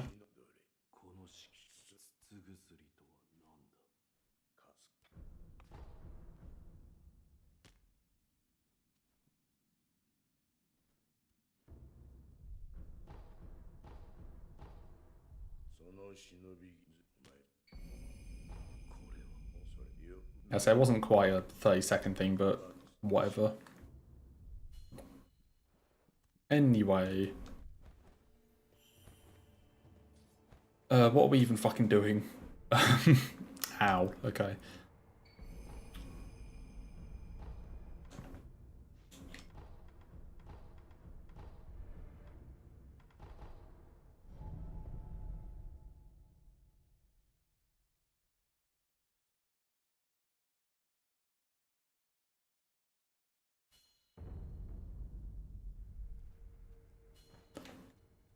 Okay.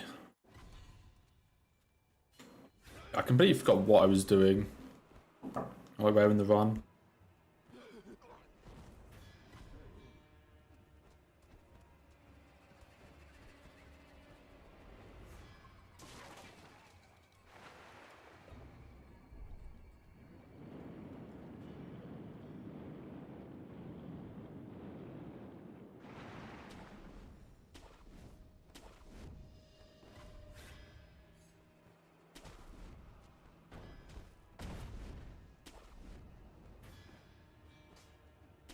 Okay, can we have 3 hitless owls?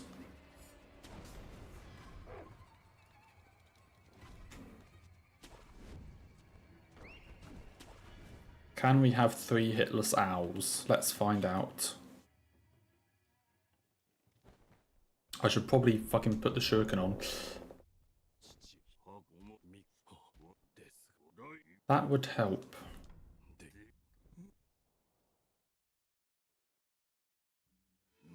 Please behave. He's actually behaved all 3 times. And then I fucked it up. Okay, he's kind of behaved. He's not really behaving.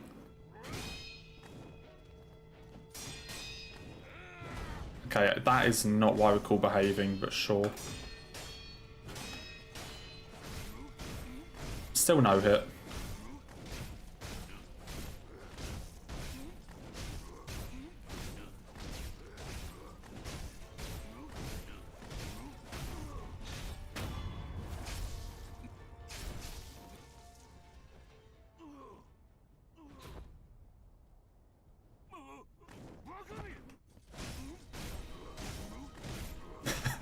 I couldn't decide if I was behaving or not.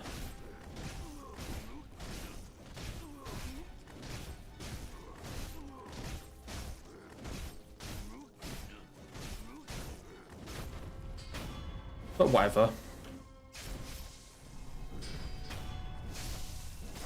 We got through.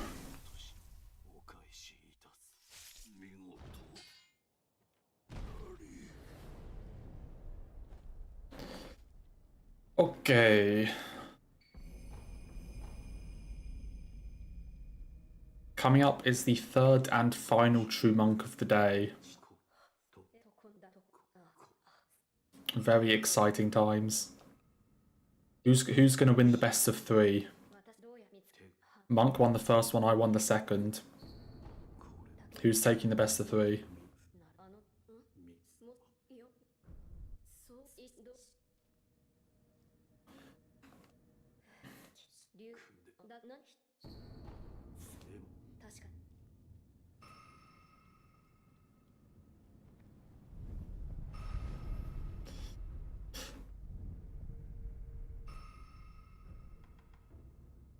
What the fuck am I getting?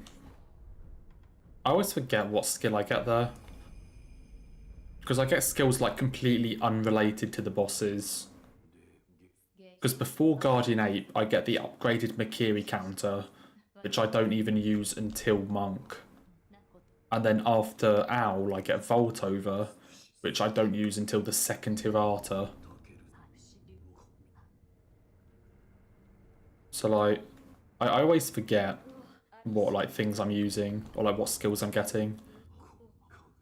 Because I never get them like, oh, I'm fighting Monk next, I want upgraded Makiri, or I'm fighting like so-and-so boss next, I want this.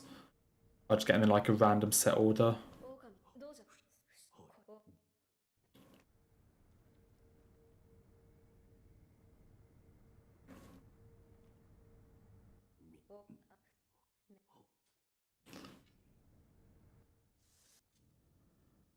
I mean, a couple of the early ones I guess make sense.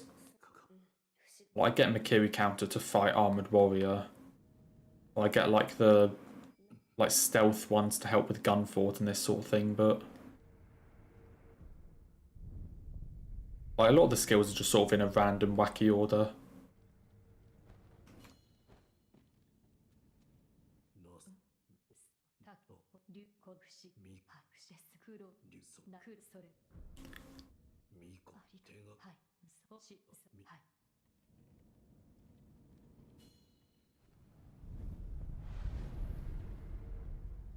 No, I fucked up 2 deflects on Armored Warrior.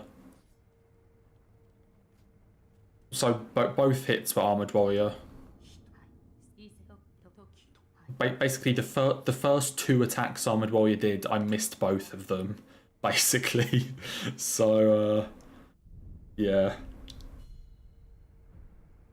He did 2 attacks and I missed them both.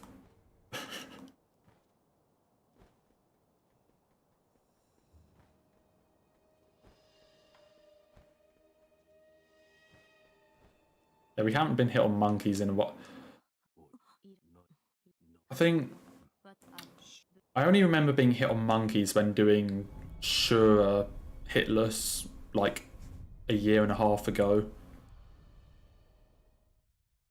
Because I remember before then, I mean, another speed thing is that when I was doing Shura hitless, I always used to do the speed strat for monkeys. So the fourth monkey, there's like a much quicker way to do it, and I would always do that. But it risks getting hit by all the other ones. And so I think the last time I got hit would have been on Shura when I was still doing the speed run strategy for monkeys. And then I swapped to this method where you like open the door and things to make that 4th one easier. And I don't think I've been hit since.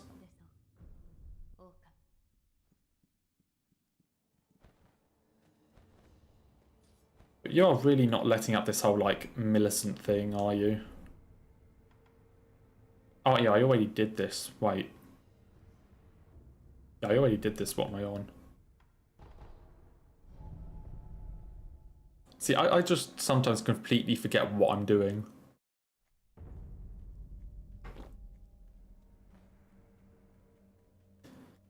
Like, even though this is literally the 3rd time I've played this game in the past 4 hours, I can still at times just completely forget what I'm supposed to do.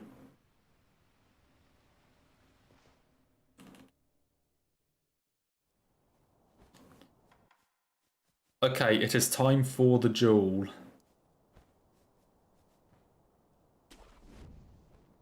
The final showdown. Ember has 1 win, True Monk has 1 win. Who is taking the best of 3?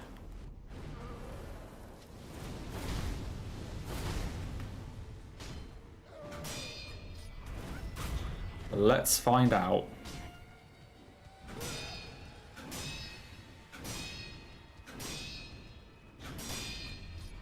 Nice beautiful fight on the Fountainhead Bridge. Okay, Ember takes round 1. Team Gravity. Ember takes round 1. Monk just gives up for phase 2, so Ember will take that one as well. What about the 3rd phase?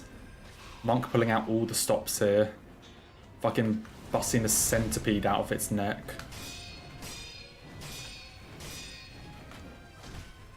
Okay, it's a good start for Ember. I'm going to go for the greedy hit for content.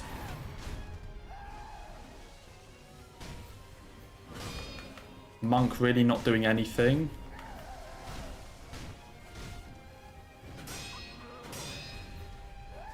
And Monk is defeated. That's a 2-1 best of 3 win for Ember. Let's go.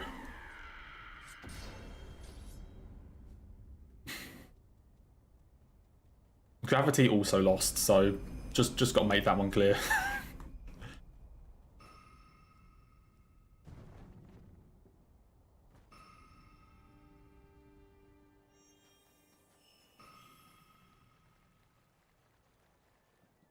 What the fuck? I hate to sound mean, but that's the first time we've actually said GG after a true monk kill. You always say like, oh, monk wasn't trying or fountainhead will get you or something. I think that's the first time you've ever said GG after a true monk kill. So forgive my shock.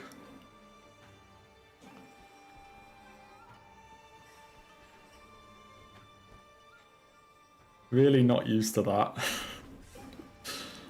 Oh boy.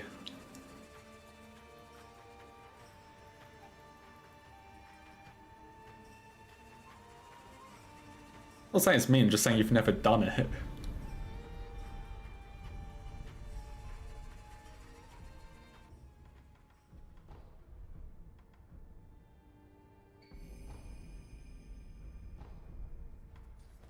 I mean, fairness, yeah, today you were on Team Gravity, not Team Monk, so... Well, you might have been on Team Monk for the first round. But yeah, I guess today it didn't really... You weren't really rooting for Monk, especially in that third encounter. So I guess it makes sense.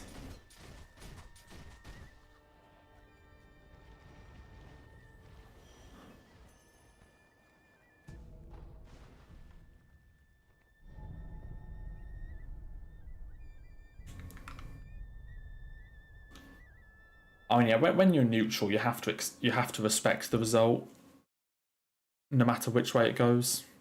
So yeah, fair enough.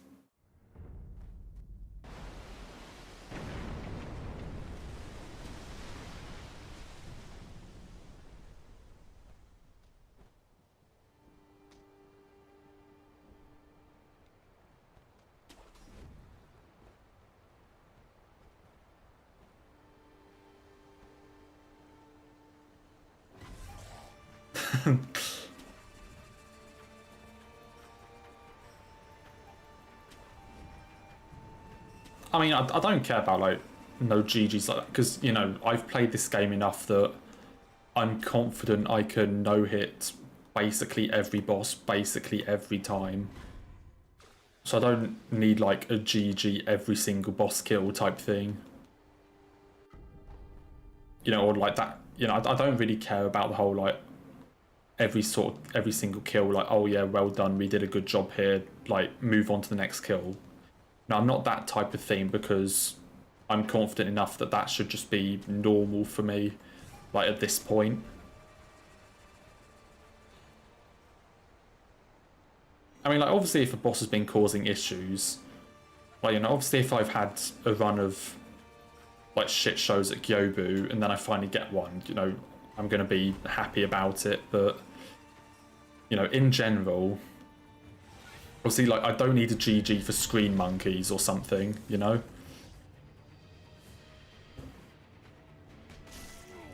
What? You're supposed to jump.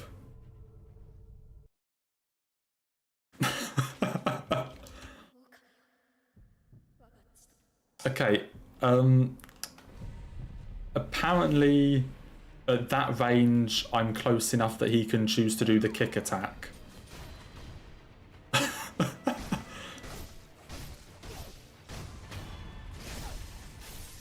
Thanks for the GGs, Will. It really means a lot to me. Thank you. Yeah, apparently at that range, it can just kick you instead of needing to fucking... I actually kind of want to try this. I probably shouldn't try this when I have no resurrect, but I want to do, like, the quote-unquote intended way through this place.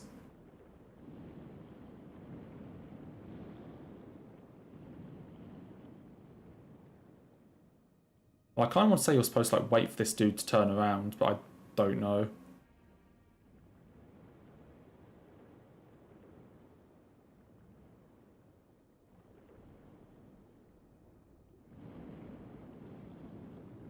Okay, no, that's not how that works. Okay, I think maybe you're supposed to go into the top one after that, like when he's not looking. I don't actually know what the proper way to do that bit is, or what the intended way. I think casually I just like took the death and used a resurrect, so...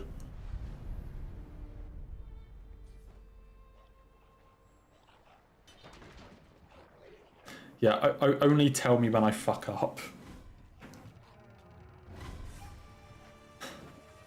Like, yeah, you can post all the sarcastic comments you want when I fuck something up, but when I actually do something well, nah. We don't do that.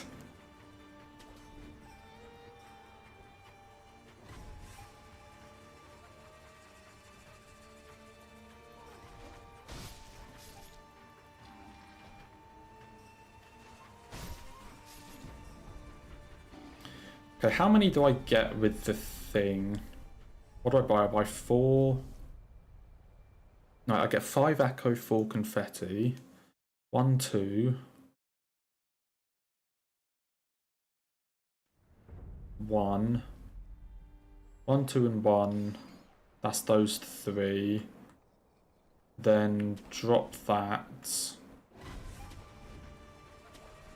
And drop some of those. Okay, what I'm going to do now is basically... This obviously isn't the run, and I can't really be asked to sit through another 5-10 minutes of NPC questline dialogue. So we're just going to go straight into Divine Dragon and ignore the like confetti and echoes that I would buy from the merchant.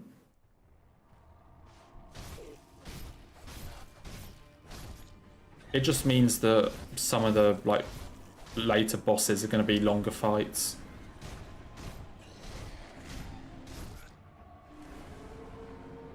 Yeah, I guess I don't really need them for Drunkard. Yes, I'll be missing 5 echoes, 4 confetti. So I can ditch this confetti, Drunkard 1. What other confettis are there? Maybe like Genny, or like maybe like Genny and Ape 1. And then 5 echoes. I can ditch both Drunkards, Ape 1, and maybe even like an Ishin or 2.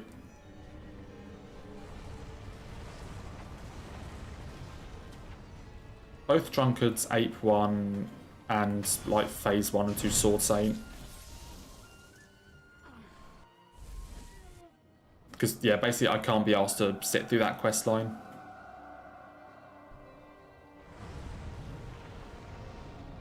Like, if I was still on hit list, then of course I would, but not at the moment.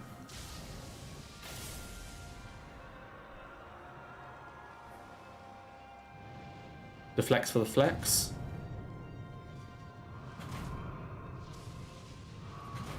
I love how this dude with like the smallest fucking sword ever can just deflect this like massive moonlight spear thing from a like dragon.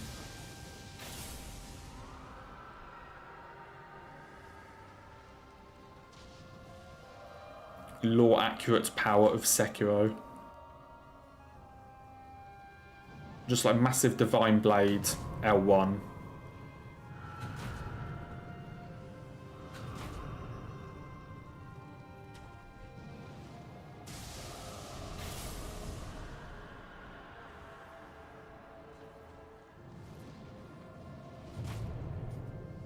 I think I actually blocked that one. That might have been a hit, but whatever. Not even going to count it, because I can't tell for certain.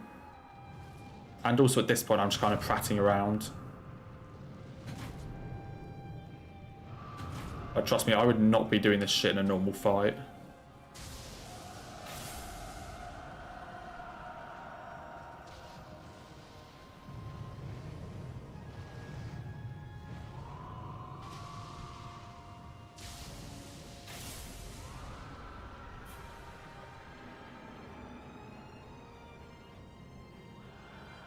Yeah, the Curse Watch boss fall, or even like when you kill Ancient Wyvern and like the fall from Ancient Wyvern's like head from the plunge attack down to the ground again. And it's just kind of like, how do you survive this?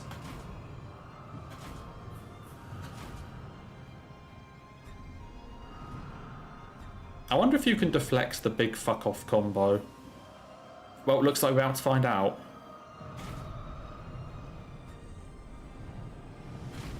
Ah, shit. Okay, maybe you can't deflect all of it.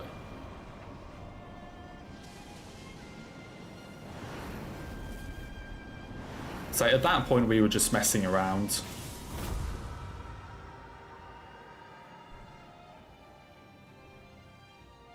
At that point, we're just messing around, so...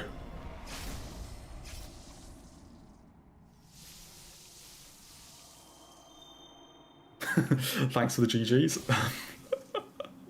Oh dear. But so we're just fucking around at this point. But I mean, I'll practice, like, obviously I'll probably try and practice on Demon because I keep getting hit there. But for most of the bosses, we're just kind of doing whatever, I guess.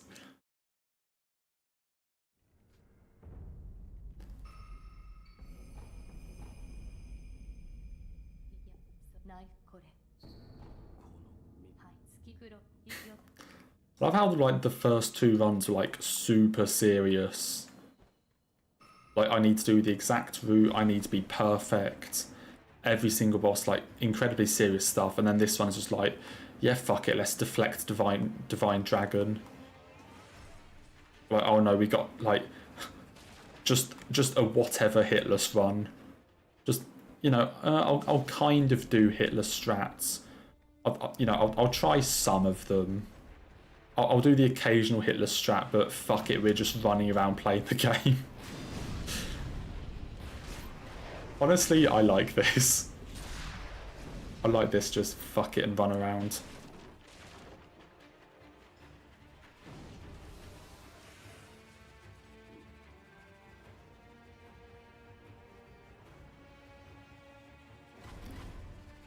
You know what else would be a big fuck it move? If we just fought Demon now. Like, I put Demon at the end so that I have the most attack power. But why don't we just fight him now? Because why not?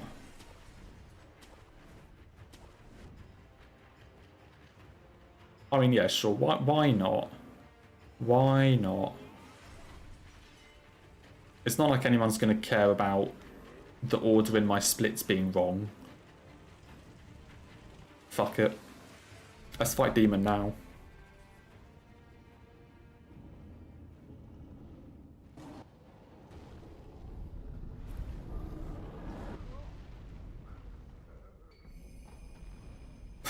You can say GG when I get hit.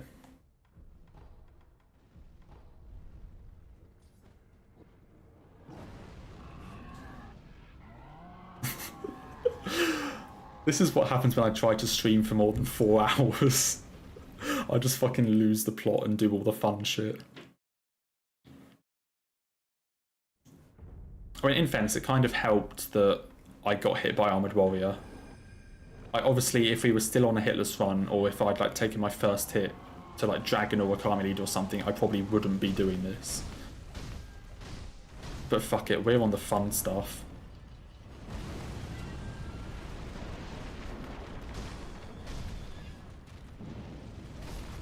Fuck. Okay, maybe this was a bad idea.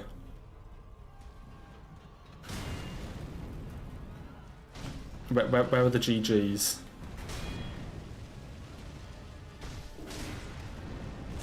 Oh, that's the attack. Thank you. I've been waiting for like a week for you to do that attack so I can practice it again. Yeah, I'm slowly just losing the plot. I mean, hey, it's still like mostly a hitless run, so...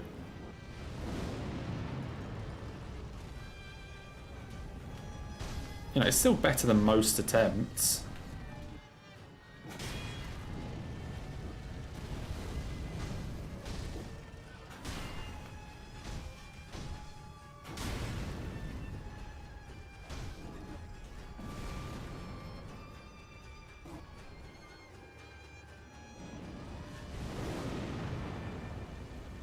Also, I've been hit by Demon in all 3 runs today, and I think they've been 3 different attacks.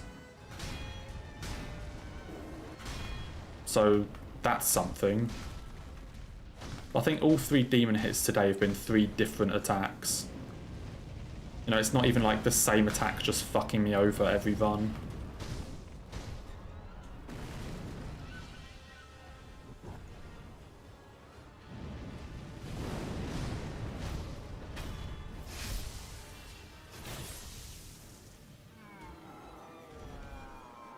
Skill issue, yep.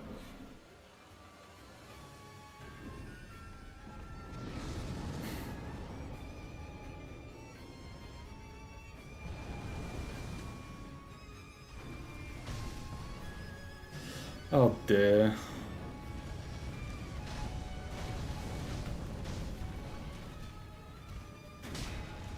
Dude, how did I get hit by this attack last run?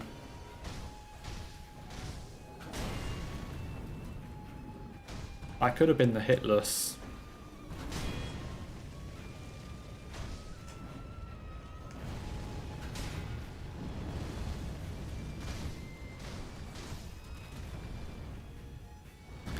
Dude, this one is such a fucking mess. This one is such a shit show.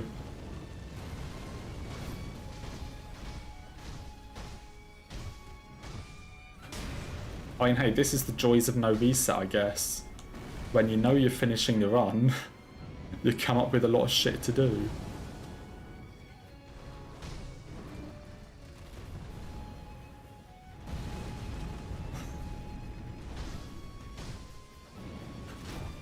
Ah, fuck. Okay, I'm kind of surprised that second one didn't kill me.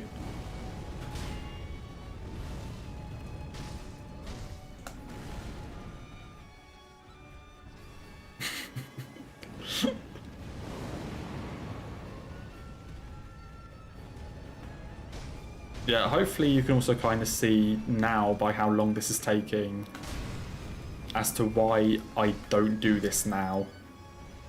As to why I do this with 3 more attack power than I currently have.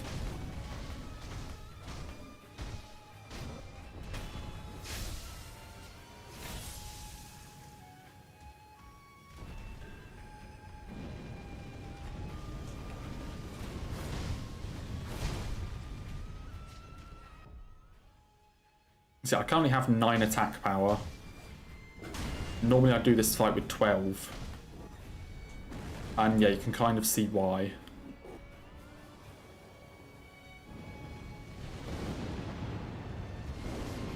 Oh, we did it again. I thought I was far enough away that you wouldn't do that.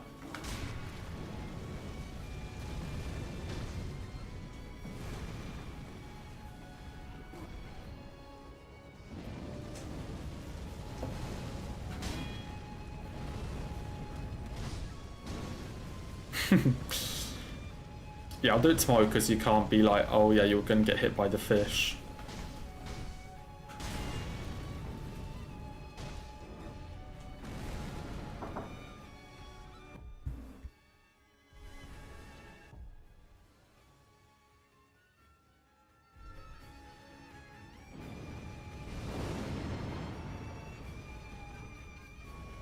Oh shit. Surprised that didn't hit me.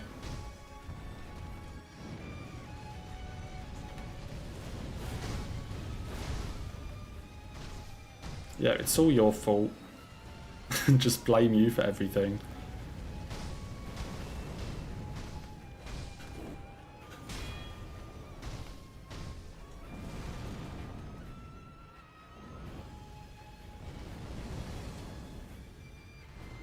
Dude, this fight goes on for fucking ever. Oh my god.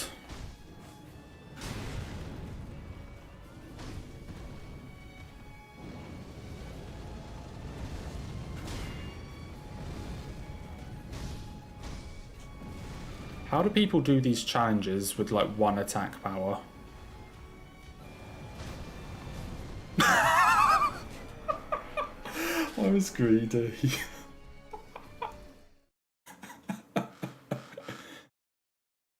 Whoa.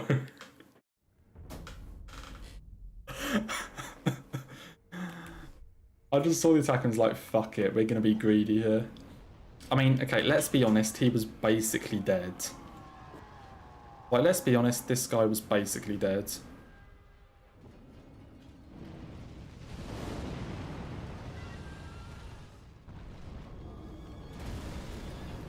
Like, come on, he was basically dead. That counts, right?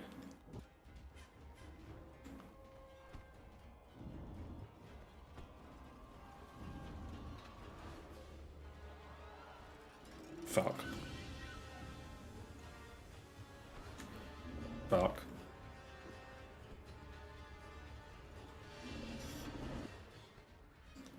But why can't I do this? Why this like the easiest skip in the game? Thank you. I mean, let's be honest, he was basically dead, so I'm just going to give myself the kill.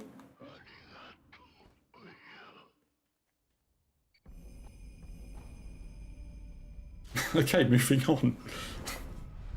This is no longer a valid run, even if I wanted it to be.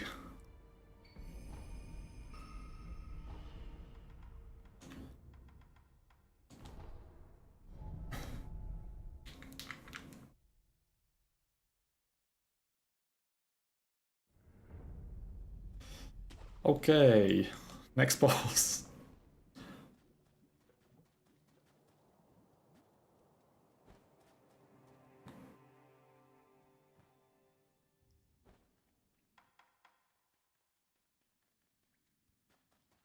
Dude, this one is such a fucking shit show.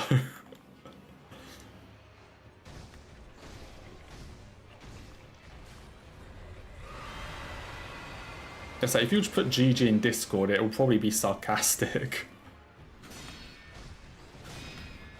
Oh, the speedrun strats. All of the extra R1s. Dude, we're zooming. I mean, okay, we're not really zooming. Oh, look at all these extra R1s. Yeah, that actually kind of fucked him.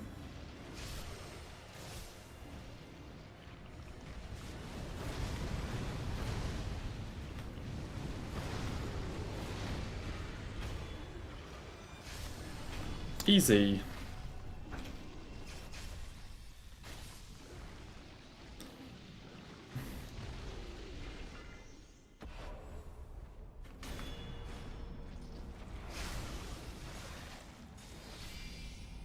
I love the way this one is going to have a hitless like Demon of Hatred split, like on the actual splits, just because all of my Demon of Hatred deaths and things were on the Headless Ape split. Okay, who's up next? Hirata.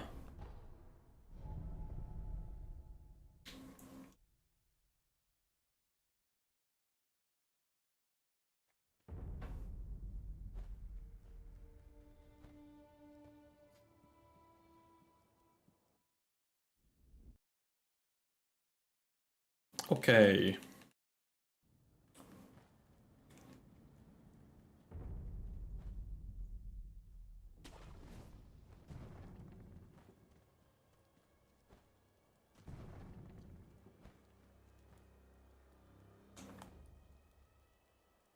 No, I missed. I don't actually know where you land for that.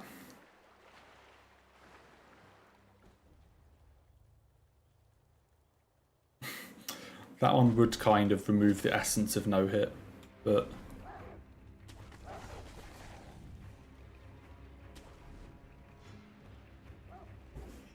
Yeah, your talent's just been the go-to from soft games. Fuck. Dude, I got this jump first try in both of my other two runs. Well, I never said anything about it, but... internally, I was actually really fucking happy.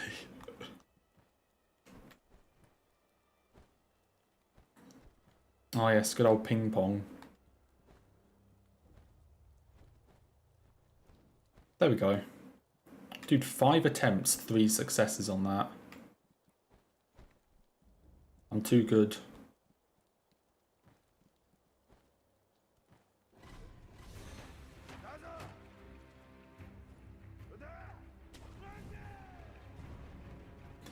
Okay, here's what we're going to do. We're going to do the fuck around and find out strategy of Shinobi Hunter.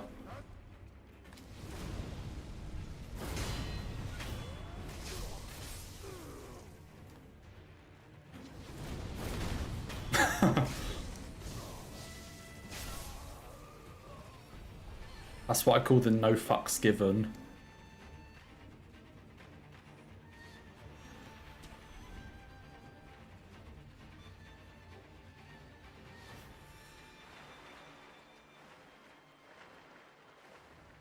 Like, not even doing any of the stealth stuff and killing ads or anything, just straight fuck around and kill them.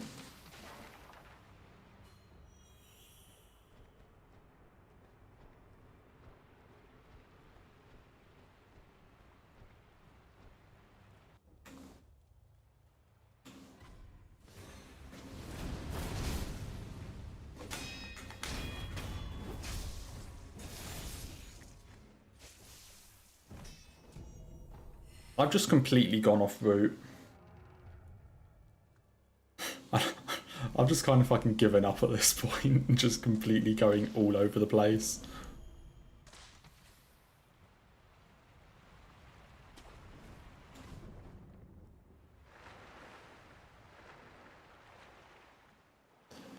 But anyway.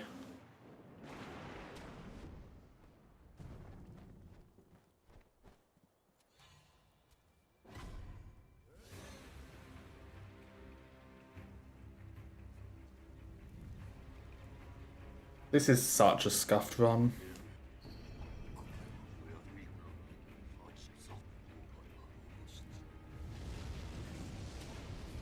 I love how even with all this, this one is still doing better than that, like, very first no reset run of all memories we did. So that was like 17 hits.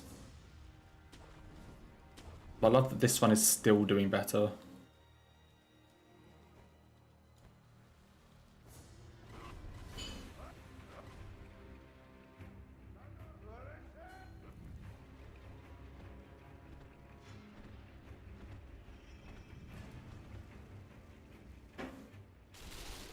Yeah, actually, how close can I be to this? There, okay.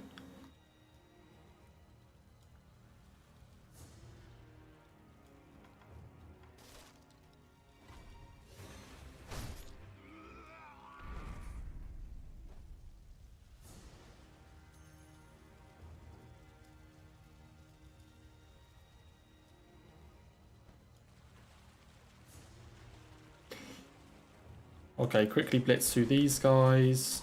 I'm not even going to do the death blow strat.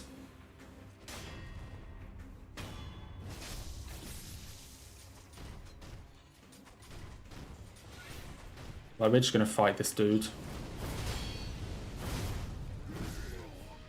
Okay, we died.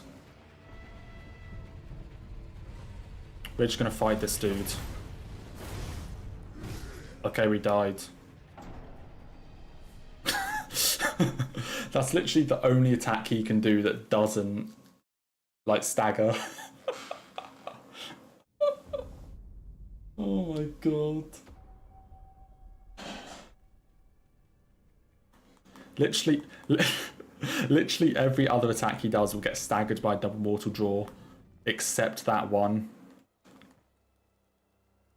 And he decided to do it twice in a row.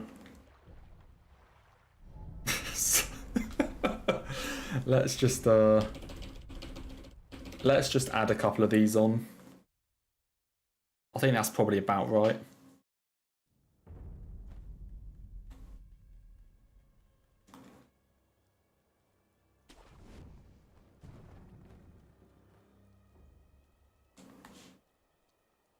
Dude, I cannot do this.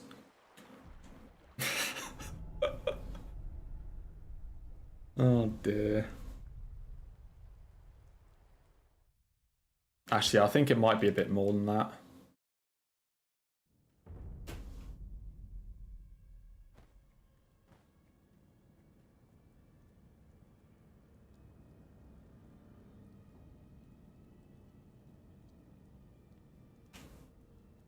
I think about 74 hits is accurate for this.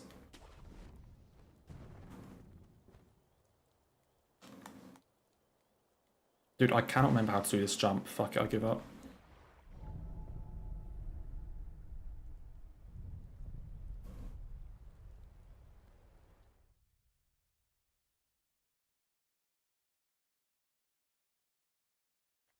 Right, let's just do like a Ishin. Ishin next, because why not?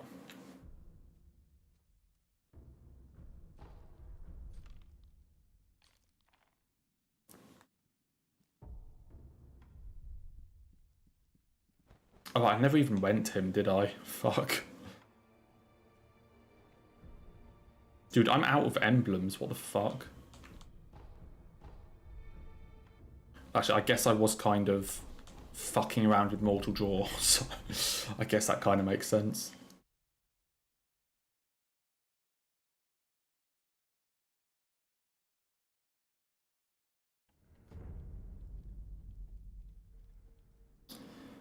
This has definitely been an interesting way to close out the run.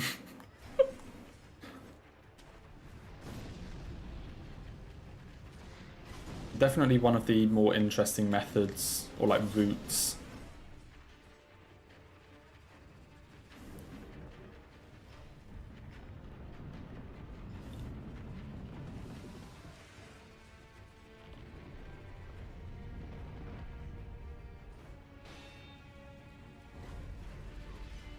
Love how this one was actually pretty serious up until the Akami leader hits, and then it just sort of, and then it just sort of fell apart. It was serious up to Akami leader, and then yeah, it was no longer so serious.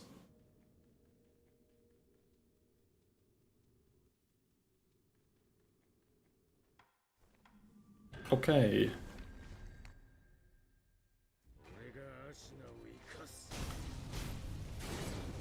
This is the most random run ever.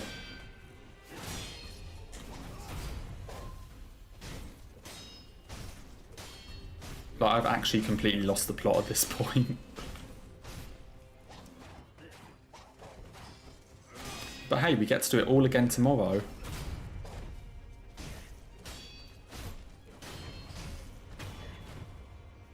Get to do it all again tomorrow. He just appears because why the fuck not? Like, I mean, if anything, Geni is the dude you're supposed to fight, and then Ishin is the one that appears out of nowhere.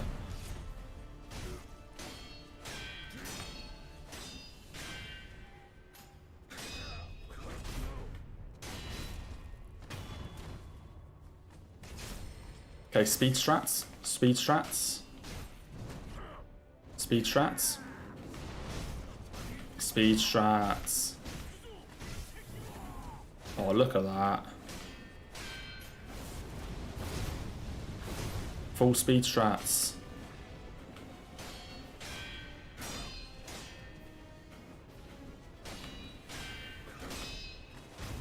That actually kind of worked. Oh, the S2 no hit's going well. Oh, that's good to hear. I'm sure it's going really well.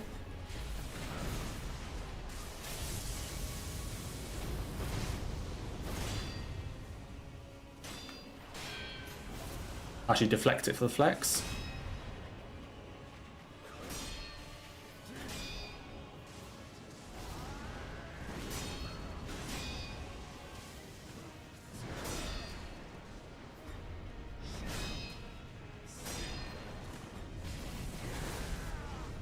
See ya.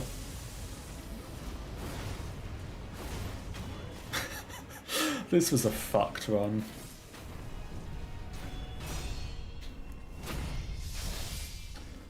I love how I didn't even do all memories. I just completely forgot about Butterfly and Father Owl. Fuck it.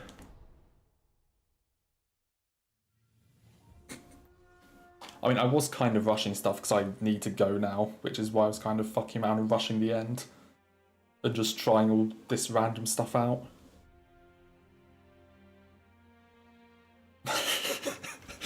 Oh, that was a great run.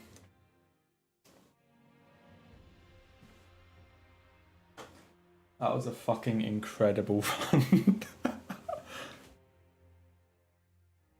Oh dear.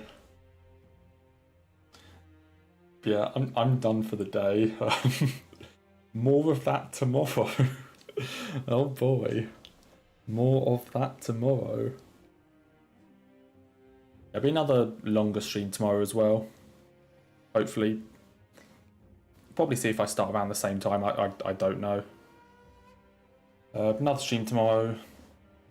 Next YouTube video should be today. It will be like, well, I say today, it'll be like early hours of the morning. Like, my time, it's probably going to end up being like 2 AM or something. But it should be like tonight or like Saturday morning. The Radahn one. Like tonight or Saturday morning, basically, depending on when I finish like rendering it and stuff. But when it finishes, like rendering and uploading and all this stuff, it'll basically just go out straight away. So yeah, it basically depends on when that stuff finishes. I mean, I will, but I'll have that on in the background, so let's be honest. Okay. God, this was a shit show of a stream. The first 3.5 hours were good. I guess the first 4 hours were good. And then, yeah. But anyway, that's me all done. Back for more of these ones tomorrow. Hopefully longer stream again. And we'll see how those ones go. So yeah, take care all. See you tomorrow.